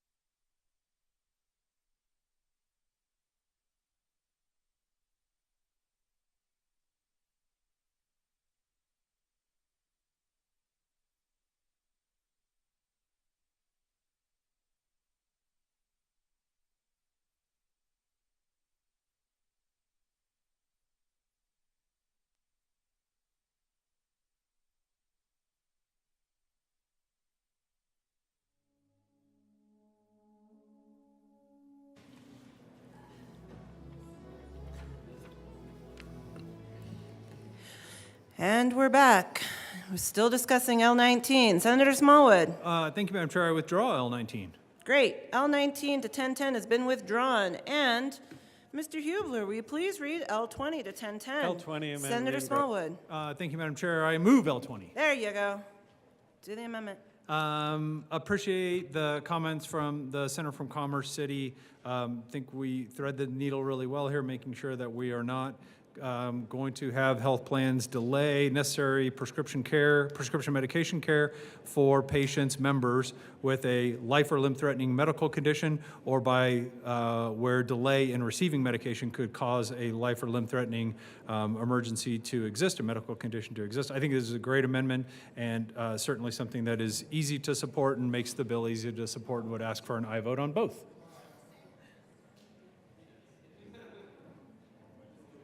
Senator Michelson-Janae. Thank you, Madam Chair. I ask for an aye vote. This is a friendly amendment. Seeing no further discussion, the motion before the body is the adoption of L20 to 1010. All those in favor say aye. Aye. Those opposed, no. The ayes have it. L20 is adopted. The motion before the body is the adoption of House Bill 1010. All those in favor say aye. Aye. Opposed, no. The ayes have it. 1010 is adopted. Majority Leader Rodriguez. Thank you, Madam Chair. I move that the committee rise, report progress, and beg leave to sit again. The motion is to take a chill pill and rise and report, beg leave, and sit again. All those in favor say aye. Aye. Opposed, no. The ayes have it, and we will do just that.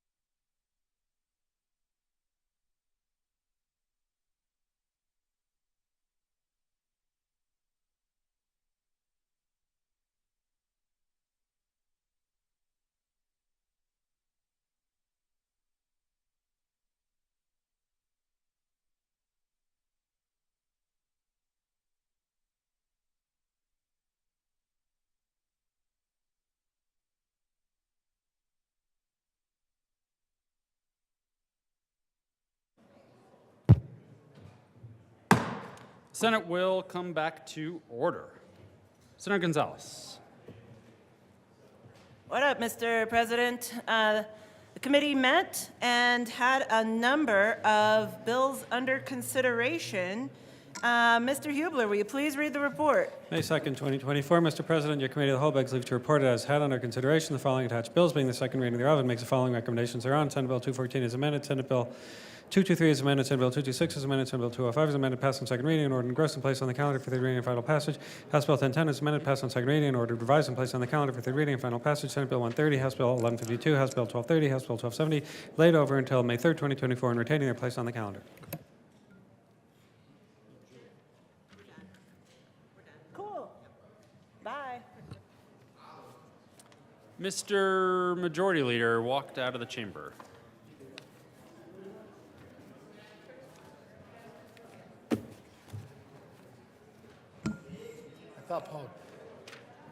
Colleagues, we will be recessing so we can go to the upon adjournment committees. That we will then, after the upon adjournment committees come back, do a call of the Senate.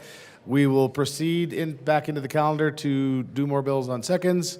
The plan is to bring in dinner, and then we will, depending on what time we get done, we will break out to the afternoon committees later this evening. So on that, Mr. President, I move that the Senate recess until 2:15.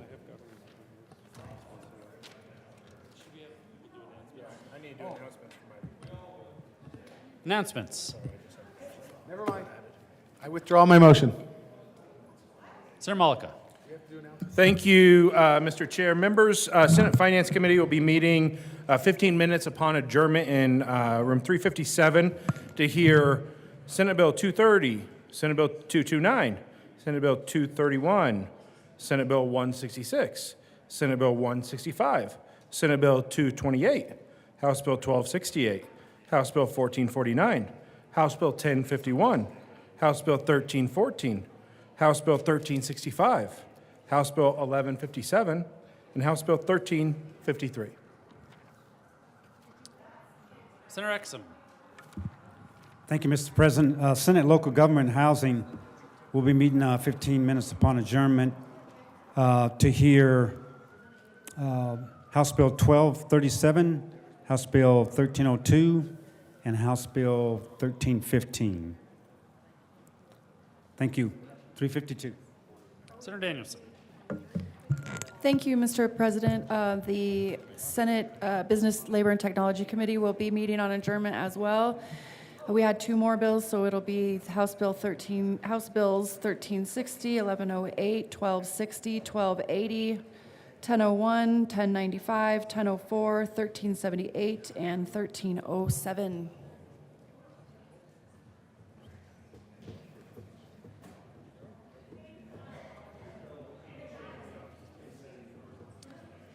Anybody else? Yes, just 1 second. Is this for tomorrow? Yeah. We're coming back. All right. Mr. Minority Leader. Thank you very much, Mr. President. I have not had the opportunity to get out there and confirm this, but if I recall correctly, the puppy dogs were supposed to be on the east steps of the Capitol from noon to 3. You've got 1 hour to get out and pet a puppy dog. Do it. Everybody needs to tousle the ears of a puppy here in the next hour. East steps of the Capitol. Senator Bridges. Thank you, Mr. President. Appropriations will be meeting tomorrow at 8 a.m., where we will hear the following bills. House bills. 1008, 1024, 1043, 1045, 1051, 1075, 1095, 1135, 1153, 1216, 1217, 1260, 1262, 1290, 1302, 1313, 1320, 1333, 1355, 1360, 1364. Nope. 1382, 1431, 1432, 1446, 1458. Senate Bills 84, 95, 107, 229, and 230, and maybe 228.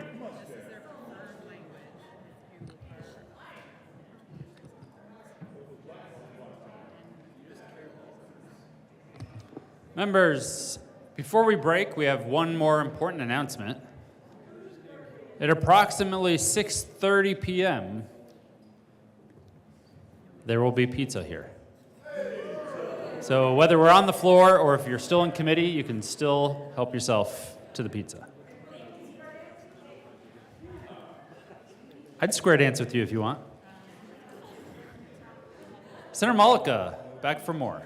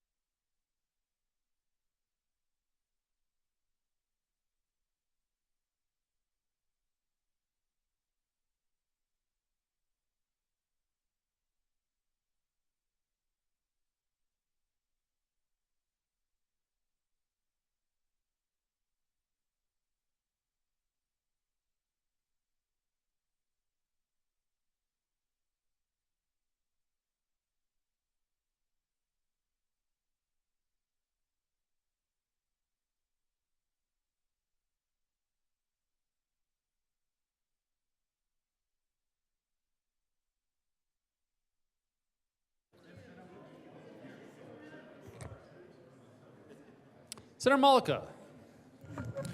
Thank you, Mr. President. Members, just to be clear, because of the bills, the number of bills that we have in finance, we will prioritize the Senate bills that were announced.